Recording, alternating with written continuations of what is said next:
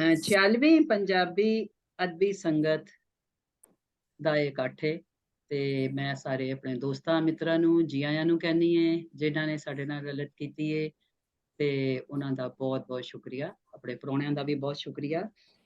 ਤੇ ਅੱਜ ਕਿਉਂਕਿ ਬਾਬਾ ਬੁੱਲੇ ਸ਼ਾਹ ਦਾ ਕਿਉਂਕਿ ਉਰਸ ਚੱਲ ਰਿਹਾ ਹੈ, ਉਹਨਾਂ ਦੀ ਪੈਦਾਇਸ਼ ਜਿਹੜੀ ਹੋਈ ਸੀ 1680 ਵਿੱਚ ਹੋਈ ਸੀ ਤੇ ਇਹਨਾਂ ਦਿਨਾਂ ਦੇ ਵਿੱਚ ਹੀ ਉਹਨਾਂ ਦੀ ਪੈਦਾਇਸ਼ ਹੋਈ ਸੀ ਤੇ ਉਰਸ ਉਹਨਾਂ ਦਾ ਚੱਲ ਰਿਹਾ। ਉਸ ਹਵਾਲੇ ਨਾਲ ਅਸੀਂ ਅੱਜ ਜ਼ਰਾ ਉਹਨਾਂ ਤੇ ਗੱਲਬਾਤ ਵੀ ਕਰਾਂਗੇ। ਤੇ ਦੂਸਰੇ ਮੈਂ ਇਹ ਕਹਿਣਾ ਚਾਹ ਰਹੀ ਸੀ ਕਿ ਮੈਨੂੰ ਇਸ ਤਰ੍ਹਾਂ ਲੱਗਦਾ ਹੈ ਜਿਸ ਤਰ੍ਹਾਂ ਵੇਲਾ ਜਿਹੜਾ ਹੈ ਨਾ ਉਹ ਪਰਤ ਕੇ ਆਉਂਦਾ ਹੈ। ਤੇ ਕਹਿੰਦੇ ਨੇ ਨਾ ਕਿ ਤਾਰੀਖ ਜਿਹੜੀ ਉਹ ਮੁੜ ਆਉਂਦੀ ਏ, ਮੁੜ ਕੇ ਉਹ ਆਉਂਦੀ ਏ। ਤੇ ਮੈਨੂੰ ਇਹ ਲੱਗ ਰਿਹਾ ਕਿ ਉਹ ਬਾਬੇ ਵਾਲਾ ਚਲਨ, ਬਾਬੇ ਦੇ ਦੌਰ ਵਾਲਾ ਚਲਨ, ਉਸ ਵੇਲੇ ਦਾ ਚਲਨ ਜਿਹੜਾ ਮੈਨੂੰ ਅੱਜ ਦੇ ਵੇਲੇ 'ਚ ਨਜ਼ਰ ਆਉਂਦਾ ਹੈ। ਉਹੀ ਤਰੋ, ਉਹੀ ਜ਼ੁਲਮ, ਉਹੀ ਮਾਲਕੀ, ਉਹੀ ਬਾਦਸ਼ਾਹਤ ਤੇ ਉਹੀ ਸਾਰੇ ਤਰੋ ਤੇ ਜ਼ੁਲਮ ਤੇ ਮੁਨਾਫਕਤ ਤੇ ਇਨਸਾਨ ਦੀ ਬੇਹਿੱਸੀ, ਸਾਰਾ ਕੁਝ ਮੈਨੂੰ ਉਹੀ ਲੱਗ ਰਿਹਾ ਹੈ। ਤੇ ਉਸ ਹਵਾਲੇ ਨਾਲ ਅਸੀਂ ਅੱਜ ਬਾਬਾ ਜੀ ਸਾਨੂੰ ਯਾਦ ਵੀ ਇਸੇ ਲਈ ਬਹੁਤਾ ਹੀ ਆ ਰਿਹਾ ਤੇ ਮੈਂ ਉਹਨਾਂ ਦੀ ਕਾਫੀ ਜਿਹੜੀ ਹੈ ਉਹ ਆਪਣੇ ਦੋਸਤਾਂ ਦੇ ਸਾਹਮਣੇ ਜਿਹੜੀ ਹੈ ਪੇਸ਼ ਕਰਨੀ ਹੈ। ਸਾਨੂੰ ਆ ਮਿਲ ਯਾਰ ਪਿਆਰਿਆ, ਸਾਨੂੰ ਆ ਮਿਲ ਯਾਰ ਪਿਆਰਿਆ, ਤੇਰੇ ਦੁੱਖਾਂ ਨੇ ਸਾਨੂੰ ਮਾਰਿਆ। ਦੂਰ ਦੂਰ ਆ ਸਾਥੋਂ ਗਿਓ, ਅਸਲਾ ਤੇ ਆ ਕੇ ਬਹਿ ਰਿਓ। ਕੀ ਕਸਰ ਕਸੂਰ ਵਿਸਾਰਿਆ, ਸਾਨੂੰ ਆ ਮਿਲ ਯਾਰ ਪਿਆਰਿਆ। ਮੇਰਾ ਇੱਕ ਅਨੋਖਾ ਯਾਰ ਹੈ, ਮੇਰਾ ਇੱਕ ਅਨੋਖਾ ਯਾਰ ਹੈ, ਮੇਰਾ ਉਸੇ ਨਾਲ ਪਿਆਰ ਹੈ। ਕਦੇ ਸਮਝੀ ਵੱਡ ਪਰਵਾਰਿਆ, ਸਾਨੂੰ ਆ ਮਿਲ ਯਾਰ ਪਿਆਰਿਆ। ਜਦੋਂ ਆਪਣੀ ਆਪਣੀ ਪੈ ਗਈ, ਧੀ ਮਾਂ ਨੂੰ ਲੁੱਟ ਕੇ ਲੈ ਗਈ। ਜਦੋਂ ਆਪਣੀ ਆਪਣੀ ਪੈ ਗਈ, ਧੀ ਮਾਂ ਨੂੰ ਲੁੱਟ ਕੇ ਲੈ ਗਈ। ਮੂੰਹ 12ਵੀਂ ਸਦੀ ਪਸਾਰਿਆ, ਸਾਨੂੰ ਆ ਮਿਲ ਯਾਰ ਪਿਆਰਿਆ। ਦਰ ਖੁੱਲਾ ਹਸ਼ਰ ਅਜ਼ਾਬ ਦਾ, ਬੁਰਾ ਹਾਲ ਹੋਇਆ ਪੰਜਾਬ ਦਾ। ਵਿੱਚ ਹਾਵੀ ਏ ਦੋਜ਼ਖ ਮਾਰਿਆ, ਸਾਨੂੰ ਆ ਮਿਲ ਯਾਰ ਪਿਆਰਿਆ। ਬੁੱਲਾ ਸ਼ੋ ਮੇਰੇ ਘਰ ਆਵਸੀ, ਬੁੱਲਾ ਸ਼ੋ ਮੇਰੇ ਘਰ ਆਵਸੀ। ਮੇਰੀ ਬਲਦੀ ਭਾ ਬੁਝਾਵਸੀ, ਅਨਾਇਤ ਦਮ ਦਮ ਨਾਲ ਚਤਾਰਿਆ, ਸਾਨੂੰ ਆ ਮਿਲ ਯਾਰ ਪਿਆਰਿਆ। ਇਹ ਅੱਜ ਵੀ ਇਹੋ ਹੀ ਗੱਲਾਂ ਨੇ ਜਿਹੜਾ ਬਾਬਾ ਕਹਿ ਗਿਆ ਤੇ ਅਸੀਂ ਉਸੇ ਸਾਰੇ ਗੱਲਾਂ ਦੇ ਵਿੱਚ ਹੀ ਬੈਠੇ ਹਾਂ। ਕੁਝ ਨਹੀਂ ਲੱਗਦਾ ਕਿ ਬਦਲ ਗਿਆ ਹੈ ਬਹੁਤ ਖੂਬ ਸਮਝਣਾ ਜੀ। ਹਾਂ, ਮੁੜ ਕੇ ਉਹੀ ਗੱਲਾਂ, ਉਹੀ ਸਾਰੀਆਂ ਸਾਡੇ ਉੱਤੇ, ਸਾਡੇ ਸਿਰ ਤੇ ਚੜ੍ਹ ਖਲੋ। ਤੇ ਮੈਂ ਹੁਣ ਜ਼ਰਾ ਮਨਜ਼ੂਰ ਜੀ ਨੂੰ ਰਿਕਵੈਸਟ ਕਰਾਂਗੀ ਕਿ ਡਾਕਟਰ ਸਾਹਿਬ ਤੁਸੀਂ ਕੁਝ ਕੋਈ ਆਪਣੀ ਰੋਸ਼ਨੀ ਪਾਓ ਕੋਈ ਬਾਬਾ ਜੀ ਦੇ ਉੱਤੇ। ਹਾਂਜੀ, ਵੈਸੇ ਤੇ ਮੈਂ ਤੁਹਾਨੂੰ ਯਾਦ ਕਰਵਾ ਦਿਆਂ ਕਿ ਮੈਂ ਬੁੱਲੇ ਸ਼ਾਹ ਦੀਆਂ ਕੋਈ 72-73 ਕਾਫੀਆਂ ਦਾ ਜੀ ਤਸ਼ਰੀਹ ਕੀਤੀ ਹੈ, ਜਿਹੜਾ ਬੁੱਲਾ ਨਾਮਾ ਦੇ ਨਾਂ ਤੇ ਛਪੀ ਹੈ। ਜੀ ਬਹੁਤ ਵਧੀਆ ਹੈ। ਉਹ ਗੁਰਮੁਖੀ ਦੇ ਵਿੱਚ ਵੀ ਹੋਈ ਹੈ, ਸਿਰਫ ਉਹ ਪ੍ਰਿੰਟਰ ਕੋਲ ਪਈ ਹੈ। ਅੱਛਾ, ਲੇਕਿਨ ਇਹ ਹੈ ਕਿ ਮੈਂ ਬੁੱਲੇ ਸ਼ਾਹ ਨੂੰ ਤੇ ਵਾਰਿਸ ਸ਼ਾਹ ਨੂੰ ਜਿਹੜਾ ਪੰਜਾਬੀ ਕਲਾਸਿਕ ਹੈ ਉਹਦਾ ਜਿਹੜਾ ਉਹ ਕਲਾਈਮੈਕਸ ਵੀ ਮੰਨਣਾ ਹੈ ਤੇ ਉਸ ਤੋਂ ਬਾਅਦ ਜੋ ਕੁਝ ਹੋਇਆ ਉਹ ਫਿਰ ਕੀ ਕਹਿਣਾ ਚਾਹੀਦਾ, ਡਿਕਲਾਈਨ ਨੂੰ ਵੀ ਸਮਝਣਾ ਹੈ। ਉਹ ਐਸਾ ਇੱਕ ਨੁਕਤਾ ਸੀਗਾ। ਬੁੱਲੇ ਸ਼ਾਹ ਦੀ ਜਿਹੜੀ ਪੰਜਾਬੀ ਦੇ ਵਿੱਚ ਵਿਚਾਰਧਾਰਾ ਬਾਬਾ ਫਰੀਦ ਤੇ ਗੁਰੂ ਨਾਨਕ ਜੀ ਤੋਂ ਸ਼ੁਰੂ ਹੋਈ ਸੀ ਤੇ ਗੁਰੂਆਂ ਦੇ ਥਰੂ ਵੀ ਚਲਦੀ, ਉਹਨਾਂ ਦੀਆਂ ਲਿਖਤਾਂ ਦੇ ਥਰੂ ਵੀ ਚਲਦੀ ਰਹੀ ਸੀ। ਫਿਰ ਸ਼ਾਹ ਹੁਸੈਨ ਦੇ ਵਿੱਚ ਵੀ ਉਹ ਆਈ, ਲੇਕਿਨ ਬਾਬਾ ਗੁਰੂ ਨਾਨਕ ਜੀ ਤੋਂ ਬਾਅਦ ਅਗਰ ਕਿਸੇ ਨੇ ਸਿੱਧਾ ਸਿੱਧਾ ਜਿਹੜੇ ਆਰਗੇਨਾਈਜ਼ਡ ਮਜ਼ਹਬ ਦੇ ਜਿਹੜੇ ਕਨਸੈਪਟਸ ਨੇ ਉਹਨਾਂ ਨੂੰ ਅਗਰ ਸਿੱਧਾ ਸਿੱਧਾ ਚੈਲੰਜ ਕੀਤਾ ਕਹਿ ਕੇ, ਤੇ ਉਹ ਬਾਬਾ ਬੁੱਲੇ ਸ਼ਾਹ ਨੇ ਕੀਤਾ ਹੈ। ਜਾਂ ਮੈਂ ਸਬਕ ਇਸ਼ਕ ਦਾ ਪੜ੍ਹਿਆ, ਡੇਰੇ ਜਾ ਠਾਕੁਰ ਦੇ ਵੜਿਆ, ਜਿੱਥੇ ਵੱਜਦੇ ਨਾਦ ਹਜ਼ਾਰ। ਇਹ ਹੁਣ ਇੱਕ ਮੁਸਲਮਾਨ ਸ਼ਾਇਰ ਦਾ ਇਹ ਐਲਾਨ ਕਰਨਾ ਜਿਹੜਾ ਹੈ, ਇਹ ਹੋਰ ਕਿਸੇ ਦੀ ਜ਼ਰੂਰਤ ਨਹੀਂ ਹੋ ਸਕਦੀ। ਇਸੇ ਤਰ੍ਹਾਂ ਤੁਸੀਂ ਵੇਖੋ ਉਹਨਾਂ ਦੀ ਕਾਫੀ ਹੋਰੀ ਖੇਲੂੰਗੀ ਮੈਂ ਪੜ੍ਹ ਕੇ ਬਿਸਮਿल्ला, ਖੇਡਣੀ ਹੋ ਰਹੀ ਹੈ, ਪੜ੍ਹ ਬਿਸਮਿल्ला ਹੈਗੀ ਹੈ। ਬੁੱਲੇ ਸ਼ਾਹ ਹੋਰਾਂ ਦੀ ਜਿਹੜੀ ਮੁੱਢ ਜਿਹੜੀ ਵਿੱਚ ਐਸੈਂਸ ਹੈ, ਉਹ ਇਹ ਸ਼ੇਰ ਜਿਹੜਾ ਨਾ, ਇਹ ਮੈਂ ਜ਼ਰੂਰ ਤੁਹਾਨੂੰ ਸੁਣਾਉਣਾ ਚਾਹਾਂਗਾ।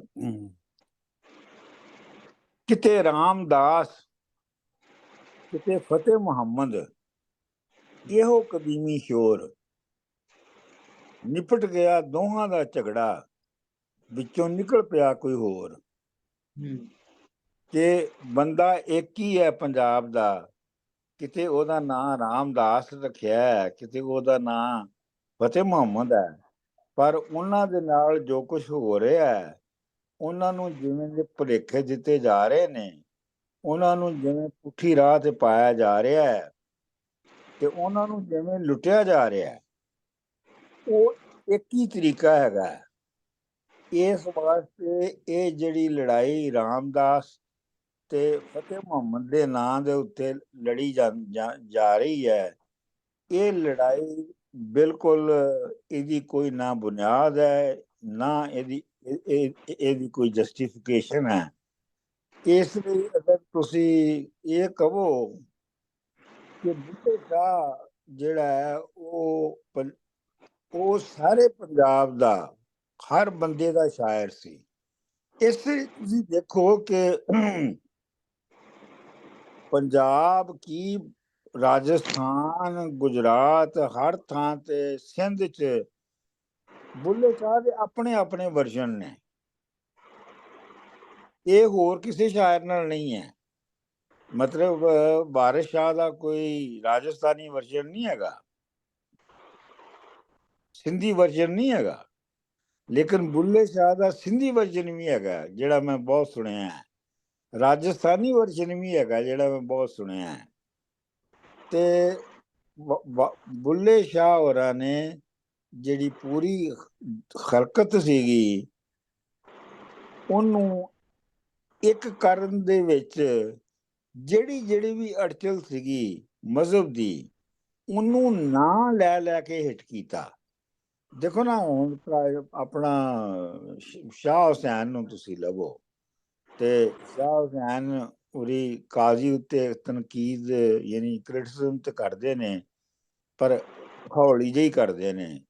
ਮੁੱਲਾ ਕਾਜ਼ੀ ਮੱਤੀ ਦਿੰਦੇ, ਖੜੇ ਸਿਆਣੇ ਰਾਹ ਸਜੀਂਦੇ, ਇਸ਼ਕੀ ਲੱਗੇ ਰਾਹ ਦੇ ਨਾਲ। ਤੇ ਲੇਕਿਨ ਕਾਜ਼ੀ ਨੂੰ ਕਾਜ਼ੀ ਕਹਿ ਕੇ ਉਹਨੂੰ ਗਲਤ ਸਾਬਤ ਕਰਨਾ ਔਰ ਉਹਨੂੰ ਮੰਦਾ ਕਹਿਣਾ, ਉਹ ਬੁੱਲੇ ਸ਼ਾਹ ਨੇ, ਵੈਸੇ ਤਾਂ ਸੁਲਤਾਨ ਬਾਹੂ ਨੇ ਵੀ ਕਾਫੀ ਕੁਛ ਉੱਤੇ ਲਿਖਿਆ ਸੀਗਾ, ਲੇਕਿਨ ਸੁਲਤਾਨ ਬਾਹੂ ਦਾ ਕਲਾਮ ਜਿਹੜਾ ਸੀ ਉਹ ਬਹੁਤ ਕੀ ਕਹਿਣਾ ਚਾਹੀਦਾ ਹੈ, ਮੁਸਲਿਮ ਸਪੈਸੀਫਿਕ ਜ਼ਿਆਦਾ ਸੀਗਾ।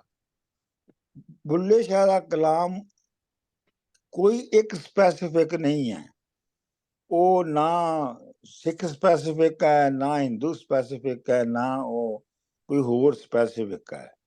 ਉਹ ਇੱਕ ਜਨਰਲ ਹਿਊਮੈਨਿਟੀ ਦਾ ਐਕਸਪ੍ਰੈਸ਼ਨ ਹੈ। ਆਰਗੇਨਾਈਜ਼ਡ ਮਜ਼ਹਬ ਦੇ ਮੁੱਢਲੇ ਜਿਹੜੇ ਕਿਰਦਾਰ ਨੇ, ਮੁੱਢਲੇ ਕਰੈਕਟਰ ਜਿਹੜੇ ਨੇ, ਉਹਨਾਂ ਉੱਤੇ ਸਿੱਧਾ ਉਹਨਾਂ ਦਾ ਨਾਂ ਲੈ ਕੇ ਹਮਲਾ ਕਰਨਾ। ਔਰ ਮੇਰਾ ਖਿਆਲ ਹੈ ਕਿ ਜੋ ਕੁਝ ਉਹਨਾਂ ਨੇ ਕੀਤਾ, ਉਹ ਸ਼ਾਇਦ ਅੱਜ ਵੀ ਕੋਈ ਨਹੀਂ ਕਰ ਸਕਦਾ। ਜਿਵੇਂ ਜਿਵੇਂ ਉਹਨਾਂ ਨੇ ਇਹਨਾਂ ਸਾਰਿਆਂ ਉੱਤੇ ਹਮਲਾ ਕੀਤਾ, ਉਹ ਅੱਜ ਵੀ ਕੋਈ ਨਹੀਂ ਕਰ ਸਕਦਾ। ਬੁੱਲੇ ਸ਼ਾਹ ਦੀ ਹਰ ਕਾਫੀ ਜਿਹੜੀ ਹੈ, ਉਹਦੇ ਵਿੱਚ ਇਹ ਸਾਰੀਆਂ ਗੱਲਾਂ ਹੁੰਦੀਆਂ ਨੇ।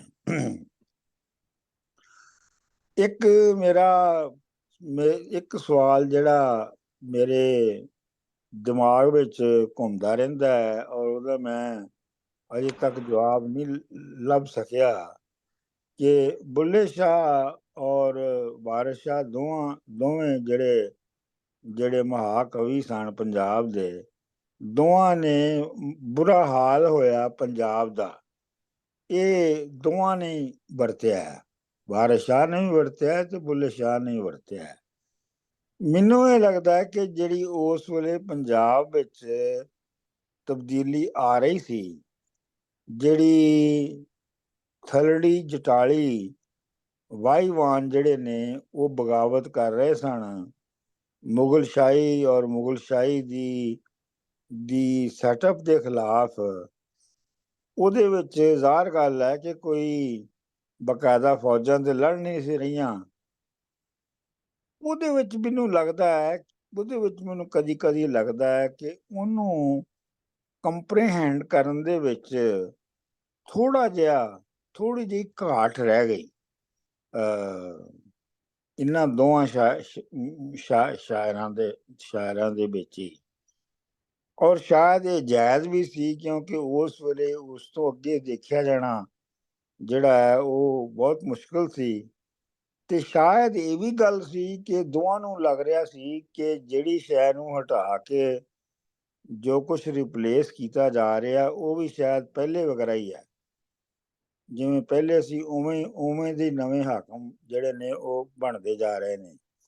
ਬਹਰਹਾਲ, ਲੇਕਿਨ ਇਹ ਹੈ ਕਿ ਇਹ ਬੁੱਲੇ ਸ਼ਾਹ ਬਹੁਤ ਮੁੱਢਲਾ ਤਾਰੀਖੀ ਹਿਸਟੋਰੀਕਲ ਐਪਿਕ ਪੋਇਟ ਹੈ, ਜਿਨਨੇ ਕਿ ਬਗੈਰ ਕਿਸੇ ਲਿਹਾਜ਼ ਦੇ, ਬਗੈਰ ਕਿਸੇ ਡਰ ਦੇ, ਬਗੈਰ ਕਿਸੇ ਖੌਫ ਦੇ ਗੱਲ ਕੀਤੀ।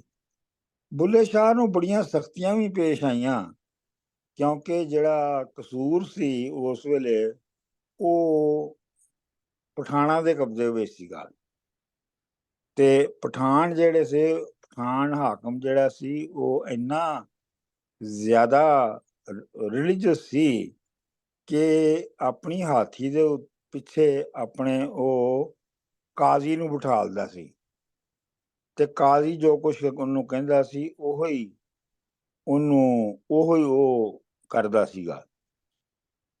ਉਹ ਬੜਾ ਜ਼ਾਲਮ ਆਪਣਾ ਪਠਾਨ ਬਾਦਸ਼ਾਹ ਸੀ। ਉਹਨੇ ਬੁੱਲੇ ਸ਼ਾਹ ਨੂੰ ਜਿਹੜਾ ਹੈ ਉਹ ਸ਼ਹਿਰੋਂ ਕਢਵਾਇਆ ਸੀ, ਪਰ ਇਹ ਹੈ ਕਿ ਅਖੀਰ ਉਹਦਾ ਕਿਹੜਾ ਕੋਈ ਨਾਂ ਰਹਿ ਗਿਆ। ਬੁੱਲੇ ਸ਼ਾਹ ਦਾ ਤੇ ਅੱਜ ਵੀ ਨਾਂ ਉਵੇਂ ਹੀ ਜਿਉਂਦਾ ਹੈ ਜਿਵੇਂ ਉਦੋਂ ਜਿਉਂਦਾ ਸੀ, ਬਲਕਿ ਹੁਣ ਤੇ ਬਹੁਤਾ ਹੀ ਜਿਉਂਦਾ ਹੈ। ਤੇ ਲੇਕਿਨ ਇੱਕ ਮੈਂ ਗੱਲ ਤੁਹਾਨੂੰ ਹੋਰ ਵੀ ਜਿਹੜੀ ਛੋਟੀ ਜੀ ਜਿਹੜੀ ਹੈ ਨਾ ਉਹ ਦੱਸਣਾ ਚਾਹੁੰਦਾ। ਮੇਰਾ ਇਹ ਖਿਆਲ ਹੈ ਕਿ ਜਿਹੜੀ ਬੁੱਲੇ ਸ਼ਾਹ ਦੀ ਉਹ ਕਾਫੀ ਹੈ ਨਾ, ਤੇਰੇ ਇਸ਼ਕ ਨਚਾਈਆਂ ਕਰਕੇ ਥਈਆ ਥਈਆ, ਇਹ ਕਾਫੀ ਬੜੀ ਮਸ਼ਹੂਰ ਹੈ, ਆਪਣਾ ਨੁਸਰਤ ਫਤਿਹ ਅਲੀ ਨੇ ਬਹੁਤ ਸੋਹਣੀ ਗਾਈ ਹੈ। ਮੇਰਾ ਆਪਣਾ ਜ਼ਾਤੀ ਖਿਆਲ ਹੈ ਕਿ ਇਹਦੇ ਇਰਦ ਗਿਰਦ ਜਿਹੜੀ ਕਹਾਣੀ ਬਣੀ ਹੈ ਨਾ, ਕਿ ਬੁੱਲੇ ਸ਼ਾਹ ਦੀ ਨਾਰਾਜ਼ਗੀ, ਬੁੱਲੇ ਸ਼ਾਹ ਦੇ ਨਾਲ ਸ਼ਾਹ ਇਨਾਇਤ ਦੀ ਨਾਰਾਜ਼ਗੀ ਹੋ ਗਈ ਸੀ, ਤੇ ਇਸ ਵਾਸਤੇ ਬੁੱਲੇ ਸ਼ਾਹ ਨੇ ਜਾ ਕੇ ਤੇ ਤਵਾਇਫਾਂ ਵਾਲਾ ਕੰਮ ਸਿੱਖਿਆ, ਨੱਚਣਾ, ਤੇ ਨੱਚਦੇ ਗਏ, ਤੇ ਫਿਰ ਉਸ ਤਰ੍ਹਾਂ ਉਹਨਾਂ ਨੇ ਮਨਾਇਆ। ਮੇਰਾ ਆਪਣਾ ਖਿਆਲ ਹੈ ਕਿ ਇਹ ਲੋਕਾਂ ਨੇ ਆਪਣੇ ਇਮੈਜੀਨੇਸ਼ਨ ਦੇ ਨਾਲ ਇਹ ਕਹਾਣੀ ਬਣਾਈ ਹੈ। ਇਹ ਗੱਲ ਸਹੀ ਹੈਗੀ ਹੈ ਕਿ ਬੁੱਲੇ ਸ਼ਾਹ ਨੂੰ ਸ਼ਹਿਰ ਛੱਡਣਾ ਪਿਆ, ਤੇ ਉਸ ਵੇਲੇ ਪੰਜਾਬ ਦੀ ਹਾਕਮ ਜਿਹੜੀ ਸੀ ਉਹ ਔਰਤ ਸੀ, ਉਹਨੇ ਹੋ ਸਕਦਾ ਹੈ ਕਿ ਬੁੱਲੇ ਸ਼ਾਹ ਨੂੰ ਪਨਾਹ ਦਿੱਤੀ ਹੋਵੇ। ਔਰ ਜਿਹੜੀ ਨਾਰਾਜ਼ਗੀ ਹੈ ਸ਼ਾਹ ਅਨਾਇਤ ਦੇ ਨਾਲ ਬੁੱਲੇ ਸ਼ਾਹ ਹੋਰਾਂ ਦੀ, ਉਹਦੀ ਵੀ ਇੱਕ ਮਿਸਾਲ ਮਿਲਦੀ ਹੈ। ਔਰ ਉਹ ਮਿਸਾਲ, ਉਹ ਵਾਕਿਆ ਇਵੇਂ ਕਿਹਾ ਜਾਂਦਾ ਹੈ ਕਿ ਸ਼ਾਹ ਅਨਾਇਤ ਹੋਰਾਂ ਦਾ ਜਿਹੜਾ ਜਵਾਈ ਸੀ, ਉਹ ਬੁੱਲੇ ਸ਼ਾਹ ਨੂੰ ਕਸੂਰ ਮਿਲਣ ਗਿਆ ਤੇ ਬੁੱਲੇ ਸ਼ਾਹ ਹੋਰੀ ਆਪਣੇ ਉਸਤਾਦ ਦੇ ਧੀ ਦੇ ਵਿਆਹ ਦੇ ਕੰਮਾਂ ਕਾਜਾਂ ਵਿੱਚ ਲੱਗੇ ਹੋਏ ਸਨ ਤੇ ਉਹ ਜ਼ਿਆਦਾ ਉਹਨਾਂ ਵੱਲ ਧਿਆਨ ਨਹੀਂ ਦੇ ਸਕੇ। ਤੇ ਉਹਨੇ ਆ ਕੇ ਸ਼ਿਕਾਇਤ ਕੀਤੀ ਕਿ ਜੀ ਉਹ ਤੇ ਆਪਣੇ ਆਪ ਨੂੰ ਬੜਾ ਸੈਯਦ ਸਮਝਦਾ ਹੈ ਤੇ ਸਾਨੂੰ ਹਰਾਈ ਸਮਝਦਾ ਹੈ, ਤੇ ਇਸ ਲਈ ਉਹ ਸਾਨੂੰ ਉਹ ਇੱਜ਼ਤ ਨਹੀਂ ਦਿੰਦਾ। ਤੇ ਸ਼ਾਇਦ ਉਸ ਵਜ੍ਹਾ ਤੋਂ ਥੋੜੀ ਜਿਹੀ ਉਹਨਾਂ ਦੇ ਦਿਲ ਦੇ ਵਿੱਚ ਨਾਰਾਜ਼ਗੀ ਆਈ। ਪਰ ਇਹ ਜਿਹੜੀ ਕਾਫੀ ਹੈ ਨਾ, ਤੇਰੇ ਇਸ਼ਕ ਨਚਾਇਆ ਕਰਕੇ ਥਈਆ ਥਈਆ, ਇਹ ਉਸਮਾਨ ਹਾਰੂਨੀ ਦੀ ਜਿਹੜੀ ਗਜ਼ਲ ਹੈ ਨਾ, ਕਿ ਉਹ ਬਿਲਕੁਲ ਉਹ ਵੀ ਇਸੇ ਪੈਟਰਨ ਤੇ ਹੈ। ਔਰ ਇਹ ਫਾਰਸੀ ਦੇ ਵਿੱਚ ਇਸ ਲਹਿਰ ਦੀ ਇਸ ਤਰ੍ਹਾਂ ਦੀ ਜਿਹੜੀ ਹੈ ਉਹ ਪਹਿਲੇ ਲਿਖੀ ਜਾ ਰਹੀ ਸੀ। ਔਰ ਲੇਕਿਨ ਬੁੱਲੇ ਸ਼ਾਹ ਹੋਰਾਂ ਜਿਵੇਂ ਉਹਨੂੰ ਰੀਕ੍ਰੀਏਟ ਕੀਤਾ, ਉਹ ਬਿਲਕੁਲ ਹੀ ਬਹੁਤ ਓਰੀਜਨਲ ਸੀਗਾ। ਤੇ ਲੇਕਿਨ ਇਹ ਹੈ ਕਿ ਬੁੱਲੇ ਸ਼ਾਹ ਦਾ ਜਿਹੜਾ ਕਮਾਲ ਹੈ ਸਿੱਧੀ ਗੱਲ ਕਰਨ ਦਾ, ਔਰ ਉਹ ਬਹੁਤ ਵੱਡਾ ਕਮਾਲ ਹੈ। ਮਸਲਾ ਬੁੱਲੇ ਸ਼ਾਹ ਹੋਰਾਂ ਦੇ ਨਾਲ ਇਹ ਹੈ ਕਿ ਬੁੱਲੇ ਸ਼ਾਹ ਹੋਰੀ ਇੰਨੀ ਆਮ ਜ਼ੁਬਾਨ ਦੇ ਵਿੱਚ ਗੱਲ ਕਰਦੇ ਨੇ ਕਿ ਲੋਕੀ ਤਿਲਕ ਕੇ ਅੱਗੇ ਲੰਘ ਜਾਂਦੇ ਨੇ। ਔਰ ਮੇਰੇ ਆਪਣੇ ਖਿਆਲ 'ਚ ਬੁੱਲੇ ਸ਼ਾਹ ਨੂੰ ਇੰਟਰਪ੍ਰੈਟ ਕਰਨਾ ਜਿੰਨਾ ਮੁਸ਼ਕਿਲ ਹੈ, ਉਹਨਾਂ ਹੋਰ ਕਿਸੇ ਸ਼ਾਇਰ ਨੂੰ ਇੰਟਰਪ੍ਰੈਟ ਕਰਨਾ ਵੀ ਮੁਸ਼ਕਿਲ ਨਹੀਂ ਹੈਗਾ। ਕਿਉਂਕਿ ਉਹਦੀ ਵਜ੍ਹਾ ਇਹ ਹੈ ਕਿ ਬੁੱਲੇ ਸ਼ਾਹ ਇੰਨੀ ਆਸਾਨੀ ਨਾਲ ਇਹ ਗੱਲ ਕਹਿ ਜਾਂਦੇ ਨੇ ਕਿ ਬੰਦੇ ਨੂੰ ਲੱਗਦਾ ਕਿ ਇਹਦੇ ਵਿੱਚ ਕਿਹੜੀ ਕੋਈ ਖਾਸ ਗੱਲ ਹੋਏਗੀ, ਪਰ ਉਹ 'ਚ ਖਾਸ ਗੱਲ ਹੁੰਦੀ ਹੈ। ਇਸੇ ਲਈ ਉਹ ਇੰਟਰਪ੍ਰੇਟ ਕਰਨਾ ਉਹਦਾ ਮੁਸ਼ਕਿਲ ਹੁੰਦਾ ਹੈ। ਤੇ ਬਹਰਹਾਲ ਬੁੱਲੇ ਸ਼ਾਹ ਨੂੰ ਸਾਡਾ ਸਲਾਮ, ਔਰ ਅਸੀਂ ਬੜੇ ਉਹਨਾਂ ਦੇ ਉਭਾਰੀ ਹਾਂ ਔਰ ਉਹਨਾਂ ਕੋਲੋਂ ਬੜੀ ਇੰਸਪੀਰੇਸ਼ਨ ਲੈਂਦੇ ਹਾਂ।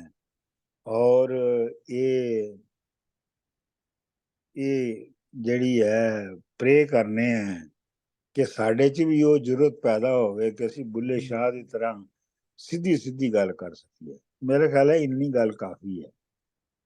ਬਿਲਕੁਲ ਜੀ, ਬਹੁਤ ਵਧੀਆ ਤੁਸੀਂ ਗੱਲਬਾਤ ਕੀਤੀ ਹੈ। ਤੇ ਅੱਜ ਤੇ ਇਹਦੀ ਬੜੀ ਜ਼ਰੂਰਤ ਹੈ ਕਿ ਅਸੀਂ ਵੀ, ਸਾਨੂੰ ਵੀ ਕੋਈ ਹਿੰਮਤ ਆਵੇ ਕਿ ਅਸੀਂ ਵੀ ਗੱਲ ਕਰ ਸਕੀਏ। ਜਿਹੜਾ ਕਿ ਅੱਜ ਫਿਰ ਉਹੀ ਵੇਲਾ ਹੈ ਕਿ ਬੁੱਲ ਸੀਨ ਦੀ ਗੱਲ ਹੋ ਰਹੀ ਹੈ, ਕਿ ਬੁੱਲ ਸੀਤੇ ਜਾ ਰਹੇ ਨੇ ਗੱਲ ਕਰਨ ਦੀ, ਜਿਹੜੀ ਉਹ ਔਰ ਮਨਾਹੀ ਹੈ। ਜਿਹੜਾ ਗੱਲ ਕਰਦਾ ਹੈ ਉਹ ਵੀ ਉਲਾਵੇਂ ਨਾਲ ਕਰਦਾ ਹੈ, ਸਿੱਧੀ ਨਹੀਂ ਕਰਦਾ। ਬਿਲਕੁਲ ਬਿਲਕੁਲ। ਤੇ ਤੁਹਾਡਾ ਜਿਹੜਾ ਮਨਜ਼ੂਰ ਜੀ ਦਾ ਬੁੱਲਾਨਾਮਾ, ਜਿਹੜਾ ਇਹਨਾਂ ਦਾ, ਜਿਸ ਤਰ੍ਹਾਂ ਇਹਨਾਂ ਨੇ ਗੱਲ ਕੀਤੀ ਹੈ, ਤੁਸੀਂ ਡਾਕਟਰ ਸਾਹਿਬ ਕੀਤੀ ਹੈ ਕਿ ਉਹਨਾਂ ਦੀ ਲੱਗਦਾ ਹੈ ਕਿ ਸ਼ੇਰ ਉਹਨਾਂ ਦੇ ਇੰਨੇ ਸਾਦਾ ਨੇ ਪਰ ਉਹਨੂੰ ਕਰਨਾ ਬਹੁਤ ਮੁਸ਼ਕਿਲ ਹੈ, ਉਹਦੀ ਐਕਸਪਲੇਨੇਸ਼ਨ। ਤੇ ਲੇਕਿਨ ਤੁਸੀਂ ਜਿਹੜੀ ਬੁੱਲਾਨਾਮਾ ਦੀ ਤੁਸੀਂ ਉਹਦੇ ਚ ਕੀਤੀ ਹੈ, ਹਰ ਸ਼ੇਰ ਦੀ ਇੰਨਾ ਸਾਦਗੀ ਦੇ ਨਾਲ, ਸਾਦਾ ਲਫ਼ਜ਼ਾਂ ਦੇ ਵਿੱਚ, ਕਿ ਮੈਂ ਕਹਿੰਦੀ ਹਾਂ ਬੱਚਾ ਵੀ ਪੜ੍ਹੇ ਤੇ ਉਹਨੂੰ ਆਰਾਮ ਨਾਲ ਉਹਨੂੰ ਸਮਝ ਆ ਜਾਏ। ਤੇ ਇਹ ਤੁਹਾਡੀ ਬਹੁਤ ਵੱਡੀ ਕਾਮਯਾਬੀ ਹੈ ਡਾਕਟਰ ਸਾਹਿਬ। ਤੁਹਾਡੀ ਜਿਹੜੀ ਹੈ ਨਾ, ਇਹ ਮੈਂ ਸਮਝਦੀ ਹਾਂ ਇਸ ਤੋਂ ਵੱਡੀ ਜਿਹੜੀ ਹੈ ਨਾ ਐਕਸਪਲੇਨੇਸ਼ਨ ਹੋ ਹੀ ਨਹੀਂ ਸਕਦੀ, ਜਿਹੜੀ ਤੁਸੀਂ ਔਰ ਕਰਕੇ ਇਹ ਕਰ ਰਹੇ ਹੋ। ਸਮੀਨਾ ਜੀ, ਉਹਨਾਂ ਦੀ ਤਸ਼ਰੀਹ ਕਰਦਿਆਂ ਹੀ ਮੈਨੂੰ ਸਮਝ ਆਈ ਸੀ ਕਿ ਜੀ ਇਹਦੀ ਤਸ਼ਰੀਹ ਕਰਨੀ ਬਹੁਤ ਮੁਸ਼ਕਿਲ ਹੈ। ਲੇਕਿਨ ਤੁਸੀਂ ਇੰਨੇ ਸਾਦਾ ਲਫ਼ਜ਼ਾਂ ਚ ਕੀਤੀ ਹੈ ਨਾ ਕਿ ਉਹ ਆਰਾਮ ਨਾਲ ਹਰ ਇੱਕ ਨੂੰ ਸਮਝ ਆ ਸਕਦੀ ਹੈ। ਉਹਦੇ ਚ ਬੰਦਾ ਕਹਿ ਹੀ ਨਹੀਂ ਸਕਦਾ ਕਿ ਸਾਨੂੰ ਇਹ ਸਮਝ ਨਹੀਂ ਆ ਰਹੀ। ਤੇ ਇਹ ਬੜਾ ਵੱਡਾ ਕਮਾਲ ਹੈ ਤੁਹਾਡਾ। ਤੇ ਮੈਂ ਕਹਿੰਦੀ ਹਾਂ ਕਿ ਸਾਰੇ ਪੜ੍ਹਨ ਬੁੱਲਾਨਾਮਾ, ਜਿਹੜਾ ਹੈ ਉਹ ਸਾਰੇ ਪੜ੍ਹਨ ਤੇ ਪਤਾ ਚੱਲੇਗਾ ਕਿ ਬੁੱਲੇ ਨੇ ਕੀ ਕਿਹਾ ਹੋਵੇ। ਤੇ ਡਾਕਟਰ ਸਾਹਿਬ ਬਹੁਤ ਸ਼ੁਕਰੀਆ ਤੁਹਾਡਾ, ਤੁਸੀਂ ਬੜੀ ਦਲਾਇਲ ਦੇ ਨਾਲ ਗੁਫ਼ਤਗੂ ਕੀਤੀ ਹੈ। ਬੜਾ ਕੁਝ ਪਤਾ ਚੱਲਿਆ ਸਾਡੇ ਮਿੱਤਰਾਂ ਦੋਸਤਾਂ ਨੂੰ, ਤੇ ਅਸੀਂ ਹੁਣ ਅੱਗੇ ਵਧਦੇ ਹਾਂ। ਤੇ ਅੱਜ ਦੇ ਸਾਡੇ ਜਿਹੜੇ ਪ੍ਰਾਹੁਣੇ ਨੇ ਅਰਵਿੰਦਰ ਕੌਰ ਜੀ ਦਾ ਬਹੁਤ ਸ਼ੁਕਰੀਆ ਹੈ। ਅਰਵਿੰਦਰ ਕੌਰ ਜੀ, ਤੁਸੀਂ ਸਾਨੂੰ ਮਾਣ ਦਿੱਤਾ ਹੈ, ਅੱਜ ਉਹ ਕਹਾਣੀ ਪੜ੍ਹ ਰਹੇ ਨੇ ਤੇ ਕਹਾਣੀ ਹੈ ਪਿੰਕ ਕੇਕ। ਤੇ ਅਰਵਿੰਦਰ ਜੀ ਦਾ ਮੈਂ ਥੋੜਾ ਜਿਹਾ ਇੰਟਰੋਡਕਸ਼ਨ ਕਰਵਾ ਦਵਾਂ ਕਿ ਇਹਨਾਂ ਨੇ ਐਮਏ ਚ ਪੰਜਾਬੀ ਕੀਤਾ ਹੈ, ਪੀਐਚਡੀ ਕੀਤੀ ਹੋਈ ਹੈ, ਤੇ 8 ਕਿਤਾਬਾਂ ਦੇ ਇਹਨਾਂ ਨੇ 8 ਕਿਤਾਬਾਂ ਲਿਖੀਆਂ ਨੇ। ਤੇ 2020 ਦੇ ਵਿੱਚ ਡਾਹਾਂ ਪ੍ਰਾਈਜ਼ ਦੇ ਜੀਤੂ ਵੀ ਨੇ। ਝਾਂਜਰਾਂ ਵਾਲੇ ਪੈਰ ਇਹਨਾਂ ਦਾ ਕਹਾਣੀਆਂ ਦਾ ਪਰਾਗਾ ਸੀ, ਜਿਹਦੇ ਤੇ ਇਹਨਾਂ ਨੂੰ ਡਾਹਾਂ ਪ੍ਰਾਈਜ਼ ਵੀ ਮਿਲਿਆ ਹੈ। ਬੜੇ ਅੱਛੇ ਕਹਾਣੀਕਾਰ ਨੇ ਔਰ ਇਹਨਾਂ ਨੇ ਇਬਤਦਾ ਕੀਤੀ ਹੈ ਸ਼ਾਇਰੀ ਨਾਲ, ਲੇਕਿਨ ਇਹਨਾਂ ਨੂੰ ਲੱਗਿਆ ਕਿ ਮੇਰਾ ਜਿਹੜਾ ਅਸਲ ਸਫ਼ਰ ਹੈ ਉਹ ਕਹਾਣੀ ਦਾ ਹੈ, ਤੇ ਕਹਾਣੀ ਵੱਲ ਆ ਗਏ ਔਰ ਅੱਜ ਇਹ ਸਾਨੂੰ ਕਹਾਣੀ ਸੁਣਾਉਣਗੇ ਪਿੰਕ ਕੇਕ। ਜੀ ਅਰਵਿੰਦਰ ਜੀ।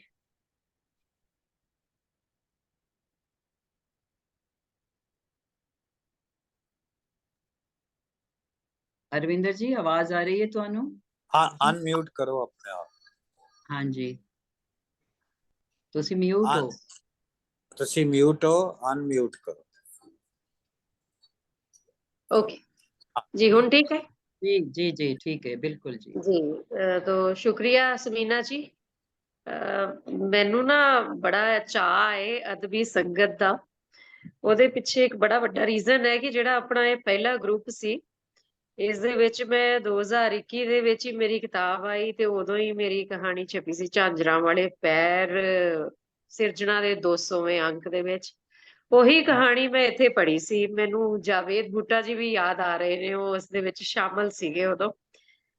ਔਰ ਹਾਂਜੀ ਜੀ ਮੈਨੂੰ ਇਸ ਗੱਲ ਦੀ ਵੀ ਬਹੁਤ ਖੁਸ਼ੀ ਹੋ ਰਹੀ ਹੈ ਕਿ ਦੇਖੋ ਉਹ ਅਦਬੀ ਸੰਗਤ ਚ ਪੜ੍ਹੀ ਹੋਈ ਕਹਾਣੀ ਤੁਰਦੀ ਤੁਰਦੀ ਤੁਰਦੀ ਕੈਨੇਡਾ ਤੱਕ ਪਹੁੰਚ ਗਈ ਹੈ ਨਾ। ਤੋ ਇਸ ਲਈ ਮੇਰਾ ਅੱਜ ਜਿਹੜਾ ਚਾਅ ਹੈ ਨਾ ਉਹ ਇੱਕ ਵੱਖਰੇ ਹੀ ਕਿਸਮ ਦਾ ਹੈ। ਹਾਲਾਂਕਿ ਅੱਜ ਅਸੀਂ ਮਤਲਬ ਸਵੇਰ ਦੇ ਇੱਕ ਬਹੁਤ ਵੱਡੇ ਸਦਮੇ ਚੋਂ ਗੁਜ਼ਰ ਰਹੇ ਹਾਂ ਕਿ ਸਾਡੇ ਇੱਕ ਵੱਡੇ ਜਿਹੜੇ ਕਹਾਣੀਕਾਰ ਔਰ ਨਾਵਲਕਾਰ ਦੇਸਰਾਜ ਕਾਲੀ, ਉਹਨਾਂ ਦੀ ਡੈਥ ਹੋ ਗਈ ਅੱਜ। ਔਰ ਇਹ ਬੜਾ ਮਤਲਬ ਅਨਪ੍ਰੈਡਿਕਟੇਬਲ ਜਿਹਾ ਹੋਇਆ।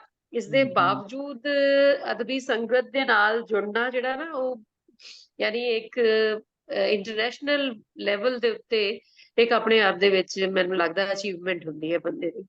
ਸੋ ਮੈਂ ਬਹੁਤੀ ਭੂਮਿਕਾ ਨਹੀਂ ਬਣਦੀ, तो मैं कहानी पढ़ूंगी पिंक केक। ਇਹ ਕਹਾਣੀ ਜਿਹੜੀ ਹੈ ਅਸਲ ਦੇ ਵਿੱਚ ਤਾਂ ਮੈਂ ਕਿਸੇ ਇੱਕ ਇੰਗਲੈਂਡ ਦੇ ਵਿੱਚ ਪ੍ਰਾਈਜ਼ ਹੈ ਮੌਗਫੋਰਡ, ਉਸ ਦੇ ਲਈ ਲਿਖੀ ਸੀਗੀ 3-4 ਸਾਲ ਪਹਿਲਾਂ, ਔਰ ਅੰਗਰੇਜ਼ੀ ਦੇ ਵਿੱਚ ਸੀਗੀ ਇਹ ਕਹਾਣੀ। ਲੇਕਿਨ ਮੈਨੂੰ ਉਦੋਂ ਬਹੁਤੀ ਜਾਂਚ ਨਹੀਂ ਸੀ ਕਿ ਉੱਥੇ ਪ੍ਰਾਈਜ਼ ਦੇ ਵਿੱਚ ਕਿੱਦਾਂ ਅਪੀਅਰ ਹੋਣਾ ਹੁੰਦਾ ਹੈ, ਤੇ ਇਹ ਤਾਂ ਮੈਂ ਫਿਰ ਪੰਜਾਬੀ ਵਰਜ਼ਨ ਵੀ ਲਿਖ ਕੇ ਰੱਖਿਆ ਸੀ। तो मैं इस वारी फिर वो अपनी पटारी चो बाहर कड्डी है ते मैं हुण छपड़ी भेजी, ऑब्वियसली अक्टूबर दे किसी अंक च छपेगी। तो मैनूं लगदा सीगा एक बारी इहदी मुरम्मत हो जाएगी जदों अदबी संगत चों निकल के आएगी। शुक्रिया। मैं पढ़दी हां कहानी द पिंक केक। लोहा चुभदे हत्थ अचानक कूड़े विचों लिशके काले लिफाफे दी छो नाल ठिठक गए। हिरदा ठठंबर गया, कोई बंब ना होए सोच के सज्जा हाथ अपने आप पिठ पिछे जा लग्या। रजनी ने चुंबक लगी सोटी दे नाल लिफाफा ठकोरदे होए निगाह चारे पासे घुमाई। रोंटी उसदा छोटा भरा उन्हां मुंडियां दी टोली कोल दूर जा खलोता सी ਜਿਹੜੇ कूड़े विचों कुछ लभ पिया होण करके आपस विच खैबड़ रहे सन। शंकर, जिन्हों ਉਹ ਦੋਵੇਂ ਭੈਣ ਭਰਾ ਚਾਚਾ ਕਹਿੰਦੇ ਹਨ, ਜੇਸੀਬੀ ਦੇ ਡਰਾਈਵਰ ਨਾਲ ਗੱਲਾਂ ਕਰਨ ਵਿੱਚ ਰੁੱਝਿਆ ਹੋਇਆ ਸੀ। ਉਹ ਕੂੜੇ ਵਿੱਚੋਂ ਵੱਖ ਕੀਤਾ ਗਿਆ ਪਲਾਸਟਿਕ ਇਕੱਠਾ ਕਰ ਲਏਗਾ ਤੇ ਸ਼ਾਮ ਨੂੰ ਆਉਣ ਵਾਲੇ ਕਬਾੜੀ ਨੂੰ ਵੇਚ ਦੇਗਾ। ਰਜਨੀ ਨੇ ਅੰਦਾਜ਼ਾ ਲਾਇਆ। ਪੁਰਾਣੇ ਕੂੜੇ ਦੇ ਢੇਰਾਂ ਉੱਤੇ ਕਾਗਜ਼ ਅਤੇ ਲੋਹਾ ਛਾਂਟਣ ਵਾਲੇ ਨਵੇਂ ਆਏ ਕੂੜਾ ਬੀਨਾਂ ਦਾ ਕੋਈ ਅਧਿਕਾਰ ਨਹੀਂ ਹੁੰਦਾ, ਸਗੋਂ ਉਹਨਾਂ ਨੂੰ ਤਾਂ ਪੁਰਾਣੇ ਪਹਾੜਾਂ ਦੇ ਨੇੜੇ ਫਟਕਣ ਵੀ ਨਹੀਂ ਦਿੱਤਾ ਜਾਂਦਾ। ਰਜਨੀ ਹੋਰੀ ਇੱਥੇ ਨਵੇਂ ਨਹੀਂ ਹਨ, ਇਸ ਲਈ ਉਹਨਾਂ ਨੂੰ ਇੱਥੋਂ ਲੋਹਾ ਇਕੱਠਾ ਕਰਨ ਦੀ ਇਜਾਜ਼ਤ ਹੈ। ਉਸ ਨੇ ਲਿਸ਼ਕਦੇ ਕਾਲੇ ਲਿਫਾਫੇ ਵੱਲ ਧਿਆਨ ਦਿੱਤਾ। ਤੇਲ, ਘਿਓ, ਸਬਜ਼ੀਆਂ ਤੇ ਚਾਹ ਪੱਤੀ ਦੀ ਰਹਿੰਦ ਖੂੰਹਦ ਜਿਹੜੀ ਉਸਦੇ ਸੱਜੇ ਹੱਥ ਤੇ ਵੀ ਚੰਬੜ ਗਈ ਸੀ ਨੂੰ ਉਸਨੇ ਦੂਜੇ ਹੱਥ ਨਾਲ ਸਾਫ਼ ਕੀਤਾ। ਹੱਥ ਲਾਇਆ ਲਿਫਾਫੇ ਵਿੱਚ ਕੋਈ ਡੱਬਾਨੁਮਾ ਸ਼ੈ ਪ੍ਰਤੀਤ ਹੋਈ ਸੀ। ਉਸਦੇ ਮਨ ਵਿੱਚ ਵਿਚਾਰ ਲਿਸ਼ਕਿਆ, ਹੋਵੇ ਨਾ ਕੋਈ ਸੋਹਣੀ ਚੀਜ਼ ਹੋਵੇ ਇਸ ਵਿੱਚ। ਪਰ ਉੱਤੇ ਉੱਤੇ ਕੁਝ ਕਾਗਜ਼ ਜਿਹੇ ਤੁੰਨੇ ਹੋਏ ਜਾਪਦੇ ਸਨ। ਚੰਗੀ ਤਰ੍ਹਾਂ ਟੋਇਆਂ ਲਿਫਾਫੇ ਅੰਦਰ ਵੀ ਕਈ ਲਿਫਾਫੇ ਪ੍ਰਤੀਤ ਹੋਏ, ਜਿਨ੍ਹਾਂ ਨੂੰ ਕਈ ਪੀਡੀਆਂ ਗੰਢਾਂ ਦਿੱਤੀਆਂ ਹੋਈਆਂ ਸਨ। ਕੀ ਪਤਾ ਕੋਈ ਚੂੜੀਆਂ, ਕੋਈ ਮੇਕਅਪ ਦਾ ਸਮਾਨ ਹੋਵੇ। ਮਨ ਅੰਦਰਲੀ ਜਿਗਿਆਸਾ ਨੂੰ ਸ਼ਾਂਤ ਕਰਨ ਖਾਤਰ ਉਸਨੇ ਲਿਫਾਫਾ ਝਾੜ ਪੂੰਝ ਕੇ ਬਗਲੀ ਵਿੱਚ ਪਾ ਲਿਆ। ਪਿੱਛੇ ਝਾਤੀ ਮਾਰੀ, ਰੌਂਟੀ ਅਜੇ ਵੀ ਮਗਰਲੀ ਟੋਲੀ ਵਿੱਚ ਮਗਨ ਸੀ। ਲਿਫਾਫੇ ਅੰਦਰ ਕੀ ਸੀ, ਇਹਦੀ ਤੁਕਤੁਕੀ ਲੱਗ ਗਈ। ਉਡੂ ਉਡੂ ਕਰਦੇ ਬੇਚੈਨ ਦਿਲ ਦੀ ਤੇਜ਼ੀ ਉਸਦੇ ਕਦਮਾਂ ਨੇ ਫੜੀ ਤੇ ਉਹ ਆਪਣੀ ਬਸਤੀ ਵੱਲ ਹੋ ਤੁਰੇ। ਇਹ ਨਾ ਹੋਵੇ ਕਿ ਇਹ ਲਿਫਾਫੇ ਵਿੱਚ ਕੋਈ ਵਿਸਫੋਟਕ ਸਮਾਨ, ਕੋਈ ਬੰਬ ਪਟਾਕਾ ਹੋਵੇ ਜੋ ਉਸਦੀ ਵੱਖੀ ਦੇ ਨਾਲ ਲੱਗਿਆ ਹੀ ਫਟ ਜਾਵੇ ਤੇ ਉਸਦੇ ਚਿਥੜੇ ਉੱਡ ਜਾਣ। ਮਨ ਵਿੱਚ ਕੁਝ ਸਾਲ ਪਹਿਲਾਂ ਲੋਕਲ ਸਟੇਸ਼ਨ ਦੇ ਬਾਹਰ ਫਟੇ ਬੰਬ ਦਾ ਦ੍ਰਿਸ਼ ਸਾਕਾਰ ਹੋ ਗਿਆ ਤਾਂ ਕਦਮ ਆਪ ਮੁਹਾਰੇ ਹੋਰ ਤੇਜ਼ ਹੋ ਗਏ। ਬੰਬ ਫਟਣ ਤੋਂ ਕੁਝ ਸਮਾਂ ਪਹਿਲਾਂ ਹੀ ਉਸਨੂੰ ਇੱਕ ਸਾਹਿਬ ਕੋਲੋਂ ਉਥੇ ਪਲੇਟਫਾਰਮ ਤੇ ਗੁਲਾਬੀ ਰੰਗ ਦਾ ਕੂੜਾ ਕੂੜਾ ਸਵਾਦਲਾ ਕੇਕ ਖਾਣ ਨੂੰ ਮਿਲਿਆ ਸੀ, ਜਿਸ ਦੇ ਡੱਬੇ ਨੂੰ ਸ਼ਾਇਦ ਉਸਦੀ ਗਰਲਫ੍ਰੈਂਡ ਲੱਗਦੀ ਕੁੜੀ ਸਾਹਿਬ ਦੇ ਮੂੰਹ ਤੇ ਚਲਾਤਾ ਮਾਰ ਕੇ ਲੰਬੀ ਹੀਲ ਵਾਲੀ ਜੁੱਤੀ ਦੀ ਟਿਕ ਟਿਕ ਕਰਦੀ ਗੁੱਸੇ ਵਿੱਚ ਉੱਥੋਂ ਚਲੀ ਗਈ ਸੀ। ਰਜਨੀ ਰੌਂਟੀ ਨੂੰ ਆਪਣੀ ਢਾਕ ਤੇ ਚੁੱਕੀ ਖੜੀ ਸੀ, ਲਾਗੇ ਖੜੀ ਸੀ। ਉਹ ਸਾਹਿਬ ਕਾਹਲੀ ਵਿੱਚ ਕੇਕ ਵਾਲਾ ਡੱਬਾ ਰਜਨੀ ਵੱਲ ਉਲਾਰਦਾ ਉਸ ਕੁੜੀ ਪਿੱਛੇ ਨੱਸ ਗਿਆ ਸੀ। ਰਜਨੀ ਨੇ ਜਦੋਂ ਡੱਬਾ ਖੋਲਿਆ ਤਾਂ ਵਿੱਚ ਠਿੱਬਾ ਹੋ ਗਿਆ ਗਜਬ ਦਾ ਕੇਕ ਸੀ। ਪਹਿਲੀ ਵਾਰ ਰਜਨੀ ਨੇ ਅਜਿਹਾ ਕੇਕ ਵੇਖਿਆ ਸੀ। ਉਹ ਦੋਵੇਂ ਭੈਣ ਭਰਾ ਹਾਬੜਿਆਂ ਵਾਂਗ ਕੇਕ ਤੇ ਟੁੱਟ ਕੇ ਪਏ ਸਨ, ਕਿਉਂ ਜੋ ਕੇਕ ਦਾ ਗੁਲਾਬੀ ਰੰਗ ਤੇ ਉਸ ਵਿੱਚੋਂ ਆ ਰਹੀ ਮਣਾ ਮੂੰਹੀ ਖੁਸ਼ਬੂ ਕਿੱਥੇ ਜੇਰਾ ਕਰਨ ਦਿੰਦੀ। ਕੇਕ ਦੀਆਂ ਪਰਤਾਂ ਵਿੱਚ ਮਿੱਠੀ ਕਿਰਕ ਵਰਗਾ ਲਾਲ ਲਾਲ ਸਟ੍ਰਾਬੇਰੀਆਂ ਦਾ ਸਵਾਦ ਅੱਜ ਵੀ ਜ਼ੁਬਾਨ ਤੇ ਘੁਲ ਗਿਆ ਜਾਪਦਾ ਸੀ।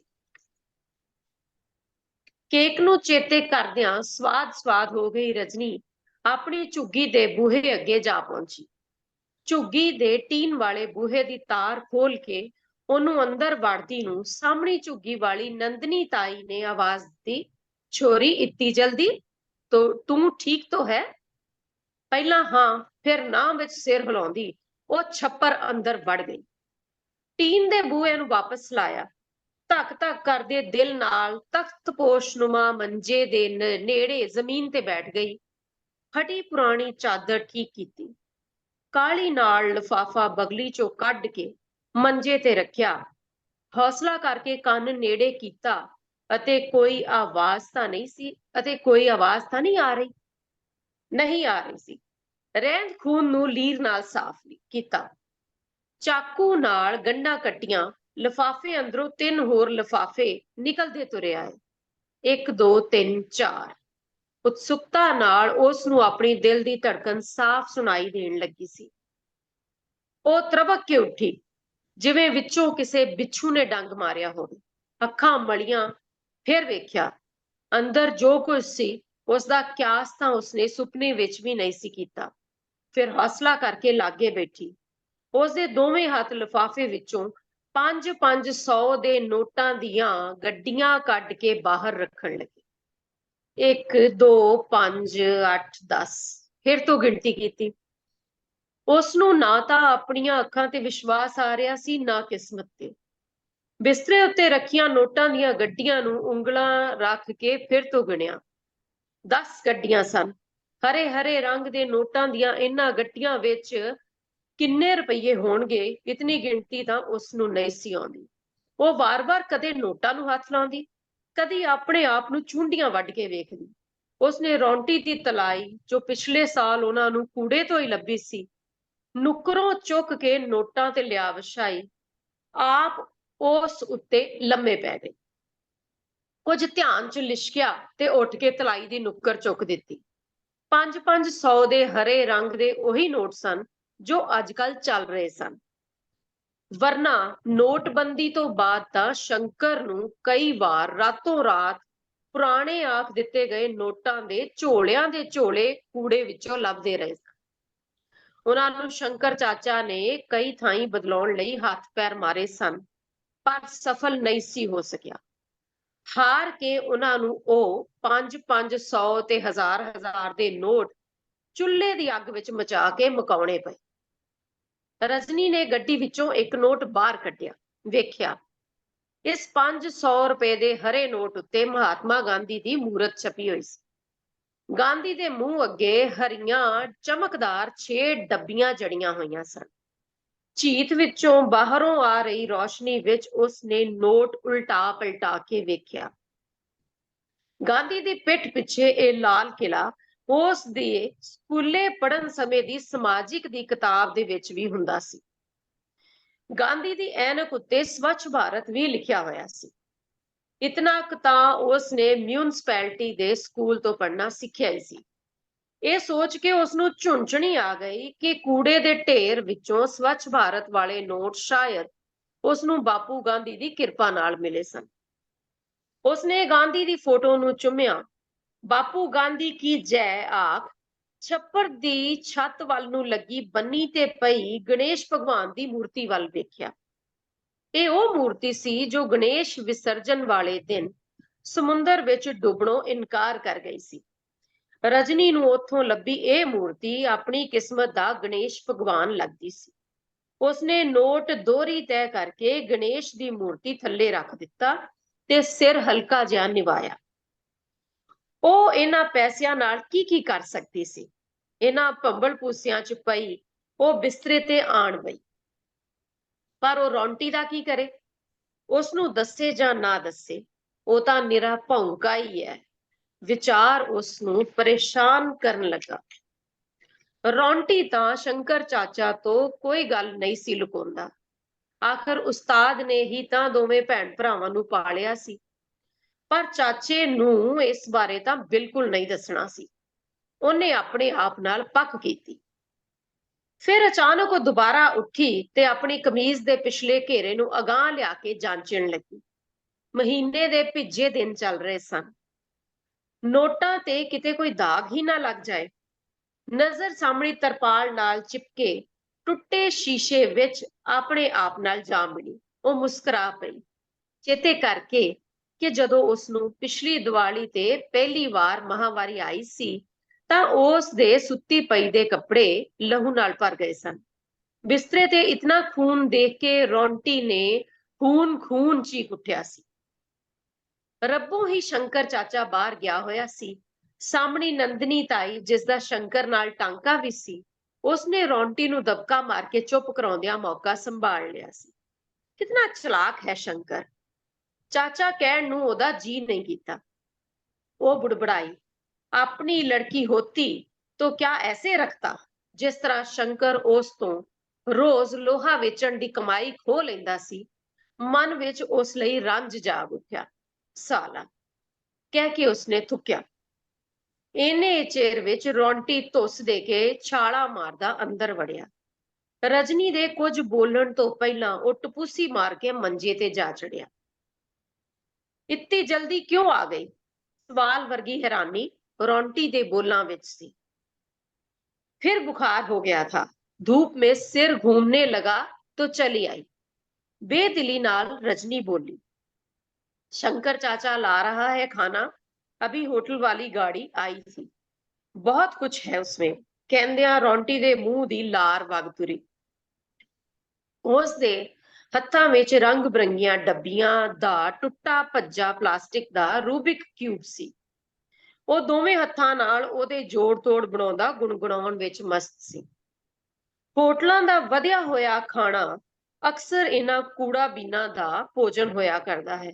ਕਦੇ ਕਦੇ ਲੋਹਾ ਜਾਂ ਪਲਾਸਟਿਕ ਵੇਚ ਕੇ 4 ਪੈਸੇ ਬਣ ਜਾਣ ਤਾਂ ਉਹ ਖਾਣਾ ਪਕਾਉਣ ਦਾ ਸਮਾਨ ਵੀ ਲੈ ਆਇਆ ਕਰਦੇ। ਕਸਮੈਲੀ ਸ਼ਾਮ ਰਾਤ ਵਿੱਚ ਵੱਟ ਰਹੀ ਸੀ। ਰਜਨੀ ਦੁਚਿੱਤੀ ਵਿੱਚ ਬਿਸਤਰੇ ਤੇ ਪਾਸੇ ਪਰਤ ਰਹੀ ਸੀ। ਸ਼ੰਕਰ ਚਾਚਾ ਰੋਟੀ ਲਿਆਇਆ ਤਾਂ ਤਲਾਈ ਦੀ ਬੇਵਸਾਈ ਕਰਕੇ ਉਹ ਬੁਖਾਰ ਦਾ ਬਹਾਨਾ ਲਾ ਕੇ ਉਂਝ ਹੀ ਪਈ ਰਹੀ। ਸ਼ੰਕਰ ਤੇ ਰੌਂਟੀ ਨੇ ਰੋਟੀ ਖਾ ਲਈ, ਪਰ ਉਹ ਟਸ ਤੋਂ ਮਸ ਨਾ ਪਈ। ਮਨ ਵਿੱਚ ਚੂਹੇ ਕੁਤਰਨ ਲੱਗੀ ਹੋਈ ਸੀ ਕਿ ਰੌਂਟੀ ਨੂੰ ਕਿਵੇਂ ਦੱਸੇ ਕਿ ਉਹ ਕਿੰਨੇ ਅਮੀਰ ਹੋ ਗਏ ਸਨ। ਸ਼ੰਕਰ ਨੂੰ ਉਹ ਬਿਲਕੁਲ ਪਤਾ ਨਹੀਂ ਲੱਗਣਾ ਦੇਣਾ ਚਾਹੁੰਦੀ ਸੀ। ਦੂਰ ਕਿਤੇ ਗੀਤ ਦਾ ਸੁਰ ਉਭਰਿਆ। ਆਪਣਾ ਟਾਈਮ ਆਏਗਾ, ਆਪਣਾ ਟਾਈਮ ਆਏਗਾ। ਰਜਨੀ ਨੂੰ ਪ੍ਰਤੀਤ ਹੋਇਆ ਕਿ ਉਸਦੀ ਕਿਸਮਤ ਦੇ ਗਣੇਸ਼ਾਂ ਨੇ ਉਸਦੀ ਖੁਸ਼ਨਸੀਬੀ ਦੇ ਦਵਾਰ ਖੋਲ ਦਿੱਤੇ ਸਨ। ਉਹ ਖਿਆਲਾਂ ਵਿੱਚ ਤੈਰਨ ਲੱਗੀ, ਉਸਦਾ ਆਪਣਾ ਘਰ ਹੋਏਗਾ। ਉਹ ਰੌਂਟੀ ਨੂੰ ਚੰਗੇ ਸਕੂਲ ਭੇਜੇਗੀ। ਰੌਂਟੀ ਨੂੰ ਉਹ ਰੋਜ਼ ਸਵੇਰੇ ਸਕੂਲ ਦੀ ਬੱਸ ਤੇ ਚੜਾ ਕੇ ਆਇਆ ਕਰੇਗੀ। ਉਸਦੇ ਘਰ ਦੇ ਬਗੀਚੇ ਵਿੱਚ ਲਾਲ ਗੁਲਾਬ ਦੇ ਫੁੱਲ ਲੱਗਣਗੇ। ਉਸਦੀਆਂ ਨਾਸਾਂ ਨੂੰ ਫੁੱਲਾਂ ਦੀ ਮਹਿਕ ਦਾ ਨਸ਼ਾ ਚੜਨ ਲੱਗਿਆ। ਖਿਆਲਾਂ ਵਿੱਚ ਨੌਕਰ ਚਾਕਰ, ਕਾਰਾਂ, ਬੰਗਲੇ ਸਾਕਾਰ ਹੋਣ ਲੱਗੇ। ਉਹ ਆਪ ਲਿਸ਼ਕਦੀ ਲੰਬੀ ਕਾਲੀ ਕਾਰ ਵਿੱਚੋਂ ਸੁਨਹਿਰੀ ਲੰਬੀ ਹੀਲ ਵਾਲੀ ਜੁੱਤੀ ਪਹਿਨੀ ਉਤਰੀ। ਉਸਦੇ ਗੁਲਾਬੀ ਗਾਊਨ ਵਿੱਚੋਂ ਗੁਲਾਬਾਂ ਦੀ ਮਹਿਕ ਦੀਆਂ ਲਪਟਾਂ ਉੱਠ ਰਹੀਆਂ ਸਨ। ਉਸਦਾ ਗਾਊਨ ਅਚਨਚੇਤ ਉਸਦੀ ਆਪਣੀ ਜੁੱਤੀ ਦੀ ਹੀਲ ਵਿੱਚ ਅਟਕਿਆ ਤਾਂ ਉਸ ਨੂੰ ਡੇਗਦੀ ਡੇਗਦੀ ਨੂੰ ਕਿਸੇ ਫਿਲਮੀ ਹੀਰੋਨੁਮਾ ਆਦਮੀ ਨੇ ਬੋਚ ਲਿਆ। ਬੇਮਿਸਾਲ ਹੁਸਨ ਲਾਜਵਾਬ ਇਸ਼ਕ ਦੀਆਂ ਬਾਹਾਂ ਵਿੱਚ ਸੀ। ਕਿਸੇ ਹੀਰੋ ਹੀਰੋਇਨ ਵਾਂਗ ਦੋਵਾਂ ਉੱਤੇ ਕੈਮਰਿਆਂ ਦੀਆਂ ਫਲੈਸ਼ਾਂ ਦੀ ਟਿਕ ਟਿਕ ਹੋ ਰਹੀ ਸੀ। ਉਹ ਆਪਣੇ ਮਰਦ ਸਾਥੀ ਦੀਆਂ ਅੱਖਾਂ ਵਿੱਚੋਂ ਪ੍ਰੇਮ ਨਿਵੇਦਨ ਪੜ੍ਹ ਰਹੀ ਸੀ। ਉਸ ਨੇ ਮਰਦ ਸਾਥੀ ਦੀਆਂ ਬਾਹਾਂ ਵਿੱਚ ਆਪਣੇ ਆਪ ਨੂੰ ਕਿੰਨਾ ਸੁਰੱਖਿਅਤ ਮਹਿਸੂਸ ਕੀਤਾ ਸੀ। ਦੋਵਾਂ ਨੇ ਇਸ ਪ੍ਰੇਮ ਪਲ ਨੂੰ ਮੂਕ ਅੱਖਾਂ ਨਾਲ ਸਵੀਕਾਰ ਕਰ ਲਿਆ ਸੀ। ਦੋਵਾਂ ਦੇ ਚਿਹਰੇ ਇਤਨੇ ਨਜ਼ਦੀਕ ਆ ਗਏ ਕਿ ਉਹਨਾਂ ਨੂੰ ਇੱਕ ਦੂਜੇ ਦੀ ਤੇਜ਼ ਹੋਈ ਧੜਕਣ ਸੁਣਾਈ ਦੇ ਰਹੀ ਸੀ। ਰਜਨੀ ਦੇ ਸਾਹ ਧੌਂਕੜੀ ਵਾਂਗ ਚੱਲਣ ਲੱਗੇ। ਉਸ ਦੇ ਨਾਲ ਪਿਆ ਬਿੱਲੀ ਦਾ ਲੀਰੋ ਲੀਰ ਖਡਾਉਣਾ ਫੜ ਕੇ ਛਾਤੀ ਤੇ ਕੱਸ ਲਿਆ। ਪੈਸੇ ਪੈਸੇ ਪੈਸੇ ਦਾ ਸ਼ੋਰ ਸੁਣ ਕੇ ਉਹ ਫੁਰਤੀ ਨਾਲ ਉੱਠੀ। ਸਵੇਰ ਚੜ ਆਈ ਸੀ। ਸ਼ੰਕਰ ਬਾਹਰ ਚਲਿਆ ਗਿਆ ਹੋਇਆ ਸੀ। ਰੌਂਟੀ ਦੇ ਇੱਕ ਹੱਥ ਵਿੱਚ 500 ਦਾ ਨੋਟ ਲਹਿਰਾ ਰਿਹਾ ਸੀ। ਦੂਜੇ ਹੱਥ ਵਿੱਚ ਗਣੇਸ਼ ਦੀ ਮੂਰਤੀ ਫੜੀ ਹੋਈ ਸੀ। ਝਟਪਟ ਉਸਨੇ ਰੌਂਟੀ ਦੇ ਹੱਥੋਂ ਗਣੇਸ਼ ਦੀ ਮੂਰਤੀ ਤੇ ਨੋਟ ਖੋਇਆ ਤੇ ਤਲਾਈ ਦੀ ਇੱਕ ਨੁੱਕਰ ਚੁੱਕ ਦਿੱਤੀ। ਰੌਂਟੀ ਦੀਆਂ ਅੱਖਾਂ ਫਟੀਆਂ ਰਹਿ ਗਈਆਂ। ਮੂੰਹ ਖੁੱਲੇ ਦਾ ਖੁੱਲਾ ਰਹਿ ਗਿਆ।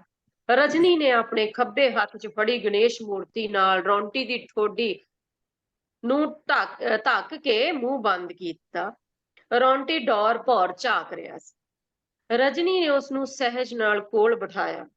ਕੱਲ ਸ਼ਾਮੀ ਛੇਤੀ ਮੁੜ ਆਉਣ ਦਾ ਕਾਰਨ ਦੱਸਿਆ। ਨਾਲ ਹੀ ਆਪਣੀ ਕਸਮ ਦਿੱਤੀ ਕਿ ਉਹ ਹੋਰ ਰੌਲਾ ਨਹੀਂ ਪਾਵੇਗਾ। ਰਜਨੀ ਨੂੰ ਇਹ ਅਹਿਸਾਸ ਹੋ ਗਿਆ ਸੀ ਕਿ ਹੁਣ ਉੱਥੇ ਰੁਕਣਾ ਖਤਰੇ ਤੋਂ ਖਾਲੀ ਨਾ ਹੋਵੇਗਾ। ਉਸਦੇ ਹੱਥ ਉਸਦੇ ਦਿਮਾਗ ਤੋਂ ਵੀ ਤੇਜ਼ ਚੱਲਣ ਲੱਗੇ। ਨੋਟਾਂ ਦੀਆਂ ਸਾਰੀਆਂ ਗੱਡੀਆਂ ਇਕੱਠੀਆਂ ਕੀਤੀਆਂ। ਉਸੇ ਕਾਲੇ ਲਿਫਾਫੇ ਨੂੰ ਨੋਟਾਂ ਥੱਲਿਓਂ ਕੱਢ ਕੇ ਉਸ ਵਿੱਚ ਗੱਡੀਆਂ ਚਿਣ ਦਿੱਤੀਆਂ। ਲਿਫਾਫਾ ਬਗਲੀ ਵਿੱਚ ਤੁੰਨਿਆ। ਉਸ ਉੱਤੇ ਆਪਣੇ ਤੇ ਭਰਾ ਦੇ ਮਾੜੇ ਮੋਟੇ ਕੱਪੜੇ ਨੱਪ ਕੇ ਪਾ ਲਏ।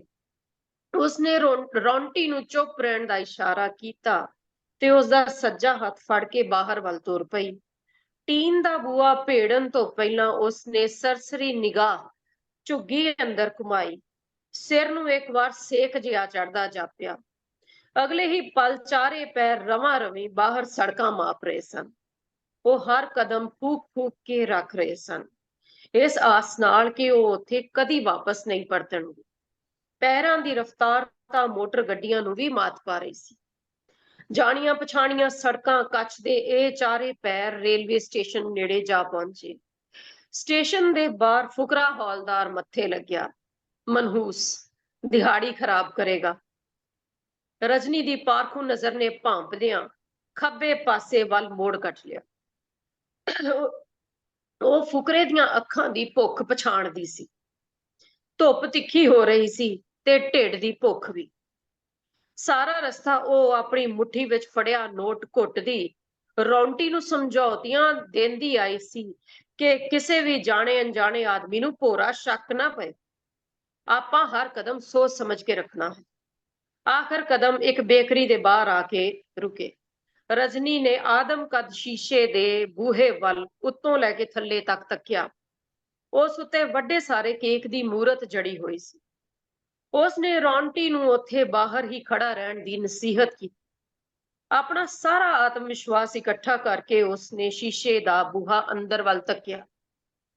ਅੰਦਰ ਵੜਦਿਆਂ ਮੁੱਠ ਵਿੱਚ ਘੁੱਟੇ ਹੋਏ ਨੋਟ ਨੂੰ ਹੋਰ ਘੁੱਟ ਲਿਆ।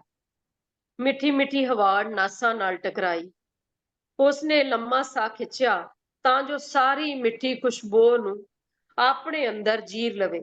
ਵੰਨ-ਸੁਵੰਨੇ ਕੇਕਾਂ, ਬਿਸਕੁਟਾਂ ਦੇ ਰੰਗ ਬਿਰੰਗੇ ਲਿਫਾਫਿਆਂ ਦਾ ਚਾਰੇ ਪਾਸੇ ਅੰਬਾਰ ਲੱਗਿਆ ਹੋਇਆ ਸੀ। ਮਹਿਕਾਂ ਤੇ ਰੰਗਾਂ ਨੇ ਮਿਲ ਕੇ ਬਾਹਰਲੀ ਹਵਾ ਤੇ ਰੌਸ਼ਨੀ ਲਈ ਕੋਈ ਥਾਂ ਨਹੀਂ ਸੀ ਰਹਿਣ ਦਿੱਤੀ। ਫਰੀਜ਼ਰ ਕੈਂਡੀਆਂ ਪਿੱਛੇ ਖੜੇ ਇੱਕੋ ਜਿਹੀ ਸੁਰਮੇ ਰੰਗੀ ਵਰਦੀ ਵਾਲੇ ਸੇਲਜ਼ਮੈਨਾਂ ਨੇ ਇਸ ਨਵੇਂ ਗਾਹਕ ਵੱਲ ਹੈਰਾਨੀ ਨਾਲ ਵੇਖਿਆ। ਰਜਨੀ ਨੇ ਝੱਕਦਿਆਂ ਝੱਕਦਿਆਂ ਸ਼ੀਸ਼ੇ ਅੰਦਰ ਸਜਾ ਕੇ ਰੱਖੇ ਗਏ ਨਿੱਕੇ ਜਿਹੇ ਗੁਲਾਬੀ ਰੰਗ ਦੇ ਕੇਕ ਉੱਤੇ ਪਹਿਲੀ ਉਂਗਲੀ ਦਾ ਪੋਟਾ ਦਬਾਇਆ। 400 ਕਹਿੰਦਿਆਂ ਸੇਲਜ਼ਮੈਨ ਦੇ ਤਣੇ ਹੋਏ ਪਰਵੱਟਿਆਂ ਵਿਚਲੀ ਤਿਉੜੀ ਹੋਰ ਕੱਸੀ ਗਈ। ਨਵੇਂ ਗਾਹਕ ਦੀ ਮੰਗ ਤੇ ਉਸ ਦੀ ਬੇਮੇਲ ਪੋਸ਼ਾਕ ਨੇ ਸੇਲਜ਼ਮੈਨ ਨੂੰ ਹੈਰਾਨ ਕੀਤਾ। ਇਸ ਗਾਹਕ ਦੀਆਂ ਅੱਖਾਂ ਵਿੱਚ ਤਰਲੇ ਤੇ ਡਰ ਦਾ ਭਾਵ ਪੜਿਆ ਜਾ ਚੁੱਕਿਆ ਸੀ। ਰਜਨੀ ਨੇ ਜੱਕੋ ਤੱਕੀ ਵਿੱਚ ਸਿਰ ਹਿਲਾ ਕੇ ਹਾਮੀ ਭਰੀ। ਕੱਸੇ ਪਰਵੱਟਿਆਂ ਨੇ ਕੈਸ਼ ਕਾਊਂਟਰ ਵੱਲ ਇਸ਼ਾਰਾ ਕੀਤਾ। ਰਜਨੀ ਨੇ ਮੁੱਠੀ ਵਿੱਚ ਮੀਟੇ ਹੋਏ ਮੁੜੇ ਤੁੜੇ ਹਰੇ ਨੋਟ ਨੂੰ ਸੈਨਤ ਨਾਲ ਕੈਸ਼ ਕਾਊਂਟਰ ਵਾਲੇ ਵੱਲ ਨੂੰ ਵਧਾਇਆ। ਕੈਸ਼ ਕਾਊਂਟਰ ਵੱਲੋਂ ਪੇਮੈਂਟ ਕਰਨ ਦਾ ਇਸ਼ਾਰਾ ਹੋਇਆ। ਕੈਸ਼ ਕਾਊਂਟਰ ਅਤੇ ਕੱਸੇ ਪਰਵੱਟਿਆਂ ਦੀਆਂ ਆਪਸ ਵਿੱਚ ਨਜ਼ਰਾਂ ਚਾਰ ਹੋਈਆਂ। ਦੋਵਾਂ ਵਿੱਚ ਸ਼ਰਾਰਤ ਦੇ ਭਾਵ ਦਾ ਸੰਚਾਰ ਹੋਇਆ।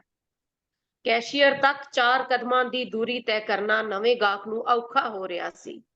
ਕਈ ਤਰ੍ਹਾਂ ਦੇ ਖਿਆਲਾਂ ਨੇ ਦੁਬਿਧਾ ਪਾਈ ਹੋਈ ਸੀ। ਕੁਝ ਮਿੰਟਾਂ ਬਾਅਦ ਬਾਹਰ ਬੈਠ ਕੇ ਖਾਧੇ ਜਾਣ ਵਾਲੇ ਕੇਕ ਤੋਂ ਲੈ ਕੇ ਜ਼ਿੰਦਗੀ ਵਿੱਚ ਆਉਣ ਵਾਲੇ ਚੰਗੇ ਦਿਨਾਂ ਦੇ ਸੁਪਨਿਆਂ ਨੇ ਹਲਚਲ ਮਚਾ ਰੱਖੀ ਸੀ।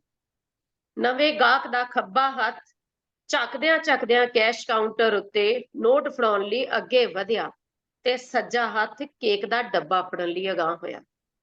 ਕੈਸ਼ੀਅਰ ਅੱਖਾਂ ਵਿੱਚ ਫੌਰਨ ਚਲਾਕੀ ਖੇਡ ਗਈ। ਅਚਾਨਕ ਜਿਵੇਂ ਕੋਈ ਵਿਸਫੋਟ ਹੋਇਆ। ਕੈਸ਼ੀਅਰ ਚੀਕਿਆ, "ए छोरी, सुबह सुबह धंधा खोटी करती है, रुक जरा, रुक साली, जाली नोट देती है।" ਕੈਸ਼ੀਅਰ ਝਈਆਂ ਲੈ ਕੇ ਪਿਆ। ਰਜਨੀ ਲਈ ਜਿਵੇਂ ਉਤਲੀ ਹੇਠ ਹੋ ਗਈ। ਉਹ ਅੱਖ ਦੇ ਫੋਰ ਵਿੱਚ ਬਾਹਰ ਸੀ। ਜਾਲੀ ਜਾਲੀ ਜਾਲੀ ਤੋਂ ਬਿਨਾਂ ਉਸਨੂੰ ਕੁਝ ਸੁਣਾਈ ਨਹੀਂ ਸੀ ਦੇ ਰਿਹਾ। ਕੈਸ਼ ਕਾਊਂਟਰ ਅਤੇ ਕੱਸੇ ਪਰਵੱਟਿਆਂ ਵਿਚਲੀਆਂ ਅੱਖਾਂ ਫਿਰ ਮਿਲੀਆਂ। ਕਟੀਲੀ ਮੁਸਕਾਨ ਦੋਵਾਂ ਨੇ ਸਾਂਝੀ ਕੀਤੀ ਤੇ ਚੰਗਾ ਭਲਾ 500 ਦਾ ਨੋਟ ਕੈਸ਼ੀਅਰ ਨੇ ਗੱਲੇ ਦੀ ਬਜਾਏ ਆਪਣੀ ਜੇਬ ਵਿੱਚ ਪਾ ਲਿਆ। ਇੱਧਰ ਰਜਨੀ ਨੇ ਬਿਨਾਂ ਸਮਾਂ ਗਵਾਇਆ ਰੌਂਟੀ ਦਾ ਗੁੱਟ ਫੜ ਕੇ ਉਸਨੂੰ ਆਪਣੇ ਨਾਲ ਧਰੂ ਲਿਆ ਸੀ। ਦੋਵੇਂ ਭੈਣ ਭਰਾ ਵਾਪਸ ਕੂੜਾ ਡੰਪ ਤੱਕ ਬਿਨਾਂ ਰੁਕੇ ਭੱਜੇ ਆਏ। ਨਵੇਂ ਕੂੜੇ ਦੇ ਛੋਟੇ ਪਹਾੜ ਕੋਲ ਪਹੁੰਚ ਕੇ ਉਹਨਾਂ ਦਮ ਲਿਆ। ਕੇਵਲ ਗਿੱਲੇ ਚਿਪਚਿਪੇ ਕੂੜੇ ਤੋਂ ਬਿਨਾਂ ਇੱਥੇ ਆਸੇ-ਪਾਸੇ ਹੋਰ ਕੋਈ ਨਹੀਂ ਸੀ। ਰਜਨੀ ਨੇ ਬੇਕਰੀ ਵਿੱਚ ਹੋਈ ਬੀਤੀ ਰੌਂਟੀ ਨੂੰ ਸੁਣਾਈ। ਨਿਰਾਸ਼ਾ ਦੇ ਭਾਵ ਨਾਲ ਉਦਾਸ ਰੌਂਟੀ ਦਾ ਮੂੰਹ ਲਟਕ ਗਿਆ। ਪਹਾੜ ਵੱਲ ਸੱਜਰੇ ਕੂੜੇ ਦਾ ਵੱਡਾ ਟਰੱਕ ਆਉਣ ਲੱਗਿਆ ਸੀ। ਟਰੱਕ ਵਿੱਚੋਂ ਨਾਚ ਸੰਗੀਤ ਦੀ ਧੁਨੀ ਉੱਭਰੀ। ਰਜਨੀ ਨੇ ਬਗਲੀ ਵਿੱਚ ਲੁਕਾ ਕੇ ਰੱਖੇ ਹੋਏ ਨੋਟ ਬਾਹਰ ਕੱਢੇ। ਦੋਵੇਂ ਭੈਣ ਭਰਾ ਨੇ ਗੱਡੀਆਂ ਉੱਤੋਂ ਲੱਗੀਆਂ ਚਿੱਟੀਆਂ ਕਾਗਜ਼ੀ ਪੱਟੀਆਂ ਪੁੱਟ ਸੁੱਟੀਆਂ। ਸੰਗੀਤ ਧੁਨ ਤੇ ਥਿਰਕਦੇ ਉਹ ਇੱਕ ਦੂਜੇ ਉੱਤੇ ਅਸਲੀ ਨੋਟਾਂ ਦੀ ਵਰਖਾ ਇੰਜ ਕਰਨ ਲੱਗੇ ਜਿਵੇਂ ਕਿਸੇ ਬਰਾਤ ਦੇ ਜਾਂਜੀ ਨੱਚਦੇ ਹੋਣ। ਨੋਟ ਪੈਰਾਂ ਹੇਠ ਚਿੱਕੜੀ ਵਿੱਚ ਮਧੋਲੇ ਜਾਂਦੇ ਰਹੇ। ਉਹਨਾਂ ਦੇ ਹਾਸੇ ਦੀ ਗੁੰਜਾਰ ਡੰਪ ਦੀਆਂ ਪਾਰਲੀਆਂ ਪਹਾੜੀਆਂ ਤੱਕ ਸੁਣਾਈ ਦਿੰਦੀ ਰਹੀ। ਉਹ ਘੜੀ ਪਲ ਉਦਾਸ ਹੋਏ ਸਨ, ਨਿਰਾਸ਼ ਨਹੀਂ। ਉਧਰ ਗੁਲਾਬੀ ਕੇਕ ਵਾਪਸ ਆਪਣੀ ਠੰਡੀ ਕੈਂਡੀ ਵਿੱਚ ਜਾ ਟਿਕਿਆ ਸੀ। ਰਜਨੀ ਤੇ ਰੌਂਟੀ ਉਹਨਾਂ ਚਿਰ ਨੱਚਦੇ ਰਹੇ ਜਦੋਂ ਤੱਕ ਬਗਲੀ ਵਿੱਚ ਪਏ ਸਾਰੇ ਨੋਟ ਉਛਾਲ ਕੇ ਖਤਮ ਨਾ ਕਰ ਲਏ ਗਏ। ਵੇਲੇ ਹੋ ਕੇ ਉਹ ਉਸ ਪਾਸੇ ਤੁਰ ਪਏ ਜਿਸ ਪਾਸੇ ਹੋਟਲ ਵਾਲੀ ਗੱਡੀ ਨੇ ਥੋੜੀ ਦੇਰ ਤੱਕ ਹੋਟਲ ਦਾ ਪਿਛਲੀ ਰਾਤ ਦਾ ਵਧਿਆ ਹੋਇਆ ਭੋਜਨ ਲੈ ਕੇ ਆਉਣਾ ਸੀ। ਸੋ ਇਹ ਸੀ ਕਹਾਣੀ ਪਿੰਕ ਕੇਕ। बहुत शुक्रिया अरविंदर नाइस, जी। बहुत अच्छे जी, वाह जी बहुत वाह, अच्छे रविंदर जी, बहुत बड़ा अच्छा, अच्छा। तुसी जबरदस्त, पढ़िया भी बड़ा अच्छा। बहुत बहुत जबरदस्त। ਸ਼ੁਕਰੀਆ ਮੈਮ, ਸ਼ੁਕਰੀਆ। ਇਹ जी ਪਹਿਲਾਂ ਹੀ अरविंदर ਗਰੁੱਪ जी। ਚ ਸ਼ਾਹਮੁਖੀ ਚ ਸ਼ੇਅਰ ਹੋਈ ਸੀ, ਪੜ੍ਹੀ ਸੀ, ਲੇਕਿਨ ਇਹਦਾ ਸਵਾਦ ਹੁਣ ਹੀ ਆਇਆ। ਸੁਣ ਕੇ ਸ਼ੁਕਰੀਆ ਪਹਿਲਾਂ ਪੜ੍ਹੀ ਸਰ। ਹੋਈ ਕਹਾਣੀ ਨੂੰ ਸੁਣਨ ਦਾ ਜਿਹੜਾ ਨਾ ਉਹ ਜ਼ਬਰਦਸਤ, ਬਹੁਤ ਅੱਛੀ ਕਹਾਣੀ, ਜ਼ਬਰਦस्त। ਜੀ ਬਹੁਤ ਜੀ ਅੱਛੀ ਹੈ। ਅਰਵਿੰਦਰ ਜੀ ਅਰਵਿੰਦਰ ਪਹਿਲੇ ਤੇ ਅਰਵਿੰਦਰ ਬਹੁਤ ਗੱਲਬਾਤ ਹੋਏਗੀ। ਖੂਬਸੂਰਤ ਕਹਾਣੀ ਲੱਗੀ ਅਰਵਿੰਦਰ ਜੀ। ਸ਼ੁਕਰੀਆ ਜੀ, ਸ਼ੁਕਰੀਆ ਜੀ। ਬਹੁਤ ਬਹੁਤ ਬਹੁਤ ਖੂਬਸੂਰਤ, ਸਿੰਪਲ ਜੀ ਸ਼ਬਦਾਂ ਚ ਜੀ ਕਵਾਂ ਤੇ ਜੀ, ਬਹੁਤ ਖੂਬਸੂਰਤ। ਹਾਂਜੀ ਬਹੁਤ ਬੜੀ ਬਹੁਤ ਸੋਹਣੀ ਤੁਹਾਡਾ ਮੁਬਾਰਕ। ਕਹਾਣੀ। ਪਿਆਰ ਹੈ ਦਿਲ ਦੀ। ਮੈਂ ਹਮੇਸ਼ਾ ਇਹ ਕਹਿੰਦੀ ਹਾਂ ਕਿ ਮੈਂ ਤੁਹਾਡੇ ਪੈਰਾਂ ਪਿੱਛੇ ਤੁਰ ਰਹੀ ਹਾਂ ਬਸ। ਓ ਇਹ ਤੁਹਾਡਾ ਵਡੱਪਣ ਹੈ। ਬੜੀ ਸੋਹਣੀ ਬਹੁਤ ਕਹਾਣੀ ਖੂਬ, ਸੀ। ਬਹੁਤ ਖੂਬਸੂਰਤ, ਬਹੁਤ ਜੀ ਸੋਹਣਾ। ਮਨਸੂਰ ਜੀ।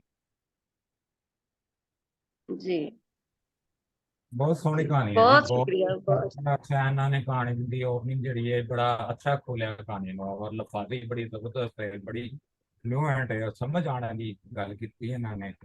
ਔਰ ਜੀ ਮੇਰੇ ਖਿਆਲ ਵਿੱਚ ਤੇ ਪਿੰਕ ਜਿਹੜਾ ਕੇਕ ਹੈ ਨਾ, ਉਹ ਉਹਨਾਂ ਨੇ ਐਜ਼ ਏ ਅਸਤਾਰਾ ਜਿਹੜਾ ਨਾ ਇਸਤੇਮਾਲ ਕੀਤਾ ਕਹਾਣੀ ਵਿੱਚ। ਮਤਲਬ ਰਜਨੀ ਦਾ ਜੀ ਜਿਹੜਾ ਗੱਲ ਕਿ ਉਹ ਅਪਰੈਸਡ ਕਲਾਸ ਨਾਲ ਹੈ, ਔਰ ਦਬਿਤ ਪੀੜ ਦਾ ਸ਼ਿਕਾਰ ਤਬਕਾ ਨਫਸਿਆਤੀ ਤੇ ਮਾਸ਼ੀ ਤੌਰ ਤੇ ਇੰਨਾ ਕਮਜ਼ੋਰ ਹੈ, ਉਹਦੀ ਸਾਡੇ ਵਸੇਬ ਅੰਦਰ ਕੋਈ ਰੈਜ਼ਿਸਟੈਂਸ ਸਾਹਮਣੇ ਨਹੀਂ ਨਜ਼ਰ ਆਉਂਦੀ, ਪਰ ਹੈ ਤਾਂ ਇਨਸਾਨ। ਜੀ ਉਹਦੀਆਂ ਮਰਹੂਮੀਆਂ, ਬਿਲਕੁਲ ਆਸ਼ਾਵਾਂ, ਜਜ਼ਬੇ ਉਸੇ ਤਰ੍ਹਾਂ ਨੇ ਜਿਵੇਂ ਆਮ ਇਨਸਾਨ ਦੇ ਹੁੰਦੇ ਨੇ। ਜ਼ਮੀਨ ਤੇ ਸੁੱਟਿਆ ਪਿੰਕ ਕੇਕ ਜਿਹੜਾ ਹੈ ਉਹਦੇ ਲਈ ਇੱਕ ਅਚਰਜ ਸ਼ੈ ਹੈ, ਕਿਉਂਕਿ ਉਹ ਸੁੱਟਿਆ ਪਿਸਿਆ ਕੇਕ ਹੈ ਤਾਂ ਤਾਜ਼ਾ। ਬਾਸੀ ਅਤੇ ਬਦਬੂ ਵਾਲੀ ਖੁਰਾਕ ਖਾ ਖਾ ਉਹ ਕੇਕ ਉਹਦੇ ਲਈ ਇੱਕ ਨਵੇਕਲਾ ਤਜਰਬਾ ਹੁੰਦਾ ਹੈ, ਜਿਹਦਾ ਸਵਾਦ ਉਹਨੇ ਜੀ। ਪਹਿਲੇ ਕਦੀ। ਆਵਾਜ਼ ਬੜੀ ਘੱਟ ਆ ਰਹੀ ਹੈ, ਪਤਾ ਨਹੀਂ ਮੈਨੂੰ ਘੱਟ ਆ ਰਹੀ ਹੈ।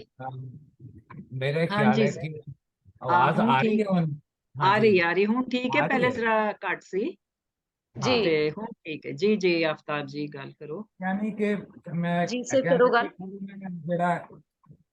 ਜਿਹੜਾ ਉਹਨੇ ਬਦਬੂਦਾਰ ਤੇ ਬਾਸੀ ਖੁਰਾਕ ਉਹਦੀ ਜ਼ਿੰਦਗੀ ਦਾ ਹਿੱਸਾ ਹੈ, ਉਹ ਹੀ ਉਹਨੂੰ ਲੱਭਣੀ ਹੈ, ਕਿਉਂਕਿ ਉਹ ਇੱਕ ਅਪਰੈਸਡ ਕਲਾਸ ਨਾਲ ਜੋ ਤਾਲੁਕ ਹੈ। ਉਹ ਜਿਹੜਾ ਪਾਤਰ ਹੈ ਜਾਂ ਉਹਦਾ ਭਰਾ ਹੈ ਜਾਂ ਉਹਦੀ ਜਿਹੜੀ ਦੋ ਤਿੰਨ ਪਾਤਰ ਸਾਰੇ ਨੇ, ਜਾਂ ਮਤਲਬ ਕਿ ਉਹ ਰਿਪਰੈਜ਼ੈਂਟ ਕਰ ਰਿਹਾ ਹੈ ਉਸ ਕਲਾਸ ਨਾਲ। ਮੈਨੂੰ ਤੇ ਇਹ ਕਲਾਸ ਦੀ ਬਾਜ਼ਕਾਰ ਤੇ ਸਮਝ ਵੀ ਨਹੀਂ ਆਉਂਦੀ, ਠੀਕ ਹੈ, ਮਜ਼ਦੂਰ, ਕਿਸਾਨ, ਹੇਠਲੀ ਪਰਤ, ਇਹ ਉਹ। ਮਤਲਬ ਕਿ ਇਹ ਜਿਹੜੀ ਕਲਾਸ ਹੈ, ਕੂੜਾ ਤੇ ਗੰਦ ਸਾਡਾ ਇਕੱਠਾ ਕਰਦੀ ਹੈ ਨਾ, ਇਹਨੂੰ ਅਸੀਂ ਕਿੱਥੇ ਪਲੇਸ ਕਰਨੇ ਹੈ। ਮਤਲਬ ਕਿ ਜੀ ਜੀ ਬਿਲਕੁਲ ਬਿਲਕੁਲ। ਇਹਨੂੰ ਇਹ ਤੇ ਇਨਸਾਨੀਅਤ ਦੀ ਆਖਰੀ ਜਿਹੜੀ ਹੈ ਨਾ ਥੋੜੀ ਉਹਦੀ ਇਨਸਾਨੀਅਤ ਦੀ ਤਜ਼ਲੀਲ ਹੀ ਹੈ ਤਬਕਾ। ਕਹਿਣ ਦਾ ਜੀ ਮਕਸਦ ਬਿਲਕੁਲ। ਹੈ ਕਿ ਉਹ ਕੇਕ ਦਾ ਸਵਾਦ ਜਿਹੜਾ ਉਹਨੇ ਪਹਿਲੇ ਕਦੀ ਨਹੀਂ ਚੱਖਿਆ, ਉਹਦੇ ਹਾਂ ਬਾਅਦ ਰਜਨੀ ਨੂੰ ਕੂੜੇ ਦੇ ਵਿੱਚੋਂ ਨੋਟਾਂ ਦਾ ਲੱਭਣਾ, ਰਾਤ ਨੂੰ ਆਉਣ ਵਾਲੀ ਇੱਕ ਸੋਹਣੀ ਹਯਾਤੇ ਬਾਰੇ ਸੁਪਨੇ ਵੇਖਣਾ, ਜਿਹਦੇ ਅੰਦਰ ਉਹਦੀ ਹਯਾਤ ਦੀਆਂ ਮਹਿਰੂਮੀਆਂ ਤੇ ਥੋੜਾ ਮੁਕਤੀਆਂ ਮਖਾਲੀ ਦਿੰਦੀਆਂ ਨੇ, ਪਰ ਜੀ ਧਰਤੀ ਦੇ ਤਬਕੇ ਨੂੰ ਇਹ ਮਨਜ਼ੂਰ ਨਹੀਂ। ਯਾ ਬਿਲਕੁਲ ਉਹ ਧਰੋਈ ਤਬਕਾ ਹੈ ਜਿਹੜਾ ਯਾ ਜ਼ੁਲਮ ਹੈ, ਜਿਹੜਾ ਕਿ ਡਿਸਟਰੈਕਸ਼ਨ ਬੜੀ ਹੋ ਰਹੀ ਹੈ ਸਾਨੂੰ ਵਿੱਚ। ਹਾਂਜੀ ਹਾਂਜੀ, ਤੁਸੀਂ ਨਹੀਂ, ਅਰਵਿੰਦਰ ਆਪਣਾ- ਜੀ ਤੁਸੀਂ ਜ਼ਰਾ ਥੋੜਾ ਜਿੰਨਾ ਮਿਊਟ ਕਰ ਲਓ। ਅਰਵਿੰਦਰ ਜੀ ਤੁਸੀਂ ਨਹੀਂ ਬੋਲਣਾ, ਤੁਸੀਂ ਹਾਂਜੀ ਤੁਸੀਂ ਮਿਊਟ ਕਰ ਲਓ। ਤੁਸੀਂ ਸੁਣੀ ਜਾਓ ਬਸ। ਮੇਰੇ ਜੀ ਕਹਿਣ ਜੀ ਦਾ ਆਫਤਾਬ ਮਕਸਦ ਜੀ। ਹੈ ਕਿ ਇਹ ਤਬਕੇ ਨੂੰ, ਜਿਹੜਾ ਇੱਕ ਸਮਾਜ ਦਾ ਉਹ ਤਬਕਾ ਹੈ ਜਿਹੜਾ ਜਿਹਨੂੰ ਅਸੀਂ ਧਰੋਈ ਤਬਕਾ ਕਹਿੰਦੇ ਆ, ਉਹ ਤਬਕੇ ਨੇ ਆਪ ਪੈਦਾ ਕੀਤੀਆਂ ਹੈ ਕਲਾਸਾਂ। ਮਸਲਨ ਕਿ ਇਹ ਵੇਖਿਆ ਜਾਏ ਕਿ ਉਹਦੀ ਅਸੀਂ ਉਸ ਤਬਕੇ ਨੂੰ ਕਦੀ ਮੰਨਿਆ ਹੀ ਨਹੀਂ, ਨਾ ਉਹਦੀ ਕੋਈ ਅਸੀਂ ਉਹਨੂੰ ਮਾਣਿਆ, ਨਾ ਉਹਦੀ ਪਹਿਚਾਣ ਅਸੀਂ ਕੀਤੀ। ਉਹ ਜਸਟ ਲਾਈਕ ਇੱਕ ਕੀੜੇ ਮਕੌੜੇ ਦੀ ਤਰ੍ਹਾਂ ਹੀ ਜ਼ਿੰਦਗੀ ਗੁਜ਼ਾਰ ਰਿਹਾ ਨਾ। ਮਤਲਬ ਕਿ ਇਹਦੀ ਜਿਹੜੀ ਕਲਾਸ ਹੈ ਨਾ, ਉਹਨੂੰ ਅਸੀਂ ਬਦਲਣਾ ਹੀ ਨਹੀਂ ਚਾਹੁੰਦੇ, ਉਹਨੂੰ ਉੱਥੇ ਹੀ ਰੱਖਣਾ ਚਾਹੁੰਦੇ ਹਾਂ। ਉਹ ਕੀੜੇ ਮਕੌੜਿਆਂ ਤਰ੍ਹਾਂ ਰੀਂਗਦਾ ਹੀ ਰਹੇ, ਉਹਨੂੰ ਕਿਸੇ ਕਿਸਮ ਦੀ ਕੋਈ ਆਜ਼ਾਦੀ ਨਾ ਹੋਏ, ਖੁੱਲ੍ਹ ਨਾ ਹੋਵੇ, ਨਾ ਉਹਨਾਂ ਨੂੰ ਉਹਨੂੰ ਉਹ ਬੇਸਿਕ ਜ਼ਰੂਰੀਆਤ ਜ਼ਿੰਦਗੀ ਮੁਹੱਈਆ ਹੋਣ, ਜਿਹੜਾ ਕਿ ਇੱਕ ਆਮ ਬੰਦਾ ਮਾਣਦਾ ਹੈ, ਜਿਹਨੂੰ ਉਹਦੀ ਜ਼ਰੂਰਤ ਹੁੰਦੀ ਹੈ। ਇਸ ਕਹਾਣੀ ਦੇ ਵਿੱਚ ਜਿਹੜਾ ਇੱਕ ਟਰਨਿੰਗ ਪੁਆਇੰਟ ਹੈ ਨਾ, ਕਿ ਜਦੋਂ ਉਹ ਜਾ ਕੇ ਉਹ ਪੈਸੇ ਆਪਣੀ ਗੱਡੀ 'ਚ ਬੰਨ ਕੇ ਤੇ ਆਪਣੇ ਭਰਾ ਦੇ ਨਾਲ ਦੁਕਾਨ ਦੇ ਵਿੱਚ ਦਾਖਲ ਹੁੰਦੀ ਹੈ, ਉਹਦਾ ਹੁਲੀਆ, ਉਹਦਾ ਜਿਹੜਾ ਐਪਰੈਂਟ ਜਿਹੜਾ ਨਜ਼ਰ ਆ ਰਿਹਾ ਗੈਟਅਪ, ਉਹ ਉੱਥੋਂ ਉਹ ਜਿਹੜਾ ਕੈਸ਼ੀਅਰ ਜਾਂ ਸੇਲਸਮੈਨ ਹੈ ਨਾ, ਉਹਨੂੰ ਮੰਨਦਾ ਹੀ ਨਹੀਂ, ਉਹਨੂੰ ਆਇਡੈਂਟੀਫਾਈ ਕਰਦਾ ਹੀ ਨਹੀਂ, ਉਹਨੂੰ ਇਹ ਸਹੀ ਹੁੰਦਾ ਹੀ ਨਹੀਂ ਕਿ ਇਹਦੇ ਕੋਲ 500 ਰੁਪਏ ਦਾ ਨੋਟ ਹੋਏਗਾ। ਉਹ ਮੈਨੂੰ ਲੱਗਦਾ ਹੈ ਕਿ ਉਹ ਜਿਹੜਾ ਕੈਸ਼ੀਅਰ ਹੈ ਨਾ, ਉਹ ਧਰੋਈ ਸਮਾਜ ਦਾ ਇੱਕ ਗੁਮਾਸ਼ਤਾ ਹੈ, ਜਿਹੜੀ ਕਿ ਉਹਨੂੰ ਟੱਕ ਦਿੰਦਾ ਹੈ ਕਿ ਤੂੰ ਪਿੰਕ ਕੇਕ ਖਾਣ ਦਾ ਹੱਕਦਾਰ ਨਹੀਂ ਹੈ। ਉਹਨੂੰ ਉਹਦੇ ਨੋਟ ਨੂੰ ਜਾਲੀ ਕਰਾਰ ਦਿੰਦਾ ਹੈ। ਔਰ ਕਿਉਂਕਿ ਉਹ ਨਫਸਿਆਤੀ ਤੌਰ ਤੇ ਜਿਹੜੀ ਰਜਨੀ ਹੈ ਨਾ, ਉਹ ਇੱਕ ਕਮਜ਼ੋਰ ਤਬਕੇ ਨਾਲ ਕਿ ਉਹ ਜਿਸਮਾਨੀ ਤੇ ਨਫਸਿਆਤੀ ਤੌਰ ਤੇ ਇੰਨੀ ਜ਼ਿਆਦਾ ਕਮਜ਼ੋਰੀ ਹੈ ਕਿ ਉਹ ਧਰੋ ਦੇ ਖਿਲਾਫ ਟੱਕਰ ਨਹੀਂ ਲੈ ਸਕਦੀ। ਬਹਰਹਾਲ ਬਹੁਤ ਮੈਨੂੰ ਅੱਛੀ ਕਹਾਣੀ ਬਣੀ ਹੈ। ਇਹਦਾ ਜਿਹੜਾ ਟੌਪਿਕ ਹੈ ਨਾ, ਉਹ ਬਹੁਤ ਵੱਡਾ ਹੈ ਔਰ ਬੜੀ ਚੰਗੀ ਮੈਨੂੰ ਕਹਾਣੀ ਲੱਗੀ ਹੈ। ਔਰ ਇਹਦੇ ਲਫਾਜ਼ੀ, ਇਹਦਾ ਬਿਆਨੀਆਂ ਸੋਹਣਾ ਲੱਗਾ। ਬਹਰਹਾਲ ਬਾਕੀ ਦੋਸਤ ਆਪਣੇ ਹਵਾਲੇ ਨਾਲ ਗੱਲਬਾਤ ਕਰਨਗੇ। ਸ਼ੁਕਰੀਆ ਜੀ ਹਾਂਜੀ ਸਮੀਨਾ ਜੀ, ਮਨਜ਼ੂਰ ਜੀ, ਮੈਂ ਮਨਜ਼ੂਰ ਜੀ ਗੱਲ ਕਰਨਾ ਚਾਹ ਰਹੇ ਸੀ ਡਾਕਟਰ ਸਾਹਿਬ। ਮੈਂ ਇਹੋ ਕਹਿਣਾ ਸੀ ਕਿ ਬੜੀ ਸੋਹਣੀ ਕਹਾਣੀ ਹੈ। ਠੀਕ, ਸਹੀ ਜੀ। ਜੀ ਤਲਤ ਜੀ। ਹਾਂਜੀ, ਮੈਂ ਨਾ ਆਫਤਾਬ ਜੀ ਦੀ ਹੀ ਗੱਲ ਨੂੰ ਅੱਗੇ ਵਧਾਉਣਾ ਚਾਹ ਰਹੀ ਸੀ, ਇਸ ਕਰਕੇ ਮੈਂ ਥੋੜੀ ਜਿਹੀ ਗੱਲਬਾਤ ਕਰਾਂਗੀ ਇਹਦੇ ਤੇ ਕਿ ਇਹ ਜਿਹੜੀ ਕਹਾਣੀ ਹੈ ਨਾ, ਜਿਸ ਤਰ੍ਹਾਂ ਆਫਤਾਬ ਜੀ ਨੇ ਕਿਹਾ ਕਿ 2 ਕਲਾਸਾਂ ਨੂੰ ਦੇ ਨਾਲ ਜੁੜੀ ਕਹਾਣੀ ਹੈ। ਕੇਕ, ਮੇਰਾ ਖਿਆਲ ਹੈ ਕੇਕ ਜਿਹੜਾ ਹੈ ਉਹ ਇੱਕ ਕਲਾਸ ਨੂੰ ਰਿਪਰੈਜ਼ੈਂਟ ਕਰਦਾ ਹੈ ਤੇ ਰਜਨੀ ਦੂਜੀ ਕਲਾਸ ਨੂੰ, ਤੇ ਕਲਾਸ ਡਿਸਕ੍ਰਿਮੀਨੇਸ਼ਨ ਨੂੰ ਇਹਦੇ ਵਿੱਚ ਬਹੁਤ ਵਧੀਆ ਵਿਖਾਇਆ ਗਿਆ ਹੈ। ਤੇ ਮੇਰੇ ਖਿਆਲ 'ਚ ਕੇਕ ਇੱਕ ਇਨਸਪੀਰੇਸ਼ਨ ਹੈ ਇੱਕ ਕਲਾਸ ਤੋਂ ਦੂਜੀ ਕਲਾਸ ਤੱਕ ਅਪੜਨ ਦਾ ਪਿੰਡਾ। ਪਰ ਇਹ ਪਿੰਡਾ ਜਾਂ ਦੂਰੀ ਜਿਹੜੀ ਹੈ ਇੱਕ ਕਲਾਸ ਚੋਂ ਦੂਸਰੀ ਕਲਾਸ ਤੱਕ ਉਹ ਕਿੰਜ ਪਾਟੀ ਜਾਏਗੀ, ਤੇ ਵਿਸਰੀ ਖਾਹਿਸ਼ ਤੇ ਗਵਾਚੇ ਖਾਬ ਕਿੰਜ ਪੂਰੇ ਹੋਣਗੇ। ਇਸ ਸਟੋਰੀ ਦਾ ਜਿਹੜਾ ਇਸ ਕਹਾਣੀ ਦਾ ਜ਼ਿਆਦਾ ਬਿਲਬਾਬ ਹੈ ਹੀ। ਤੇ ਨੋਟਾਂ ਦੀ ਗੱਡੀ ਜਿਹੜੀ ਹੈ ਉਹ ਇਸ ਡਿਫਰੈਂਸ ਨੂੰ ਇੱਕਦਮ ਮੁਕਾ ਦਿੰਦੀ ਹੈ ਤੇ ਖਾਬ ਜਿਹੜੇ ਨੇ ਉਹ ਹਕੀਕਤ ਵੱਲ ਟੁਰ ਪਏ ਥੋੜੀ ਦੇਰ ਲਈ। ਹੱਤਾ ਕਿ ਜਿਹੜਾ ਲਾਲ ਗੁਲਾਬ ਦੀ ਖੁਸ਼ਬੂ ਹੈ ਨਾ, ਉਹਨੂੰ ਵੀ ਮਹਿਸੂਸ ਕੀਤਾ ਗਿਆ। ਇਸ ਕਰਕੇ ਮੈਨੂੰ ਇਹ ਸਟੋਰੀ ਹਕੀਕਤ ਤੋਂ ਕਰੀਬ ਤਰੀਨ ਲੱਗੀ ਕਿ ਇਸ ਤਬਕੇ ਨੂੰ ਵਾਕਈ, ਜਿਸ ਤਰ੍ਹਾਂ ਆਫਤਾਬ ਜੀ ਨੇ ਕਿਹਾ, ਟੱਚ ਤੇ ਬਹੁਤ ਲੋਕਾਂ ਨੇ ਕੀਤਾ ਹੈ, ਲੇਕਿਨ ਇੰਨੀ ਖੂਬਸੂਰਤੀ ਨਾਲ ਔਰ ਇੰਨੇ ਸੋਹਣੇ ਅਲਫਾਜ਼ ਔਰ ਇੰਨੇ ਅੱਛੇ ਅੱਖਰ ਜਿਹੜੇ ਇਹਦੇ 'ਚ ਇਸਤੇਮਾਲ ਕੀਤੇ ਗਏ ਨੇ, ਖਾਸ ਕਰ ਜਿਹੜਾ ਪੋਰਟਰੇਟ ਕੀਤਾ ਗਿਆ ਹੈ, ਉਹ ਵਾਕਈ ਬਹੁਤ ਹੀ ਖੂਬਸੂਰਤ ਹੈ। ਔਰ ਮੇਰੇ ਲਈ ਸਭ ਤੋਂ ਜਿਹੜੀ ਇਹਦੇ 'ਚ ਮੈਨੂੰ ਅਪੀਲਿੰਗ ਲੱਗਿਆ ਨਾ, ਉਹ ਐਂਡ ਹੈ।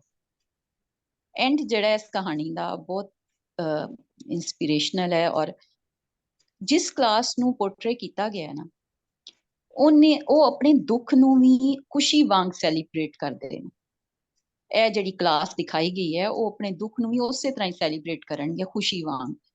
ਉਹਨਾਂ ਨੇ ਨੋਟਾਂ ਦੀਆਂ ਗੱਡੀਆਂ ਨੂੰ ਸੰਗੀਤ ਦੀ ਥਾਪ ਤੇ ਜਦੋਂ ਸੁੱਟਿਆ, ਇੰਜ ਮਹਿਸੂਸ ਕੀਤਾ ਕਿ ਜਿਵੇਂ ਜੰਜ ਤੇ ਨੋਟ ਵਾਰੇ ਜਾਂਦੇ ਨੇ। ਯਾਨੀ ਕਿ ਉਹ ਆਪਣੇ ਟੁੱਟੇ ਖਾਬ ਵੀ ਸੈਲੀਬ੍ਰੇਟ ਕਰਦੇ ਨੇ। ਉਹਨਾਂ ਨੂੰ ਖੁਸ਼ ਹੋਣ ਲਈ ਕਿਸੇ ਖਾਸ ਮੌਕੇ ਦਾ ਇੰਤਜ਼ਾਰ ਨਹੀਂ ਹੁੰਦਾ। ਜਿਹੜਾ ਇੱਕ ਦੂਸਰੀ ਕਲਾਸ ਨੂੰ, ਜਿਹਨੂੰ ਮਿਡੋਕਰਸ ਲੈ ਲਓ ਜਾਂ ਜੋ ਵੀ, ਉਹ ਹਰ ਵੇਲੇ ਮੌਕੇ ਦੀ ਤਲਾਸ਼ 'ਚ ਰਹਿੰਦੇ ਨੇ ਕਿ ਖੁਸ਼ ਹੋਣ ਲਈ ਵੀ ਉਹਨਾਂ ਨੂੰ ਖੁਸ਼ੀ ਲੱਭਣੀ ਪੈਂਦੀ ਹੈ, ਇਹਨਾਂ ਨੂੰ ਨਹੀਂ ਲੱਭਣੀ ਪੈਂਦੀ। ਤੇ ਖਾਬਾਂ ਨੂੰ ਇਹ ਆਪਣੇ ਸਿਰ ਤੇ ਸਵਾਰ ਵੀ ਨਹੀਂ ਕਰਦੇ। ਇਸ ਕਹਾਣੀ 'ਚ ਇਹ ਵੀ ਦੱਸਿਆ ਗਿਆ। ਨਾ ਹੀ ਹਕੀਕਤਾਂ ਦੀ ਅੱਗ ਵਿੱਚ ਹਰ ਵੇਲੇ ਸੜਦੇ ਬਲਦੇ ਰਹਿੰਦੇ ਨੇ। ਉਹ ਅੱਜ 'ਚ ਜਿੰਦੇ ਨੇ, ਕੱਲ ਦੀ ਫਿਕਰ 'ਚ ਆਪਣਾ ਅੱਜ ਬਰਬਾਦ ਨਹੀਂ ਕਰਦੇ। ਮੈਨੂੰ ਤੇ ਇਹਦਾ ਐਂਡ ਬਹੁਤ ਖੂਬਸੂਰਤ ਲੱਗਾ ਹੈ। ਔਰ well knit story, well connected ਸਿਰਨਾਮਾ। ਇਹਨਾਂ ਦਾ ਸਿਰਨਾਮਾ ਵੀ ਜਿਹੜਾ ਹੈ ਨਾ, ਉਹ ਇਹੀ ਸਾਨੂੰ ਸ਼ੋ ਕਰਦਾ ਹੈ ਕਿ ਇਹ ਸਾਡੇ ਨਾਲੋਂ ਬਹੁਤ ਕੰਟੈਂਟਡ ਪੀਪਲ ਨੇ। ਮੈਨੂੰ ਇਸ ਕਹਾਣੀ ਦਾ ਸਿਰਨਾਮਾ ਤੇ ਐਂਡ ਦੋਨੋਂ ਇੱਕ ਦੂਜੇ ਨਾਲ ਜੁੜੇ ਨਜ਼ਰ ਆਏ ਤੇ ਬਹੁਤ ਮਾਸ਼ਾਅੱਲਾ ਇੰਪ੍ਰੈਸਿਵ ਸਟੋਰੀ ਖੂਬਸੂਰਤੀ ਨਾਲ ਕਰੀ ਗਈ। ਤੇ ਅਰਵਿੰਦਰ ਜੀ, ਤੁਸੀਂ, ਤੁਹਾਡਾ ਕੌਨਫੀਡੈਂਸ, ਔਰ ਬੜੀ ਖੁਸ਼ੀ ਹੋਈ ਤੁਹਾਡੇ ਨਾਲ ਮਿਲ ਕੇ, ਔਰ ਤੁਸੀਂ ਬਹੁਤ ਮੁਬਾਰਕਬਾਦ ਦੇ ਮੁਸਤਹਿਕ। ਬਹੁਤ ਸ਼ੁਕਰੀਆ ਤਲਤ ਜੀ, ਬਹੁਤ ਸ਼ੁਕਰੀਆ ਜੀ। ਹਾਂਜੀ, ਹੋਰ ਕੋਈ ਦੋਸਤ ਗੱਲ ਮੈਂ ਕਰਨਾ ਗੱਲ ਚਾਹੇ? ਕਰਾਂ ਜੀ? ਇਸ ਤੋਂ ਪਹਿਲਾਂ ਕਿ ਜਿਹੜੇ ਬਹੁਤ ਜਾਣੂ ਲੋਕ ਗੱਲ ਕਰ ਲੈਣ, ਮੈਂ ਗੱਲ ਕਰਦੀ ਹਾਂ।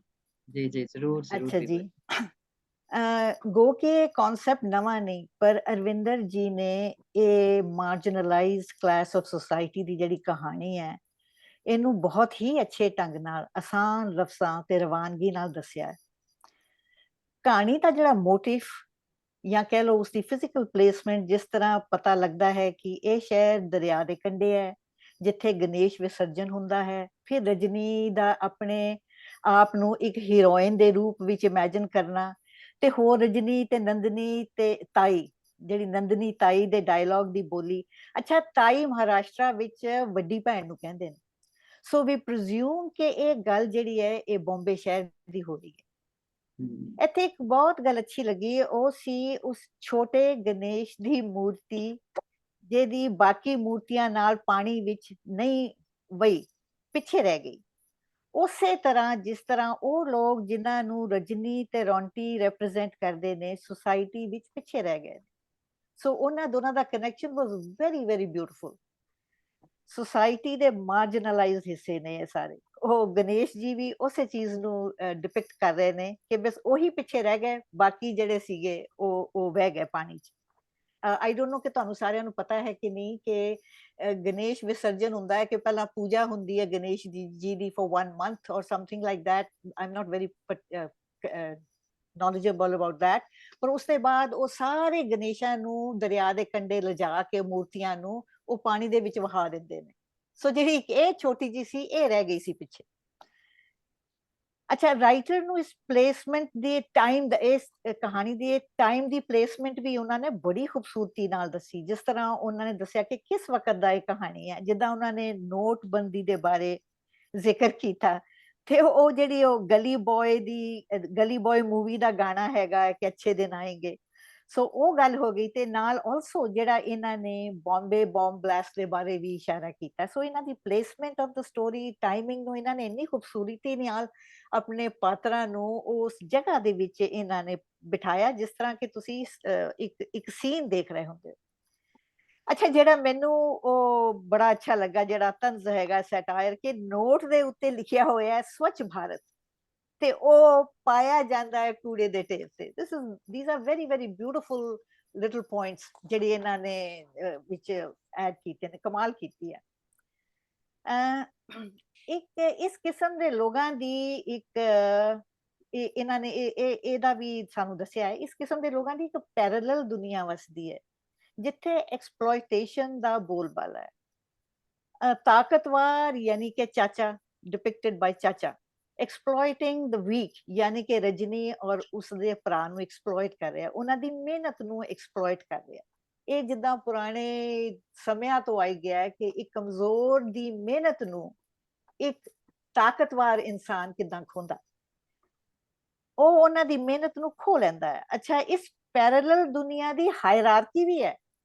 ਇਸ ਕਿ ਜਿੱਦਾਂ ਤੁਸੀਂ ਬੜੀ ਖੂਬਸੂਰਤੀ ਨਾਲ ਦੱਸਦੇ ਨੇ ਕਿ ਜਿਹੜੇ ਨਵੇਂ ਲੋਕ ਆਉਂਦੇ ਨੇ ਇਹ ਕੂੜਾ ਚੁਗਣ ਵਾਲੇ, ਉਹਨਾਂ ਨੂੰ ਇੱਕ ਲੈਵਲ, ਉਹਨਾਂ ਨੂੰ ਛੋਟੇ ਲੈਵਲ ਦਾ ਕੂੜਾ ਸਿਰਫ ਚੁਗਣ ਦੀ ਇਜਾਜ਼ਤ ਹੈ, ਵੱਡੇ ਲੈਵਲ ਦਾ ਕੂੜਾ ਨਹੀਂ ਚੁਗ ਸਕਦੇ।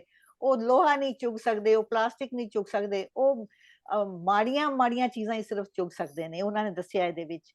ਤੇ ਇਹ ਬੜੀ ਬਾਰੀਕ ਚੀਜ਼ਾਂ ਨੇ। ਇੱਥੇ ਰਵਿੰਦਰ ਜੀ ਨੇ ਥੋੜਾ ਜਿਹਾ ਇਸ਼ਾਰਾ ਸੈਕਸ਼ੂਅਲ ਐਕਸਪਲੋਇਟੇਸ਼ਨ ਵੱਲ ਵੀ ਕੀਤਾ ਹੈ। ਉਹ ਜਿਹੜੀ ਫੁਕਰੇ ਹਵਲਦਾਰ ਦੀਆਂ ਬੁਰੀਆਂ ਨਜ਼ਰਾਂ, ਔਰ ਜਿਹੜੀ ਨੰਦਨੀ ਦਾ ਕਹਿਣਾ ਕਿ ਇਹ ਸ਼ੰਕਰ ਦੀ ਧੀ ਨਹੀਂ ਕਹਿ ਕੇ ਸ਼ਾਇਦ ਥੁੱਕਣਾ, ਤੇ ਚਾਚਾ ਨਾ ਕਹਿਣਾ। ਸੋ ਇਹਨਾਂ ਨੇ ਬੜਾ ਸਟਲੀ ਇਸ਼ਾਰਾ ਕੀਤਾ ਹੈ ਕਿ that might be a possibility। ਫਿਰ ਇਨਸਾਨੀ ਗਰੀਡ ਦਾ ਜਿਹੜਾ ਵੱਡਾ ਐਗਜ਼ਾਮਪਲ ਉਹਨਾਂ ਨੇ ਦੱਸਿਆ ਹੈ ਕਿ ਜਿਹੜਾ ਇੱਕ ਗਰੀਬ ਦੂਜੇ ਗਰੀਬ ਨੂੰ ਵੀ ਕਿੱਦਾਂ ਖੋਂਦਾ। ਉਹ ਜਿੱਦਾਂ ਉਹ ਬੇਕਰੀ ਦੇ 2 ਮੁਲਾਜ਼ਮ, they are also not very well off, ਪਰ ਉਹਨਾਂ ਸਭ ਤੋਂ ਵੱਡਾ ਇੱਕ ਗਰੀਡ ਦੀ ਸ਼ਕਲ ਉਹਨਾਂ ਨੇ ਉਹਦੇ ਵਿੱਚ ਦਿਖਾਈ ਹੈ। ਇੱਕ ਗੱਲ ਜਿਹੜੀ ਬੜੀ ਮੇਰੇ ਦਿਲ ਨੂੰ ਟੁੰਬੀ ਹੈ ਕਿ ਉਹ ਗਰੀਬਣੀ ਦੇ ਵੀ ਅੱਛੇ ਦਿਨਾਂ ਦੇ ਸੁਪਨੇ ਹਨ, ਉਹ ਵੀ ਅੱਛੇ ਦਿਨਾਂ ਦੀ ਆਸ ਰੱਖਦੀ ਹੈ। ਅੱਛਾ, ਤੁਸੀਂ ਦੇਖੋ ਇਹਨਾਂ ਨੇ ਇੱਕ ਬੜੀ ਵੀ ਆਲ ਹੈਵ ਨੋਟਿਸ ਕਿ ਇਹਨਾਂ ਨੇ ਮਹਿਕਾਂ ਦੀ ਬੜੀ ਵਾਰ ਗੱਲ ਕੀਤੀ ਹੈ, ਗੁਲਾਬ ਦੇ ਮਹਿਕਾਂ ਦੀ। ਉਹ ਹਰ ਵਕਤ ਮਹਿਕਾਂ ਦੀ ਗੱਲ ਕੀਤੀ ਹੈ ਕਿਉਂਕਿ ਉਹ ਕੂੜੇ ਦੇ ਵਿੱਚ ਵਸਦੀ ਹੈ ਕੁੜੀ। ਇਹ ਐਸਾ ਕੰਟਰਾਸਟ ਇਹਨਾਂ ਦੱਸਿਆ ਕਿ ਉਹਦੀ ਜਿਹੜੀ ਪਹਿਲੀ ਉਹਦੀ ਆਸ ਹੁੰਦੀ ਹੈ ਉਹ ਮਹਿਕ ਤੋਂ ਸ਼ੁਰੂ ਹੁੰਦੀ ਹੈ, ਉਹ ਮਹਿਕਾਂ ਟੋਲਦੀ ਹੈ। ਇੱਕ ਗੰਦਗੀ, ਇੱਕ ਬਦਬੂ ਚ ਰਹਿਣ ਵਾਲਾ ਬੱਚਾ, ਉਹ ਇਨਸਾਨ ਉਹ ਮਹਿਕ ਟੋਲ ਰਿਹਾ, ਬੜੀ ਪਿਆਰੀ ਚੀਜ਼ ਹੈ। ਸੋ ਜਿਸ ਤਰ੍ਹਾਂ ਅੱਛਾ ਫਿਰ ਪਰ ਉਹ ਸੁਪਨੇ ਜਿਹੜੇ ਸੀਗੇ ਉਹਦੇ ਉਹ ਟੁੱਟਦੇ ਨੇ, ਉਸਨੂੰ ਐਕਸੈਪਟ ਕਰਦੀ ਹੈ। ਇਸ ਤਬਕੇ ਦੇ ਵਿੱਚ ਇੱਕ ਐਕਸੈਪਟੈਂਸ ਹੈਗੀ ਹੈ ਬਹੁਤ ਜ਼ਿਆਦਾ, ਜਿਹੜੀ ਕਿ ਬਾਕੀ ਮੁਆਸ਼ਰੇ ਦੇ ਤਬਕਿਆਂ 'ਚ ਨਹੀਂ ਹੁੰਦੀ। ਦੇ ਐਕਸੈਪਟ देयर ਫੇਟ ਅਨਫੋਰਚੂਨੇਟਲੀ। ਤੇ ਚਲੋ ਇਸ ਤਰ੍ਹਾਂ ਅੱਛਾ ਕਿ ਵੀ that is the reason for survival. ਜੇ ਉਹ ਆਪਣਾ ਐਕਸੈਪਟ ਨਾ ਫੇਟ ਕਰਨ ਤਾਂ ਸਰਵਾਈਵਲ ਉਹਨਾਂ ਲਈ ਮੁਸ਼ਕਿਲ ਹੈ। ਤੇ ਜਿਸ ਤਰ੍ਹਾਂ ਜ਼ੁਬੈਰ ਸਾਹਿਬ ਹਮੇਸ਼ਾ ਕਹਿੰਦੇ ਨੇ ਦੈਟ ਲਾਈਫ ਗੋਜ਼ ਔਨ, ਉਹ ਨੱਚਦੇ ਨੇ ਖੇਡਦੇ ਨੇ ਆਪਣੇ ਹਾਲਾਤ ਦੇ ਨਾਲ, ਉਹ ਸਮਝੌਤਾ ਕਰਦੇ। ਸ਼ੁਕਰੀਆ ਜੀ, ਮੈਂ ਇੰਨੀ ਗੱਲ ਕਰਨੀ ਸੀ। बहुत शुक्रिया बीबा जी, बहुत शुक्रिया जी। हाँ जी जी मैं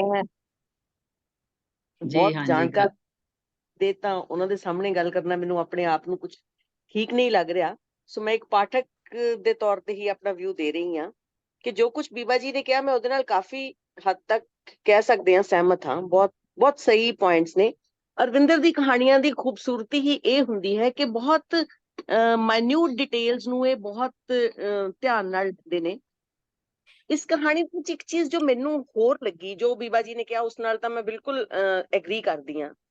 ਇੱਕ ਚੀਜ਼ ਮੈਨੂੰ ਹੋਰ ਲੱਗੀ ਕਿ ਕਿਤੇ ਇਹਨਾਂ ਨੇ ਇੱਕ ਮੈਸੇਜ ਵੀ ਦੇਣਾ ਚਾਹਿਆ ਕਿ ਉਹ ਬਹੁਤ ਜਲਦੀ ਉਸ ਡਿਫਰੈਂਸ ਨੂੰ ਜਿਹੜਾ ਕ੍ਰੀਏਟ ਕੀਤਾ ਜਾਂਦਾ ਉਹਨੂੰ ਐਕਸੈਪਟ ਕਰ ਲੈਂਦੇ ਨੇ ਤੇ ਲੜਨ ਦੀ ਕੋਸ਼ਿਸ਼ ਨਹੀਂ ਕਰਦੇ ਉਸ ਕਲਾਸ ਚੋਂ ਨਿਕਲ ਕੇ ਆਉਣ ਦੀ, ਕਿਉਂਕਿ ਉਹ ਇੰਨੇ ਯੂਜ਼ ਟੂ ਹੋ ਚੁੱਕੇ ਹੁੰਦੇ ਨੇ ਇਸ ਚੀਜ਼ ਦੇ ਜੋ ਉਹਨਾਂ ਦੇ ਆਲੇ ਦੁਆਲੇ ਬਣਾ ਦਿੱਤੀ ਗਈ ਹੈ।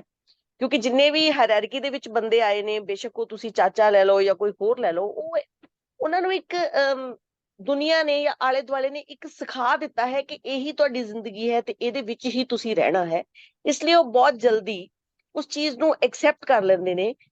ਦੂਸਰੀ ਗੱਲ, ਇੱਕ ਬਹੁਤ ਸਬਟਲ ਜਿਹਾ ਹਿੰਟ ਹੈ ਕਿ ਹਾਇਰ ਕਲਾਸ ਤੇ ਲੋਅਰ ਕਲਾਸ ਦੇ ਵਿੱਚ ਜਿਹੜੀ ਮਿਡਲ ਕਲਾਸ ਹੈ ਨਾ, ਜਿਹੜੇ ਸੇਲਸਮੈਨ ਤੇ ਕੈਸ਼ੀਅਰ ਹੈ, ਉਹ ਕਿਸੇ ਵੀ ਤਰੀਕੇ ਨਾਲ ਆਪਣੇ ਬਰਾਬਰ ਨਹੀਂ ਆਉਣ ਦੇਣਾ ਚਾਹੁੰਦੇ। ਬੇਸਿਕਲੀ ਹਾਇਰ ਕਲਾਸ ਤੋਂ ਜ਼ਿਆਦਾ ਵੀ ਪ੍ਰੋਬਲਮ ਮੈਨੂੰ ਮਿਡਲ ਕਲਾਸ ਦੀ ਲੱਗਦੀ ਇੱਥੇ, ਕਿ ਉਹ ਇਹ ਨਹੀਂ ਚਾਹੁੰਦੇ ਕਿ ਕਿਸੇ ਵੀ ਤਰੀਕੇ ਨਾਲ ਜਿਹੜੀ ਲੋਅਰ ਸਟ੍ਰੈਟਾ ਦੇ ਲੋਕ ਨੇ ਉਹ ਸਾਡੇ ਨਾਲ ਆ ਜਾਣ।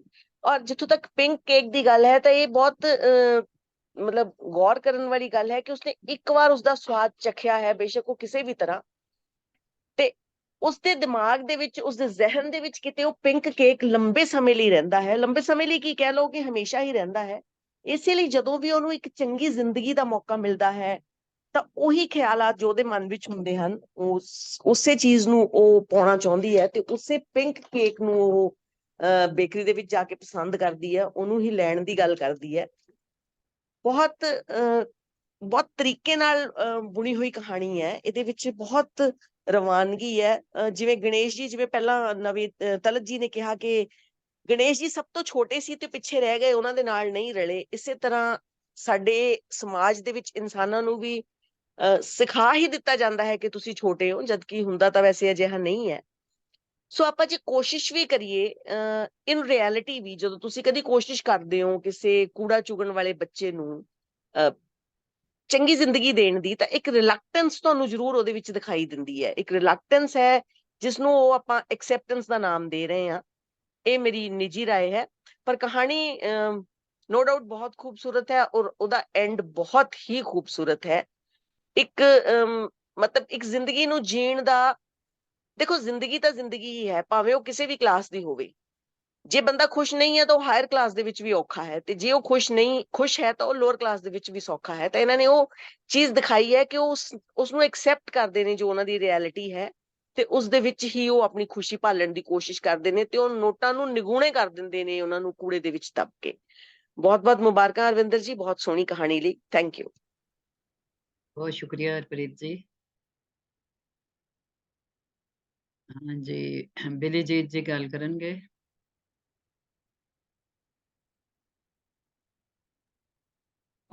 ਮੈਂ ਨਾ ਅਰਵਿੰਦਰ ਨੂੰ ਇਹ ਕਹਿਣਾ ਹੈਗਾ ਕਿ ਉਹ ਖੁਸ਼ਾਮਦ ਵਿੱਚ ਨਾ ਆਉਣਗੇ। ਮੈਂ ਉਹਨਾਂ ਦੀਆਂ ਕੱਲ ਦਾ 12 ਕਹਾਣੀਆਂ ਪੜ੍ਹੀਆਂ। ਮੈਂ ਉਹਨਾਂ ਦੀ ਜਿਹੜੀ ਕਿਤਾਬ, ਉਹਨਾਂ ਨੂੰ ਇਨਾਮ ਮਿਲਿਆ ਹੈਗਾ ਝਾਂਜਰ ਵਾਲੇ ਪੈਰ, ਤੇ ਏਡਾ ਵੱਡਾ ਇਨਾਮ ਉਹਨਾਂ ਨੂੰ ਮਿਲਿਆ ਹੈਗਾ। ਉਹ ਮੈਂ ਉਹਨਾਂ ਨੂੰ ਸਮਝਦਾ ਕਿ ਉਹ ਪੰਜਾਬੀ ਦੇ ਪ੍ਰਤੀਨਿਧ ਹੈਗੇ ਆ, ਲੇਕਿਨ ਉਹਨਾਂ ਦੀ ਕਹਾਣੀ ਜਿਹੜੀ ਪਿੰਕ ਕੇਕ ਹੈਗੀ ਆ, ਉਹ as a short story writer ਉਹ ਕੋਈ ਅੱਗੇ ਨਹੀਂ ਵੱਧਦੇ ਹੈਗੇ। ਉਹ ਉੱਥੇ ਹੀ ਖੜੇ ਹੈਗੇ ਕਿ ਜਿੱਥੇ ਕਿ ਉਹਨਾਂ ਦੀ ਪਹਿਲੀਆਂ ਕਹਾਣੀਆਂ ਖੜੀਆਂ ਹੈਗੀਆਂ। ਮੈਂ ਹਮੇਸ਼ਾ ਕਹਿੰਦਾ ਕਿ ਕਹਾਣੀਕਾਰ ਨੂੰ ਆਪਣੇ ਸਿਰ ਉੱਤੇ ਛਾਲ ਮਾਰਨੀ ਚਾਹੀਦੀ, ਜੇ ਉਹਨੂੰ ਉਹ ਕਹਾਣੀ ਲਿਖਣੀ ਚਾਹੀਦੀ ਜਿਹੜੀ ਪਹਿਲਾਂ ਦੇ ਨਾਲ ਵਧੀਆ ਕਹਾਣੀ ਉਹਨੇ ਲਿਖੀ ਹੋਵੇ। ਉਂਝ ਵੀ ਇੱਕ ਜਿਹੜਾ ਮੇਰੀਆਂ ਲਿਮਿਟੇਸ਼ਨ ਹੋ ਸਕਦੀ ਐਜ਼ ਏ ਰੀਡਰ, ਉਹਦਾ ਕਾਰਨ ਇਹ ਹੈਗਾ ਕਿ ਮੇਰੇ ਅੰਦਰ ਇੱਕ ਸੰਸਾਰ ਪਿਆ ਹੋਇਆ ਹੈਗਾ। ਇਹ ਕਹਾਣੀ ਜਿਹੜੀ ਪਿੰਕ ਇੱਕ ਹੈਗੀ ਆ ਤਾਂ ਮੈਨੂੰ ਨਹੀਂ ਪੱਲੇ ਪੈਂਦੀ ਗੱਲ ਪਈ ਕੂੜੇ ਚੋਂ 5 ਲੱਖ ਰੁਪਇਆ ਲੱਭ ਜਾਂਦਾ, ਤੇ ਨਾ ਮੈਨੂੰ ਇਹ ਪੱਲੇ ਪੈਂਦਾ ਵੀ ਇਸ ਜਿਹੜੀ ਕੂੜਾ ਚੁਗਣ ਵਾਲੀ ਜਨਾਨੀ ਨੂੰ ਕਿਸੇ ਸ਼ੋਰੂਮ 'ਚ ਕੋਈ ਵੜਨ ਦੇਗਾ। ਤੋ ਮੈਂ ਸਮਝਦਾ ਵੱਡੀ ਕਹਾਣੀਕਾਰ ਹੈਗੀ ਆ, ਤਾਂ ਉਹਨਾਂ ਨੂੰ ਇਹ ਨਹੀਂ ਵੀ ਖੁਸ਼ਾਮਦ ਵਿੱਚ ਨਹੀਂ ਆਉਣਗੇ ਕਿ ਜਿਹੜੇ ਲੋਕ ਉਹਨਾਂ ਦੀ ਖੁਸ਼ਾਮਦ ਕਰਦੇ ਹੈਗੇ ਆ ਉਹਨਾਂ ਦੀ ਕਹਾਣੀ ਤੁਰੀ ਨਹੀਂ ਹੈਗੀ ਅੱਗੇ। ਮਿਹਰਬਾਨੀ, ਮੈਂ ਕਦੇ ਲਿਹਾਜ਼ ਨਹੀਂ ਕੀਤਾ ਕਿਸੇ ਦਾ ਵੀ, ਕਿਉਂਕਿ ਮੈਂ ਸਮਝਦਾ ਕਿ ਉਹ ਮੇਰੇ ਰਹਿਬਰ ਨੇ, ਕਿਉਂਕਿ ਉਹ ਏਡੀ ਵੱਡੀ ਪੋਜੀਸ਼ਨ ਵਿੱਚ ਹੈਗੇ ਤੇ ਉਹ ਇਦਾਂ ਦੀਆਂ ਮੈਨੂੰ ਕੋਈ ਆਸਰਨ ਨਹੀਂ ਦਿੰਦੀਆਂ ਕਿ ਮੈਂ ਸਿੱਖ ਜਾਵਾਂ ਕੁਝ ਵੀ, ਕਿਉਂਕਿ ਉਹਦੀ ਪੋਜੀਸ਼ਨ ਹੀ ਬਹੁਤ ਵੱਡੀ ਹੈਗੀ ਆ। ਮੇਰੇ ਮਨ ਵਿੱਚ ਉਹਨਾਂ ਦਾ ਬਹੁਤ ਵੱਡਾ ਰੁਤਬਾ ਹੈਗਾ। ਉਹ ਸਮਝਣਗੇ ਕਿ ਉਹਨਾਂ ਨੇ ਪੰਜਾਬੀ। ਔਰ ਦੂਸਰੀ ਗੱਲ ਕਿ ਮੈਨੂੰ ਐਵੇਂ ਨਹੀਂ ਲੱਗਿਆ ਵੀ ਇਹ ਕੋਈ ਪੰਜਾਬੀ ਰਹਿਤਲ ਦੀ ਕਹਾਣੀ ਆ। ਇਹ ਕਿਸੇ ਵੀ ਸਮਾਜ ਵਿੱਚ ਇਹ ਕਹਾਣੀ ਲਿਖੀ ਜਾ ਸਕਦੀ, ਹਿੰਦੀ, ਅੰਗਰੇਜ਼ੀ, ਪੰਜਾਬੀ, ਜਿੱਥੇ ਮਰਜ਼ੀ। ਇਹਨੂੰ ਪੰਜਾਬ ਦੇ ਨਾਲ, ਪੰਜਾਬੀ ਸਮਾਜ ਦੇ ਨਾਲ ਇਹਦਾ ਕੋਈ ਲੈਣਾ ਦੇਣਾ ਨਹੀਂ ਹੈ। ਇਹ ਜਿਹੜੇ ਕਚਰਾ ਚੁੱਕਦੇ ਚੱਕਦੇ ਜਿੱਥੇ ਮਰਜ਼ੀ ਤੁਸੀਂ ਲੱਭ ਲਓਗੇ ਉੱਥੇ ਇਹਨਾਂ ਦੀ ਕਹਾਣੀ ਲਿਖੀ ਜਾ ਸਕਦੀ ਹੈਗੀ ਹੈ। ਇਹ ਜਿਹੜੀ ਰਵਿੰਦਰ ਨੇ ਦੇਖਣਾ ਹੋਏਗਾ ਵੀ ਉਹਨੇ ਆਪਣੇ ਪਾਠਕ ਨੂੰ ਕੀ ਦੇਣਾ ਹੈਗਾ। ਮਿਹਰਬਾਨੀ, ਥੈਂਕ ਯੂ ਜੀ ਬਿਲੀਜੀਤ ਜੀ। ਜੀ ਸਮੀਨਾ ਜੀ, ਮੈਂ ਗੱਲ ਕਰਾਂ? ਹਾਂਜੀ, ਜ਼ਰੂਰ ਜ਼ਰੂਰ ਕਰੋ। ਅੱਛਾ ਜੀ, ਇਹ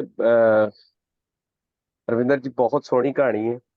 ਬਹੁਤ ਜਿਹੜੀ ਹੈ ਉਹ ਜਿਸ ਤਰ੍ਹਾਂ ਪਹਿਲਾਂ ਗੱਲਾਂ ਹੋ ਚੁੱਕੀਆਂ ਨੇ, ਮੈਂ ਮਾਫੀ ਚਾਹੁੰਦਾ ਕਿ ਉਹਦੇ 'ਚ ਰੈਪੀਟੇਸ਼ਨ ਹੋਏਗੀ ਔਰ ਹੁਣ ਉਹਦੀ ਲੋੜ ਵੀ ਹੈ ਕਿ ਬੜੀਆਂ ਮਾਇਨਿਊਟ ਡਿਟੇਲਸ ਨੂੰ ਬਹੁਤ ਸੋਹਣੇ ਅੰਗ ਨਾਲ ਔਰ ਬਹੁਤ ਸੋਹਣੇ ਮੈਸੇਜ ਦਿੱਤੇ ਗਏ ਨੇ ਉਹਦੇ ਵਿੱਚ, ਜਿਸ ਤਰ੍ਹਾਂ ਬੀਬਾ ਜੀ ਨੇ ਔਰ ਹਰਪ੍ਰੀਤ ਜੀ ਨੇ ਇਹਦੇ ਵੱਲ ਇਸ਼ਾਰਾ ਕੀਤਾ। ਜਿੱਥੋਂ ਤੱਕ ਪੰਜਾਬੀ ਕਹਾਣੀ ਪੰਜਾਬੀ ਸਮਾਜ ਦੀ ਹੋਣ ਦਾ ਤਾਲਕ ਹੈਗਾ, ਇਹ ਮੇਰੇ ਖਿਆਲ ਬੜੀ ਜ਼ਿਆਦਤੀ ਵਾਲੀ ਗੱਲ ਹੈ ਕਿ ਪੰਜਾਬੀ ਕਹਾਣੀ ਦਾ ਇਹ ਕਿੱਥੋਂ ਸਾਡੇ ਕੋਲ ਆ ਗਿਆ ਕਿ ਅਸੀਂ ਸਿਰਫ ਪੰਜਾਬੀ ਸਮਾਜ ਦੀ ਕਹਾਣੀ ਲਿਖਣੀ ਹੈ। ਅਸੀਂ ਮਾਸ਼ਰਾ ਦੀ ਕਹਾਣੀ ਕਿਉਂ ਨਹੀਂ ਲਿਖ ਸਕਦੇ? ਅਸੀਂ ਰੋਮਾਨੀਆ ਦੀ ਕਿਉਂ ਨਹੀਂ ਲਿਖ ਸਕਦੇ? ਅਸੀਂ ਅਰਜਨਟੀਨਾ ਦੀ ਪੰਜਾਬੀ ਦੀ ਕਹਾਣੀ ਕਿਉਂ ਨਹੀਂ ਲਿਖ ਸਕਦੇ? ਇਹ ਤਾਂ ਸਾਡੀ ਜ਼ੁਬਾਨ ਨੂੰ ਹੋਰ ਥੱਲੇ ਲਿਆਉਣ ਵਾਲੀ ਗੱਲ ਹੈ ਕਿ ਸਿਰਫ ਅਸੀਂ ਪੰਜਾਬੀ ਸਮਾਜ ਦੀ ਕਹਾਣੀ ਲਿਖੀਏ। ਇਹਦੇ ਵਿੱਚ ਬਹੁਤ ਕੁਝ ਹੈ, ਟੈਕਨੀਕਲੀ ਬਹੁਤ ਸੋਹਣੀ ਕਹਾਣੀ ਸਟਾਰਟ ਹੁੰਦੀ ਹੈ, ਉਹਦਾ ਕਲਾਈਮੈਕਸ ਬਹੁਤ ਅੱਛੇ ਤਰੀਕੇ ਨਾਲ ਜਾਂਦਾ ਹੈ। ਔਰ ਜਿਹੜੀ ਇੱਕ ਹਿਊਮਨ ਸਾਈਕੀ ਹੈ, ਇੱਕ ਕਲਾਸ ਨੂੰ ਜਿਸ ਤਰੀਕੇ ਨਾਲ ਰਿਪਰੈਜ਼ੈਂਟ ਕੀਤਾ ਗਿਆ, ਉਹ ਮੇਰਾ ਖਿਆਲ ਹੈ ਕਿ ਬਹੁਤ ਐਪਰੀਸ਼ੀਏਸ਼ਨ ਵਾਲੀ ਗੱਲ ਹੈ ਕਿ ਕਿਸ ਤਰ੍ਹਾਂ ਉਹਦੇ ਅੰਦਰ ਇੱਕ ਸਵਾਲੋ ਜਵਾਬ ਚੱਲਦੇ ਨੇ। ਉਹ ਕਲਾਸ ਵੀ ਬਦਲਣਾ ਚਾਹੁੰਦੀ ਹੈ ਔਰ ਉਹਨੂੰ ਉਹਦੀ ਟ੍ਰੇਨਿੰਗ ਵੀ ਨਹੀਂ, ਉਹ ਸਮਝਦੀ ਨਹੀਂ। ਔਰ ਇਸ ਕਹਾਣੀ ਦਾ ਜਿਹੜਾ ਸਭ ਤੋਂ ਵੱਡਾ ਡਾਇਲਾਗ ਹੈ, ਜਿਹਦੇ ਤੋਂ ਮੈਂ ਬਹੁਤ ਕੁਝ ਸਿੱਖਿਆ, ਕਿ ਬੰਦਾ ਘੜੀ ਪਲ ਲਈ ਉਦਾਸ ਹੋ ਜਾਏ ਪਰ ਨਿਰਾਸ਼ ਨਾ ਹੋਵੇ। ਇਹ ਬਹੁਤ ਵੱਡਾ ਇੱਕ ਲੈਸਨ ਹੈਗਾ ਹਿਊਮੈਨਿਟੀ ਵਾਸਤੇ। ਇਹ ਜਿਹੜੀ ਹਯਾਤੀ ਨੇ ਗਾਂਹ ਟੁਰਨਾ ਉਹਦੇ ਵਾਸਤੇ ਇਹ ਬਹੁਤ ਵੱਡੀ ਕਹਾਣੀ ਹੈ। ਔਰ ਮੈਂ ਰਵਿੰਦਰ ਜੀ ਦੀਆਂ ਕਹਾਣੀਆਂ ਪਹਿਲਾਂ ਪੜ੍ਹੀਆਂ ਨਹੀਂ, ਲੇਕਿਨ ਇਹ ਕੰਮ ਕਦੀ ਨਹੀਂ ਹੋ ਸਕਦਾ ਕਿ ਇੱਕ ਰਾਈਟਰ ਦੀ ਲਿਖੀ ਹੋਈ ਕਹਾਣੀ ਨੂੰ ਮੈਂ ਦੂਜੀ ਕਹਾਣੀ ਜਿਹੜੀ ਪਹਿਲਾਂ ਲਿਖੀ ਜਾ ਚੁੱਕੀ ਹੈ ਉਹਦੇ ਨਾਲ ਰੱਖ ਕੇ ਦੇਖਾਂ। ਹਰ ਕਹਾਣੀ ਇੱਕ ਇੰਡੀਪੈਂਡੈਂਟ ਯੂਨਿਟ ਹੈ, ਆਪਣੇ ਹਾਲਾਤ 'ਚ ਲਿਖੀ ਗਈ ਹੈ। ਔਰ ਉਸ ਕਹਾਣੀ ਨੂੰ ਐਪਰੀਸ਼ੀਏਟ ਕਰਨ ਲਈ ਮੈਨੂੰ ਉਹਦੀਆਂ ਬਾਕੀ ਕਹਾਣੀਆਂ ਨੂੰ ਜ਼ੇਨ 'ਚ ਰੱਖਣ ਦੀ ਜ਼ਰੂਰਤ ਨਹੀਂ। ਮੈਂ ਇਸ ਕਹਾਣੀ ਦਾ ਆਨੰਦ ਮਾਣਿਆ, ਮੈਂ ਇਹਨੂੰ ਸੁਣਿਆ ਔਰ ਇਹ ਬਹੁਤ ਸੋਹਣੇ ਤਰੀਕੇ ਨਾਲ, ਜਿਸ ਤਰ੍ਹਾਂ ਇੱਕ 5 ਸਫ਼ੇ ਦੀ ਕਹਾਣੀ ਦੇ ਵਿੱਚ ਉਸ ਵਕਤ ਦੇ ਵਿੱਚ ਨੋਟਬੰਦੀ, ਉੱਥੇ ਜਿਹੜਾ ਬੰਬ ਧਮਾਕਾ ਹੈ, ਫਿਰ ਉੱਥੇ ਜਿਹੜਾ ਸਵੱਛ ਭਾਰਤ ਹੈ ਔਰ ਸਵੱਛ ਭਾਰਤ ਅਭਿਆਨ ਹੈ, ਔਰ ਉਹਦੇ ਵਿੱਚ ਜਿਹੜੀ ਕਲਾਸ ਡਿਸਟਿੰਕਸ਼ਨ ਹੈ, ਕਿਹੜਾ ਮੌਜੂ ਉਹਦੇ 'ਚ ਨਹੀਂ ਆਇਆ ਹੈਗਾ। ਇਹ ਵੱਡੀ ਕਹਾਣੀ ਹੈ ਔਰ ਮੈਂ ਇਹਦੇ ਤੇ ਬੜਾ ਸ਼ੁਕਰਗੁਜ਼ਾਰ ਹਾਂ ਰਵਿੰਦਰ ਜੀ ਦਾ ਕਿ ਉਹ ਇਸ ਅਦਬੀ ਸੰਗਤ 'ਚ ਆਏ ਔਰ ਉਹਨਾਂ ਨੇ ਸਾਡੇ ਨਾਲ ਇਹ ਕਹਾਣੀ ਸਾਂਝੀ ਕੀਤੀ। ਬੜੀ ਮਿਹਰਬਾਨੀ, ਧੰਨਵਾਦ। ਬਹੁਤ ਸ਼ੁਕਰੀਆ ਸਾਈ ਜੀ। ਜੀ ਹਾਂਜੀ, कोई होर मित्र गल करना चाहणगे? बड़ी अच्छी डिस्कशन हो रही है कहानी बारे। हाँ जी, मैं थोड़ी जी गल करा जी। जी अमर जी जरूर।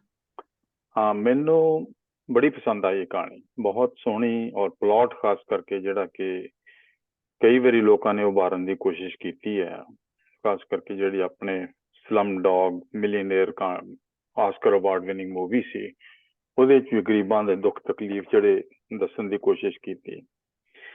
ਪਰ ਇਹ ਗੱਲ ਠੀਕ ਹੈ ਕਿ ਉਹਨਾਂ ਦਾ ਸਭ ਤੋਂ ਵਧੀਆ ਜਿਹੜਾ ਸੈਂਟੈਂਸ ਉਹ ਇਹ ਹੈ ਕਿ ਉਹ ਲੋਕ ਉਦਾਸ ਹੋ ਗਏ ਸੀ ਦੋਵੇਂ, ਪਰ ਨਿਰਾਸ਼ ਨਹੀਂ ਹੋਏ।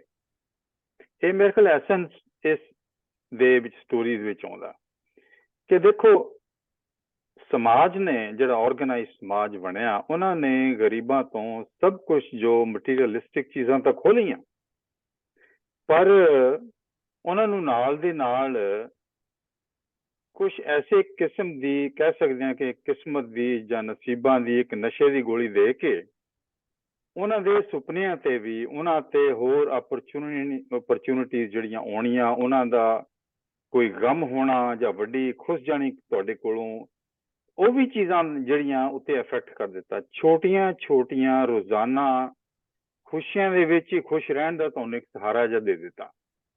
ਸਮਾਜ ਨੇ ਬੜਾ ਆਰਗੇਨਾਈਜ਼ ਇਹ ਕੰਮ ਕੀਤਾ ਉਹਨਾਂ ਗਰੀਬਾਂ ਦੇ ਨਾਲ, ਔਰ ਮੇਰਾ ਖਿਆਲ ਹੈ ਇਹਦਾ ਅੰਡਰਲਾਈਂਗ ਬੇਸਿਸ ਜਿਹੜਾ ਸਮਾਜ ਨੇ ਇੱਕ ਐਸਾ ਵੱਡਾ ਡਰ ਕ੍ਰੀਏਟ ਕਰ ਦਿੱਤਾ ਉਹਨਾਂ ਦੇ ਉੱਤੇ। ਹਾਲਾਂਕਿ ਉਹਨੂੰ ਪਤਾ ਕਿ ਇਹ ਨੋਟ ਜਿਹੜੇ ਨੇ ਇਹ ਜਾਲੀ ਨਹੀਂ, ਇਹ ਬਿਲਕੁਲ ਠੀਕ ਨੋਟ ਨੇ, ਪਰ ਉਹ ਕਹਿਣ ਤੋਂ ਡਰਦੀ ਆ। ਔਰ ਉਹ ਤਾਂ ਉਹੀ ਗੱਲ ਹੋ ਗਈ ਨਾ ਫਿਰ, ਜਿੱਦਾਂ ਕਿ ਸ਼ਾਨਦਾਰ ਨੂੰ ਕਰੇ ਨਾ ਕੋਈ ਝੂਠਾ ਤੇ ਮਾੜਾ ਕੰਗਲੇ ਨੂੰ ਝੂਠਾ ਕਰ ਤੋਰਦੇ ਨੇ, ਤੇ ਵਾਰਿਸ ਸ਼ਾਹ ਲੁਟੇਂਦੇ ਨੇ ਖੜੇ ਮਾੜੇ, ਤੇ ਮਾਰੇ ਖੌਫ ਦੇ ਮੂੰਹੋਂ ਨਾ ਬੋਲਦੇ ਨੇ। ਚੁੱਪ ਕਰਾ ਦਿੱਤਾ ਉਹਨਾਂ ਨੂੰ, ਸੈਟਿਸਫਾਈ ਕਰ ਦਿੱਤਾ ਛੋਟੀਆਂ ਛੋਟੀਆਂ ਚੀਜ਼ਾਂ ਦੇ ਨਾਲ, ਇੱਕ ਨਸ਼ੇ ਦੀ ਗੋਲੀ, ਨਸੀਬਾਂ ਦੀ ਗੋਲੀ ਦੇ ਕੇ। ਇਹੀ ਦੁੱਖ ਤਕਲੀਫ ਮੇਰਾ ਖਿਆਲ ਇੱਕ ਨੋਵਲ ਜੌਨ ਸਟਾਈਨਬੈਕ ਦਾ ਵੀ ਸੀ, ਪਰਲ, ਜਿਹਦੇ ਵਿੱਚ ਇੱਕ ਮਾਛਲੀ ਨੂੰ ਇੱਕ ਵਾਰੀ ਬਹੁਤ ਹੀਰਾ ਮਿਲ ਜਾਂਦਾ, ਉਹਨੂੰ ਉਹਦੀ ਕੀਮਤ ਦਾ ਵੀ ਨਹੀਂ ਪਤਾ, ਤੇ ਜਦੋਂ ਫਿਰ ਉਹ ਸੁਨਿਆਰਿਆਂ ਦੇ ਕੋਲ ਲੈ ਕੇ ਜਾਂਦਾ, ਉਹਦੀ ਕੀਮਤ, ਸੁਨਿਆਰੇ ਆਪਸ ਦੇ ਵਿੱਚ ਰਲ ਜਾਂਦੇ ਨੇ ਸਾਰੇ, ਤੇ ਉਦੋਂ ਉਹ ਹੀਰਾ ਨਹੀਂ, ਉਹ ਮੋਤੀ ਹੈ ਜਿਹੜਾ ਸਾਰੇ ਬੰਦੇ ਉਹਦੇ ਪਿੱਛੇ ਪਾ ਕੇ ਇਕੱਠਾ ਕਰਨ ਦੀ ਕੋਸ਼ਿਸ਼ ਕਰਦੇ ਨੇ। ਉਹ ਗਰੀਬ ਆਦਮੀ ਫਿਰ ਅਖੀਰ ਦੇ ਵਿੱਚ ਉਦੋਂ ਬਚਣ ਲਈ ਹੀਰੇ ਨੂੰ ਸਮੁੰਦਰ ਦੇ ਵਿੱਚ ਹੀ ਦੁਬਾਰਾ ਫਿਰ ਜਾ ਕੇ ਸਿੱਟ ਦਿੰਦਾ। ਸੋ ਗਰੀਬਾਂ ਦੀ ਜਿਹੜੀ ਇਹ ਬਦਕਿਸਮਤੀ ਆ, ਔਰ ਅਮੀਰਾਂ ਦਾ ਆਰਗੇਨਾਈਜ਼ ਜਿਹੜੀ ਐਫਰਟ ਹੈ, ਉਹਦੇ ਨਾਲ ਲੜ ਨਹੀਂ ਸਕਦੇ। ਪਰ ਅੰਡਰਲਾਈਂਗ ਫੈਕਟਰ ਜਿਹੜਾ ਮੇਰਾ ਖਿਆਲ ਅਮੀਰਾਂ ਨੇ ਜਾਂ ਆਰਗੇਨਾਈਜ਼ ਸੁਸਾਇਟੀ ਨੇ ਜੋ ਡਰ ਪੈਦਾ ਕਰ ਦਿੱਤਾ, ਉਹਦੇ ਨਾਲ ਗੁਜ਼ਾਰਾ ਕਰਦੇ ਨੇ, ਨਸੀਬ ਉਹਨਾਂ ਦਾ ਹੈਲਪ ਕਰਦੇ ਨੇ ਇਸ ਮਾਮਲੇ 'ਚ। ਮਿਹਰਬਾਨੀ ਜੀ, ਬਹੁਤ ਸ਼ੁਕਰੀਆ ਅਮਰ ਜੀ। हाँ जी, ਜ਼ੁਬੈਰ ਜੀ ਗੱਲ ਕਰਨਗੇ। ਹੋਰ ਕਿਸੇ ਨੇ ਨਹੀਂ ਕਰਨੀ ਤੇ ਫਿਰ ਮੈਂ ਕਰ हाँ जी, ਲੈਣਾ हाँ ਗੱਲ। जी, ਤੁਸੀਂ ਕਰੋ ਬਿਲਕੁਲ। ਕਾਫੀ ਸਾਰੀਆਂ ਗੱਲਾਂ ਤੇ ਹੋ ਚੁੱਕੀਆਂ ਨੇ। ਬਲੀਜੀਤ ਨੇ ਡਿਫਰੈਂਟ ਗੱਲ ਕੀਤੀ ਹੈ। ਮੈਂ ਇਹਨਾਂ ਦੀਆਂ ਸਾਰੀਆਂ ਕਹਾਣੀਆਂ ਨਹੀਂ ਪੜ੍ਹੀਆਂ, ਉਹਨਾਂ ਨੇ ਕਿਤਾਬ ਵੈਸੇ ਮੈਨੂੰ ਭੇਜੀ ਹੈ। ਮੇਰੀ ਕੁਛ ਹੋਰ ਰੁਝੇਵਾਂ ਸੀ, 2-4 ਕਹਾਣੀਆਂ ਮੈਂ ਪੜ੍ਹੀਆਂ ਨੇ। ਇਹਦਾ ਪੂਰੀਆਂ ਕਹਾਣੀਆਂ ਪੜ੍ਹ ਕੇ ਮੈਂ ਨਹੀਂ ਕਹਿ ਸਕਦਾ ਕਿ, ਪੜ੍ਹੇ ਬਗੈਰ ਨਹੀਂ ਕਹਿ ਸਕਦਾ ਕਿ ਅੱਗੇ ਦਾ ਇਹਨਾਂ ਦਾ ਟਰੈਵਲ ਹੈ ਜਾਂ ਨਹੀਂ।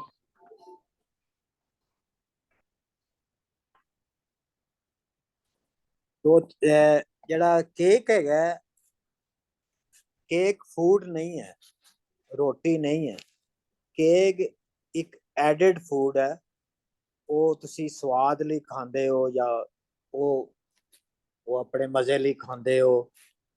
ਔਰ ਗੱਲਾਂ ਵੀ ਇੱਕ ਗੱਲ ਵੀ ਯਾਦ ਆਉਂਦੀ ਹੈ, ਫ੍ਰੈਂਚ ਰੈਵੋਲੂਸ਼ਨ ਜਦੋਂ ਹੋ ਰਿਹਾ ਸੀ ਤੇ ਮਲਕਾ ਨੇ ਕਿਹਾ ਯਾਰ ਇਹ ਬੰਦੇ ਕਿਉਂ ਖੱਪ ਪਾ ਰਹੇ ਨੇ। ਉਹਨਾਂ ਨੇ ਕਿਹਾ ਜੀ ਇਹ ਭੁੱਖੇ ਨੇ, ਰੋਟੀ ਮੰਗ ਰਹੇ ਨੇ। ਤੇ ਮਲਕਾ ਨੇ ਕਿਹਾ ਜੇ ਰੋਟੀ ਨਹੀਂ ਹੈਗੀ ਤੇ ਕੇਕ ਖਾ ਲੈਣ, ਕੇਕ ਤੇ ਹੈਗਾ ਨਾ। ਤੇ ਉਹ ਕੇਕ ਦੇ ਪਿੱਛੇ ਜਿਹੜਾ ਨਾ ਇਸ ਤਰ੍ਹਾਂ ਦੀਆਂ ਗੱਲਾਂ ਵੀ ਬਣੀਆਂ ਹੋਈਆਂ ਨੇ।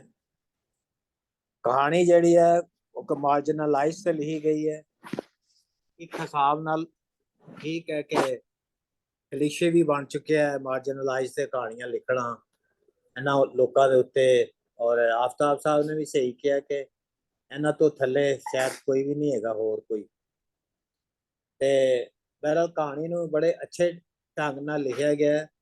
ਬੇਸ਼ੱਕ ਇਹ ਵਿਸ਼ੇ ਪੁਰਾਣਾ ਹੈ ਸਾਰਾ ਕੁਛ, ਲੇਕਿਨ ਕਿਉਂਕਿ ਕਲਾਸਿਸ ਮੌਜੂਦ ਨੇ, ਕਲਾਸਿਸ ਦੀ ਐਕਸਪਲੋਇਟੇਸ਼ਨ ਵੀ ਮੌਜੂਦ ਹੈ ਔਰ ਹੇਠਲੇ ਤਬਕੇ ਦੇ ਲੋਕ ਜਿਹੜੇ ਨੇ, ਜਿਹੜੇ ਆ ਕੂੜਾ ਚੁੱਕਣ ਵਾਲੇ ਨੇ, ਇਸ ਤਰ੍ਹਾਂ ਦੇ ਸਾਰੇ ਲੋਕ ਨੇ। ਇਹ ਤੇ ਉਹ ਜਿਹੜਾ 4 ਹੈ ਨੇ ਤਕਸੀਮ ਕੀਤੀ ਗਈ ਹੈ, ਉਸ ਤੋਂ ਵੀ ਥੱਲੇ ਨੇ, ਇਹ ਸ਼ੂਦਰਾ ਤੋਂ ਵੀ ਥੱਲੇ ਨੇ, ਇਹਨਾਂ ਦਾ ਤੇ ਹੈ ਹੀ ਕੋਈ ਨਹੀਂ, ਇਹ ਕਿਸੇ ਸਿਸਟਮ ਦੇ ਵਿੱਚ ਹੀ ਨਹੀਂ ਹੈਗੇ। ਲਿਹਾਜ਼ਾ ਇਹਨਾਂ ਦੇ ਉੱਤੇ ਜਿਹੜੀ ਵੀ ਕਹਾਣੀ ਲਿਖੀ ਜਾਏਗੀ ਮੇਰਾ ਹਾਲ ਉਹਦਾ ਕੋਈ ਨਾ ਕੋਈ ਮਤਲਬ ਜ਼ਰੂਰ ਹੋਏਗਾ। ਕਹਾਣੀ ਅੱਛੇ ਢੰਗ ਨਾਲ ਲਿਖੀ ਗਈ ਹੈ, ਲੈਂਗੁਏਜ ਬਹੁਤ ਸੋਹਣੀ ਹੈ। ਇੱਕ ਪਲ ਵੀ ਮੈਨੂੰ ਅਹਿਸਾਸ ਨਹੀਂ ਹੋਇਆ ਕਿ ਮੈਂ ਪਰਲੇ ਪੰਜਾਬ ਦੇ ਕਿਸੇ ਬੰਦੇ ਦੀ ਕਹਾਣੀ ਸੁਣਨੀ। ਇੱਕ ਅੱਖਰ ਵੀ ਅਜਿਹਾ ਨਹੀਂ ਆਇਆ ਜਿਹਦਾ ਮਤਲਬ ਮੈਨੂੰ ਨਾ ਆਉਂਦਾ ਹੋਵੇ।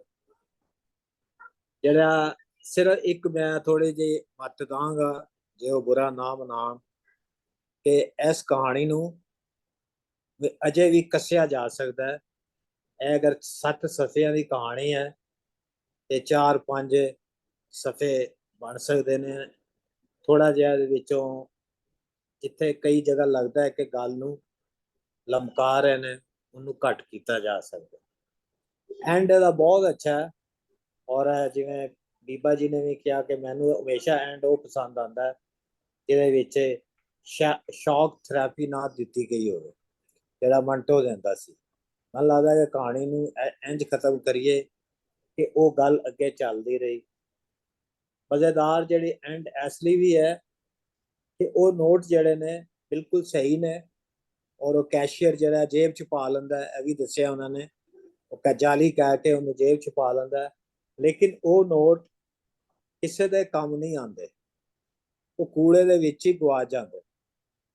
ਉਹ ਸਾਰੇ ਨੋਟਾਂ ਨੂੰ ਜਿਸ ਤਰ੍ਹਾਂ ਉਹ ਜ਼ਾਇਆ ਕਰ ਦਿੰਦੀ ਹੈ, ਤੇ ਉਹ ਅਗਰ ਉਹਦੀ ਵਰਤੋਂ 'ਚ ਨਹੀਂ ਆਉਂਦੇ ਤੇ ਕਿਸੇ ਦੀ ਵਰਤੋਂ 'ਚ ਨਹੀਂ ਆਉਂਦੇ।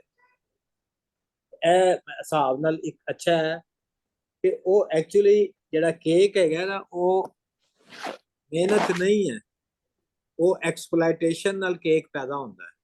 ਜਿਹੜੇ ਐਲੀਟ ਹੈ ਜਾਂ ਜੋ ਵੀ ਹੈ, ਉਹ ਜਦੋਂ ਬਹੁਤੇ ਪੈਸੇ ਕਮਾ ਲੈਂਦਾ, ਜਿਹਨੂੰ ਸਰਪਲਸ ਵੈਲਿਊ ਅਸੀਂ ਕਹਿੰਦੇ ਹਾਂ, ਕਦਰੇ ਜ਼ਾਇਦ ਜ਼ਿਆਦਾ ਪੈਸੇ ਕਮਾ ਲੈਂਦਾ, ਉਹਦੇ ਨਾਲ ਕੇਕ ਆਉਂਦਾ ਹੈ। ਜੇ ਪੂਰੀ ਅਸੀਂ ਕਮਾਈ ਕਰੀਏ, ਉਹਦੇ ਵਿੱਚ ਕੇਕ ਨਹੀਂ ਆਉਂਦਾ।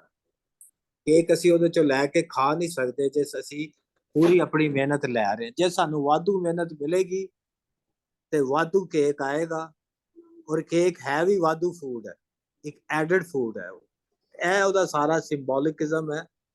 ਔਰ ਜਿਹੜੇ ਨੋਟ ਨੇ, ਕਿਉਂਕਿ ਉਹ ਐਕਸਟਰਾ ਆਏ ਨੇ, ਵਾਧੂ ਆਏ ਨੇ, ਉਹ ਉਂਝ ਹੀ ਜ਼ਾਇਆ ਹੋ ਜਾਂਦੇ ਨੇ, ਲੇਕਿਨ ਉਹ ਜਿਹੜਾ ਕੈਸ਼ੀਅਰ ਹੈ ਉਹ ਦੱਸ ਦਿੰਦਾ ਹੈ, ਉਹਦਾ ਸਾਰਾ ਉਹਨਾਂ ਨੇ ਬੜੇ ਬਰੀਕ ਤਰੀਕੇ ਨਾਲ ਜਿਹੜਾ ਲਿਖਿਆ ਹੈ ਕਿ ਉਹ ਜਿਹੜਾ ਹੁਲੀਆ ਹੈ ਉਹਦਾ ਬੰਦੇ ਦਾ, ਜਿਹੜੀ ਉਹਦੀ ਸ਼ਕਲ ਹੈ, ਪੈਸੇ ਹੋਣਾ ਕੋਈ ਮਸਲਾ ਨਹੀਂ ਹੈ, ਲੇਕਿਨ ਉਹਦਾ ਆਪਣਾ ਸਾਰਾ ਜਿਹੜਾ ਹੈ, ਉਹਦੇ ਪਾਰੋਂ ਉਹ ਕਹਿੰਦਾ ਕਿ ਨਹੀਂ, ਇਹ ਨੋਟ ਜਾਲੀ ਹੈਗਾ। ਜੇ ਉਹ ਕੋਈ ਹੋਰ ਤਰ੍ਹਾਂ ਦੇ ਕੱਪੜੇ ਪਾ ਕੇ ਆਂਦਾ, ਨਹਾ ਧੋ ਕੇ ਆਂਦਾ, ਲੱਗਦਾ ਕਿ ਇਹ ਵੀ ਸਾਡਾ ਮੇਲ ਦਾ ਹੈਗਾ, ਤੇ ਸ਼ਾਇਦ ਉਹ ਨੋਟ ਜਿਹੜਾ ਹੈ ਉਹ ਚੱਲ ਜਾਂਦਾ। ਲਿਹਾਜ਼ਾ ਇਹ ਬੜਾ ਇਹਦੇ ਵਿੱਚ ਇੱਕ ਕੰਪਲੈਕਸਿਟੀ ਹੈ ਕਿ ਪੈਸੇ ਆ ਜਾਣ ਤੇ ਫਿਰ ਵੀ ਉਹ ਵਰਤੋਂ ਦੇ ਵਿੱਚ ਨਹੀਂ ਆ ਸਕਦੇ। ਉਹ ਸਿਸਟਮ ਜਿਹੜਾ ਇੰਜ ਦਾ ਬਣਿਆ ਹੈ। ਪਰ ਅੱਛੀ ਕਹਾਣੀ ਹੈ ਤੇ ਬੜੇ ਬਰੀਕ ਢੰਗ ਨਾਲ ਲਿਖੀ ਗਈ ਹੈ। ਤੇ ਮੈਂ ਜੋ ਬਲੀਜੀਤ ਨੇ ਕਿਹਾ ਉਹੀ ਚੰਗੀਆਂ ਗੱਲਾਂ ਨੇ ਕਿ ਇਹੋ ਜਿਹੀ ਵੀ ਗੱਲਾਂ ਹੋਣੀਆਂ ਚਾਹੀਦੀਆਂ ਨੇ। ਔਰ ਬੜੀ ਆਸ ਹੈ ਸਾਨੂੰ ਅਰਵਿੰਦਰ ਜੀ ਕੋਲੋਂ ਕਿ ਇਹ ਅੱਗੇ ਜਾ ਕੇ ਨਾਵਲ ਵੀ ਲਿਖਣਗੇ ਤੇ ਹੋਰ ਸ਼ਾਨਦਾਰ ਕਹਾਣੀਆਂ ਵੀ ਲਿਖਣਗੇ। ਸ਼ੁਕਰੀਆ।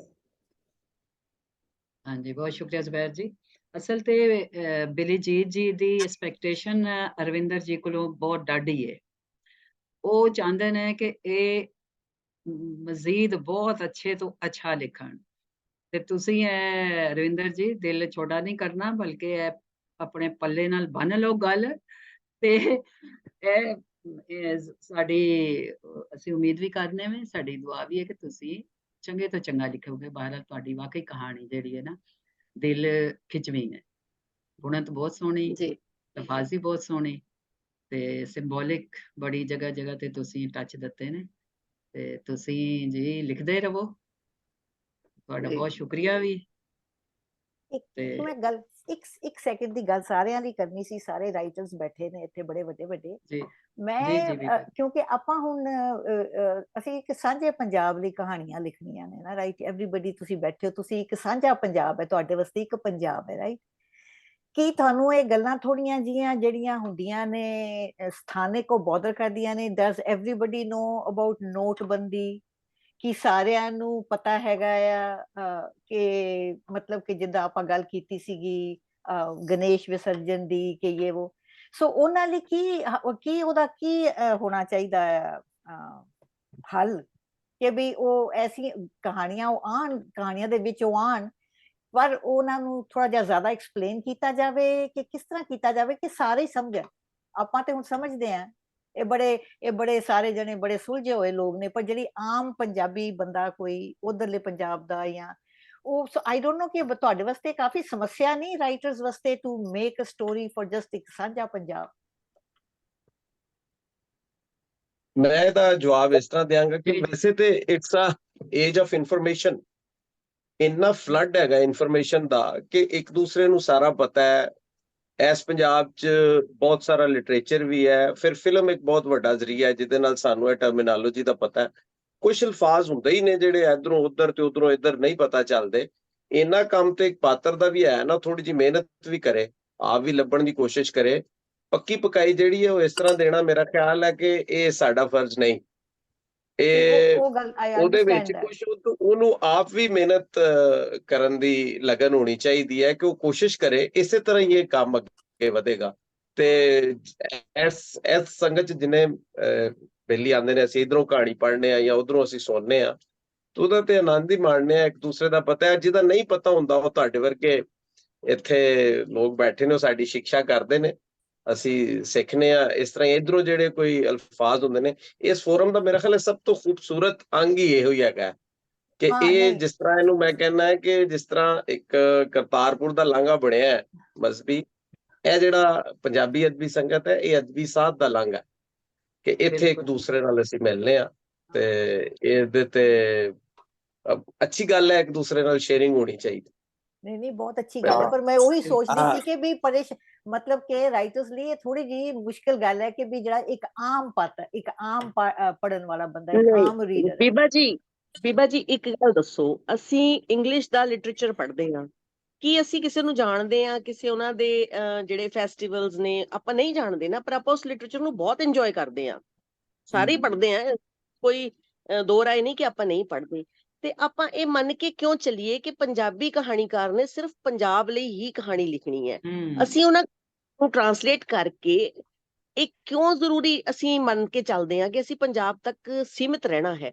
ਨਹੀਂ ਆਈ ਅੰਡਰਸਟੈਂਡ, ਮੈਂ ਤੁਹਾਡੀ ਗੱਲ ਬਿਲਕੁਲ ਸਹੀ, ਤੁਸੀਂ ਸਹੀ ਗੱਲ ਕਰ ਰਹੇ ਐਗਜ਼ੈਕਟਲੀ। ਪਰ ਮੈਂ ਉਹੀ ਸੋਚ ਰਹੀ ਹਾਂ ਕਿ ਵੀ ਮੈਂ ਨਹੀਂ ਲਿਖਦੀ, ਪਰ ਮੈਂ ਉਹੀ ਸੋਚ ਰਹੀ ਕਿ ਤੁਸੀਂ ਇਸ ਚੀਜ਼ ਨੂੰ ਕਿੱਦਾਂ ਇਸ ਚੀਜ਼ ਨੂੰ I am just for my own information ਕਿ ਤੁਸੀਂ ਕਿਸ ਤਰ੍ਹਾਂ ਡੀਲ ਕਰਦੇ ਜਦ ਤੁਸੀਂ ਲਿਖਦੇ ਹੋ ਕੋਈ ਚੀਜ਼, ਜਦ ਕੋਈ ਤੁਸੀਂ ਫੈਕਟ ਪਾਉਂਦੇ ਹੋ, ਤੁਸੀਂ ਉਹਨੂੰ ਕਿਸ ਤਰ੍ਹਾਂ ਡੀਲ ਕਰਦੇ? ਡੂ ਯੂ ਜੱਜ ਇਟ ਕਿ ਵੀ ਇਹ ਕਿਸੇ ਨੂੰ ਸਮਝ ਆਏਗੀ, ਇਹਨੂੰ ਸਮਝ ਆਏਗੀ ਕਿ ਨਹੀਂ? You just write what you want to write. ਜੀ ਏਦਾਂ ਸੋਚ ਕੇ ਕੋਈ ਵੀ ਕਹਾਣੀ ਜਾਂ ਕਵਿਤਾ ਲਿਖੇਗਾ ਤਾਂ ਮੈਨੂੰ ਨਹੀਂ ਲੱਗਦਾ ਕਦੀ ਲਿਖ ਸਕੇਗਾ, ਕਿਉਂਕਿ ਬੀਬਾ ਜੀ ਇਹ ਲਿਖਣ ਵਾਲੇ ਦਾ ਨਹੀਂ ਹੈ, ਇਹ ਲਿਖਣ ਵਾਲੇ ਦਾ ਲਿਖ ਰਹੇ ਹੋ ਸਮਝ। ਵੈਸੇ ਜ਼ੁਬੈਰ ਜੀ ਬੈਠੇ ਨੇ, ਸਾਡੇ ਬੋਲਣ ਦੀ ਕੋਈ ਲੋੜ ਨਹੀਂ ਹੈ, ਉਹ ਇਹਨੂੰ ਬੈਟਰ ਐਕਸਪਲੇਨ ਕਰਨਗੇ। ਜ਼ੁਬੈਰ ਜੀ ਆਈ ਅੰਡਰਸਟੈਂਡ, ਮੈਂ ਤੇ ਆਈ ਮੀਨ ਆਈ ਐਮ ਜਸਟ, ਮੈਂ ਸਿਰਫ ਇਹ ਸੋਚਣ ਦੀ ਕੋਸ਼ਿਸ਼ ਕਰ ਰਹੀ ਹਾਂ ਬਿਕੋਜ਼ ਆਈ ਵਾਂਟ ਕਿ ਵੀ ਇਹ ਹਰ ਪਾਸੇ ਇਹ ਜਿਹੜਾ ਇੱਕੋ ਸਾਂਝੇ ਪੰਜਾਬ 'ਚ ਹਰ ਕਹਾਣੀ ਹੋਵੇ। ਮੈਨੂੰ ਤੇ ਪਹਿਲਾਂ ਤਾਂ ਪੰਜਾਬ ਦੀ ਸੋਚੀਏ, ਬਾਹਰ ਦੀ ਤੇ ਬਾਅਦ ਸੋਚਾਂਗੇ ਕਿ ਹਰ ਜਿਹੜਾ ਲਿਖਿਆ ਜਾ ਰਿਹਾ ਹੈ ਉਹ ਦੋਨੋਂ ਪੰਜਾਬ ਮਾਨਣ। ਵੀ ਸਾਡੇ ਜ਼ੁਬੈਰ ਜੀ ਜਾਂ ਸਾਡੀ ਅਰਵਿੰਦਰ ਕੋਈ ਨੋਬਲ ਪ੍ਰਾਈਜ਼ ਵੀ ਲੈ ਕੇ ਆਵੇ, ਸਾਡੀ ਤਾਂ ਬਹੁਤ ਉੱਚੀ ਸੋਚ ਹੈ। ਅਰਵਿੰਦਰ ਜੀ ਤੁਸੀਂ ਹੁਣ ਗੱਲ ਕਰ ਸਕਦੇ ਹੋ। ਹਾਂ ਰਵਿੰਦਰ ਜੀ ਗੱਲ ਕਰ ਸਕਦੇ ਨੇ, ਹੁਣ ਤੁਸੀਂ ਗੱਲ ਕਰ ਸਕਦੇ ਹੋ ਜੋ ਤੁਹਾਨੂੰ ਲੱਗਾ। ਹੁਣ ਤੁਸੀਂ ਡਿਸਕਸ਼ਨ ਹੋ ਗਈ ਹੈ, ਜੋ ਤੁਹਾਡੇ ਫੀਲਿੰਗ ਨੇ ਤੁਹਾਡੀਆਂ ਤੁਸੀਂ ਕਰ ਸਕਦੇ ਜੀ। ਬਹੁਤ ਸ਼ੁਕਰੀਆ ਅਦਬੀ ਸੰਗਤ ਔਰ ਜ਼ੁਬੈਰ ਸਾਹਿਬ। ਤੋ ਤੁਹਾਡਾ ਸਨੇਹ ਹੈ, ਤੁਹਾਡਾ ਪਿਆਰ ਹੈ ਸਾਰਿਆਂ ਦਾ ਕਿ ਤੁਸੀਂ ਮੈਨੂੰ ਕਹਾਣੀ ਪੜ੍ਹਨ ਦਾ ਮੌਕਾ ਦਿੱਤਾ। ਤਾਂ ਹੀ ਮੈਂ ਕਹਾਣੀ ਪੜ੍ਹਨਾ ਚਾਹੁੰਦੀ ਸੀ ਕਿ ਮੈਨੂੰ ਇੱਕ ਨਜ਼ਰੀਆ ਵੀ ਮਿਲੇ, ਕਿਸੇ ਨਾਲ ਸ਼ੇਅਰ ਨਹੀਂ ਸੀ ਹੋਈ ਪਹਿਲਾਂ ਇਹ ਕਹਾਣੀ। ਤੇ ਬਲੀਜੀਤ ਮੇਰੇ ਵੱਡੇ ਭਰਾ ਨੇ, ਹੁਣ ਮੈਂ ਕੀ ਕਰਾਂ, ਮੇਰੇ ਕੋਲ ਕੋਈ ਮੱਝ ਨਹੀਂ ਹੈਗੀ ਜਿਹਦਾ ਕੋਈ ਤਜੁਰਬਾ ਹੋਵੇ। ਮੈਂ ਸ਼ਹਿਰ 'ਚ ਜੰਮੀ ਭਾਈ, ਮੇਰਾ ਤਜੁਰਬਾ ਹੀ ਇਹੋ ਜਿਹਾ, ਤੇ ਮੈਂ ਫਿਰ ਉਦਾਂ ਦੀਆਂ ਕਹਾਣੀਆਂ ਲਿਖੂੰਗੀ ਹਨਾ। ਔਰ ਮੈਨੂੰ ਇੰਜ ਨਹੀਂ ਲੱਗਦਾ ਕਿ ਇੱਕ ਗੱਲ ਨਾਲ ਮੈਂ ਉਹਨਾਂ ਦੀ ਨਾਲ ਸਹਿਮਤ ਨਹੀਂ, ਕਿ ਦੋ ਨਾਲ ਨਹੀਂ ਸਹਿਮਤ। ਇੱਕ ਤਾਂ ਇਹ ਕਿ ਪੰਜਾਬ ਨੂੰ ਮੈਂ ਪੰਜਾਬੀ ਜ਼ਬਾਨ ਦੇ ਨਾਲ ਸਿਰਫ ਪੰਜਾਬ ਨੂੰ ਸੀਮਤ ਨਹੀਂ ਕਰਨਾ ਚਾਹੁੰਦੀ। ਮੈਂ ਪੂਰੇ ਵਿਸ਼ਵ ਦੀਆਂ ਕਹਾਣੀਆਂ ਲਿਖੂੰ। ਜੇ ਮੈਂ ਈਜਿਪਟ ਜਾਊਂਗੀ ਤੇ ਮੈਂ ਉੱਥੋਂ ਦੀ ਕਹਾਣੀ ਵੀ ਪੰਜਾਬੀ 'ਚ ਲਿਖੂੰਗੀ, ਕਿਉਂਕਿ ਮੈਂ ਪੰਜਾਬੀ 'ਚ ਲਿਖਣਾ। ਦੂਸਰੀ ਗੱਲ ਇਹ ਕਿ ਉਹ ਮੇਰੇ ਵੱਡੇ ਨੇ, ਉਹ ਮੇਥੋਂ ਬਹੁਤ ਤਗੜੀਆਂ ਲਾਰਜਰ ਦੈਨ ਲਾਈਫ ਕਹਾਣੀਆਂ ਲਿਖਦੇ ਆ। ਲੇਕਿਨ ਇੱਕ ਗੱਲ ਨਾਲ ਮੈਂ ਸਹਿਮਤ ਆ ਕਿ ਹਰ ਕਹਾਣੀ ਤੁਹਾਡੇ ਸਿਰ ਦੇ ਉੱਤੋਂ ਤੁਹਾਡੀ ਛਾਲ ਮਾਰ ਕੇ ਤੁਹਾਨੂੰ ਟਪਾ ਦੇ, ਇਹ ਜ਼ਰੂਰੀ ਤਾਂ ਨਹੀਂ। ਕਈ ਵਾਰ ਤੁਹਾਡੇ ਕੋਲੋਂ ਤੁਹਾਡੇ ਲਿਖਣ ਵਾਲੇ ਪਲ ਖੇਣ, ਆਪਾਂ ਸਾਰੇ ਜਾਣਦੇ ਆ ਕਿ ਉਹ ਕਨੈਕਸ਼ਨ ਹੀ ਹੋਰ ਹੁੰਦਾ ਉਸ ਵੇਲੇ। ਤੇ ਉਦੋਂ ਜਦੋਂ ਲਿਖਿਆ ਜਾ ਰਿਹਾ ਹੁੰਦਾ ਤਾਂ ਸਿਰਫ ਲਿਖਿਆ ਜਾ ਰਿਹਾ ਹੁੰਦਾ, ਕਦੀ ਇਸ ਇੰਟੈਂਸ਼ਨ ਨਾਲ ਨਹੀਂ ਲਿਖਿਆ ਜਾ ਰਿਹਾ ਹੁੰਦਾ ਕਿ ਮੈਂ ਆਪਣੇ ਸਿਰ ਤੋਂ ਵੱਡੀ ਛਾਲ ਗਾਂ ਨੂੰ ਮਾਰਨੀ ਆ। ਇਹ ਇੱਕ ਕੋਸ਼ਿਸ਼ ਹੁੰਦੀ ਹੈ। ਔਰ ਮੇਰਾ ਇਹ ਵੀ ਮੰਨਣਾ ਕਿ ਮੈਂ ਆਪਣੇ ਆਪ ਨੂੰ ਸੀਮਤ ਨਹੀਂ ਕਰਨਾ ਚਾਹੁੰਦੀ। ਆਮ ਤੌਰ ਤੇ ਇਹ ਕਿਹਾ ਜਾਂਦਾ ਕਿ ਨਾਰੀ ਕਹਾਣੀਕਾਰ ਸਿਰਫ ਔਰਤਾਂ ਦੀਆਂ ਕਹਾਣੀਆਂ ਲਿਖਦੀਆਂ।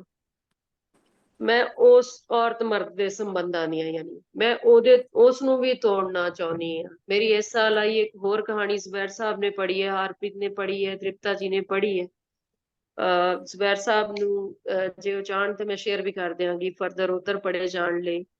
ਉਹ ਕਹਾਣੀ ਬਿਲਕੁਲ ਹੀ ਇਸ ਸਾਰੀ ਕਹਾਣੀ ਤੋਂ ਵੱਖਰੀ ਕਹਾਣੀ ਹੈ। ਤਾਂ ਏਦਾਂ ਉਹ ਇੱਕ ਅਲੱਗ-ਅਲੱਗ ਭਾਵ ਹੁੰਦਾ। ਉਸ ਵੇਲੇ ਤੁਸੀਂ ਅਲੱਗ ਅਵਸਥਾ ਵਿੱਚ ਹੁੰਦੇ ਹੋ ਜੋ ਤੁਸੀਂ ਉਹ ਕਹਾਣੀ ਲਿਖ ਰਹੇ ਹੁੰਦੇ ਹੋ। ਮੈਂ ਤੁਹਾਨੂੰ ਪਹਿਲਾਂ ਹੀ ਦੱਸਿਆ ਕਿ ਜਦੋਂ ਮੈਂ ਇਹ ਕਹਾਣੀ ਲਿਖੀ ਸੀ ਤਾਂ ਇਹ ਕਹਾਣੀ ਇੱਕ ਪ੍ਰਾਈਜ਼ ਦੇ ਲਈ ਲਿਖੀ ਸੀ, ਜਿਹਦੇ ਉਹ ਕੁਝ ਇਨਸਟਰਕਸ਼ਨਸ ਦਿੰਦੇ ਆ ਪਹਿਲਾਂ ਰਾਈਟਰ ਨੂੰ ਕਿ ਇੰਨੇ ਸ਼ਬਦਾਂ ਵਿੱਚ ਤੁਸੀਂ ਇਸ ਥੀਮ ਦੇ ਬਾਰੇ, ਯਾਨੀ ਕੇਕ ਦੇ ਬਾਰੇ ਲਿਖਣੀ ਹੈ ਕਹਾਣੀ। ਲੇਕਿਨ ਮੇਰੇ ਕੋਲ ਜਦੋਂ ਮੈਂ ਕੇਕ ਨੂੰ ਵੇਖਦੀ ਤੇ ਮੇਰੇ ਕੋਲ ਕੇਕ ਸਿਰਫ ਇੱਕ ਲਗਜ਼ਰੀ ਦੇ ਤੌਰ ਤੇ ਮੀਡੀਓਕਰ ਕਲਾਸ ਜਾਂ ਅਪਰ ਮੀਡੀਓਕਰ ਜਾਂ ਇਲੀਟ ਕਲਾਸ ਦੇ ਕੋਲ ਦਿਖਦਾ।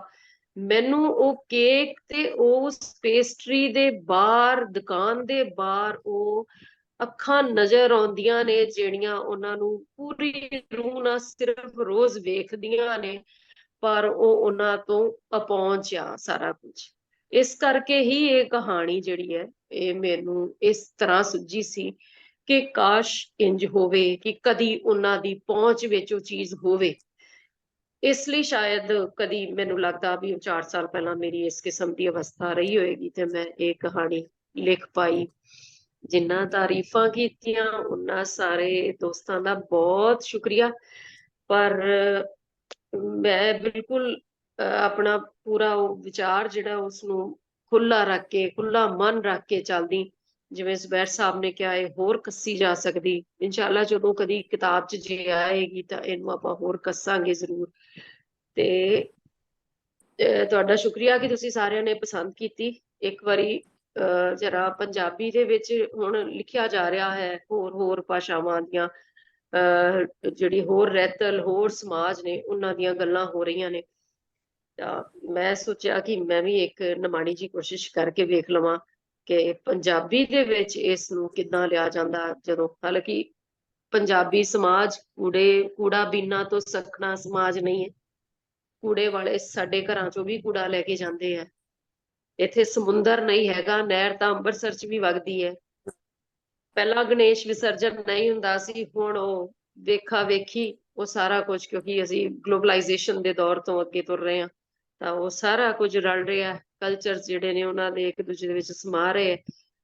ਇੱਥੇ ਹੁਣ ਉਹ ਗਣੇਸ਼ ਵਿਸਰਜਨ ਵੀ ਹੋਣ ਲੱਗ ਪਿਆ ਸਾਡੇ ਸ਼ਹਿਰ ਦੇ ਵਿੱਚ, ਤੇ ਇਸ ਨੂੰ ਅੰਮ੍ਰਿਤਸਰ ਦੇ ਵਿੱਚ ਵੀ ਲਿਆਂਦਾ ਜਾ ਸਕਦਾ ਹੈ। ਕੋਈ ਏਡੀ ਗੱਲ ਨਹੀਂ ਹੈਗੀ ਕਿ ਇਹ ਉਸ ਸਮਾਜ ਦੀ ਹੈ ਤੇ ਹੋ ਨਹੀਂ ਸਕਦੀ।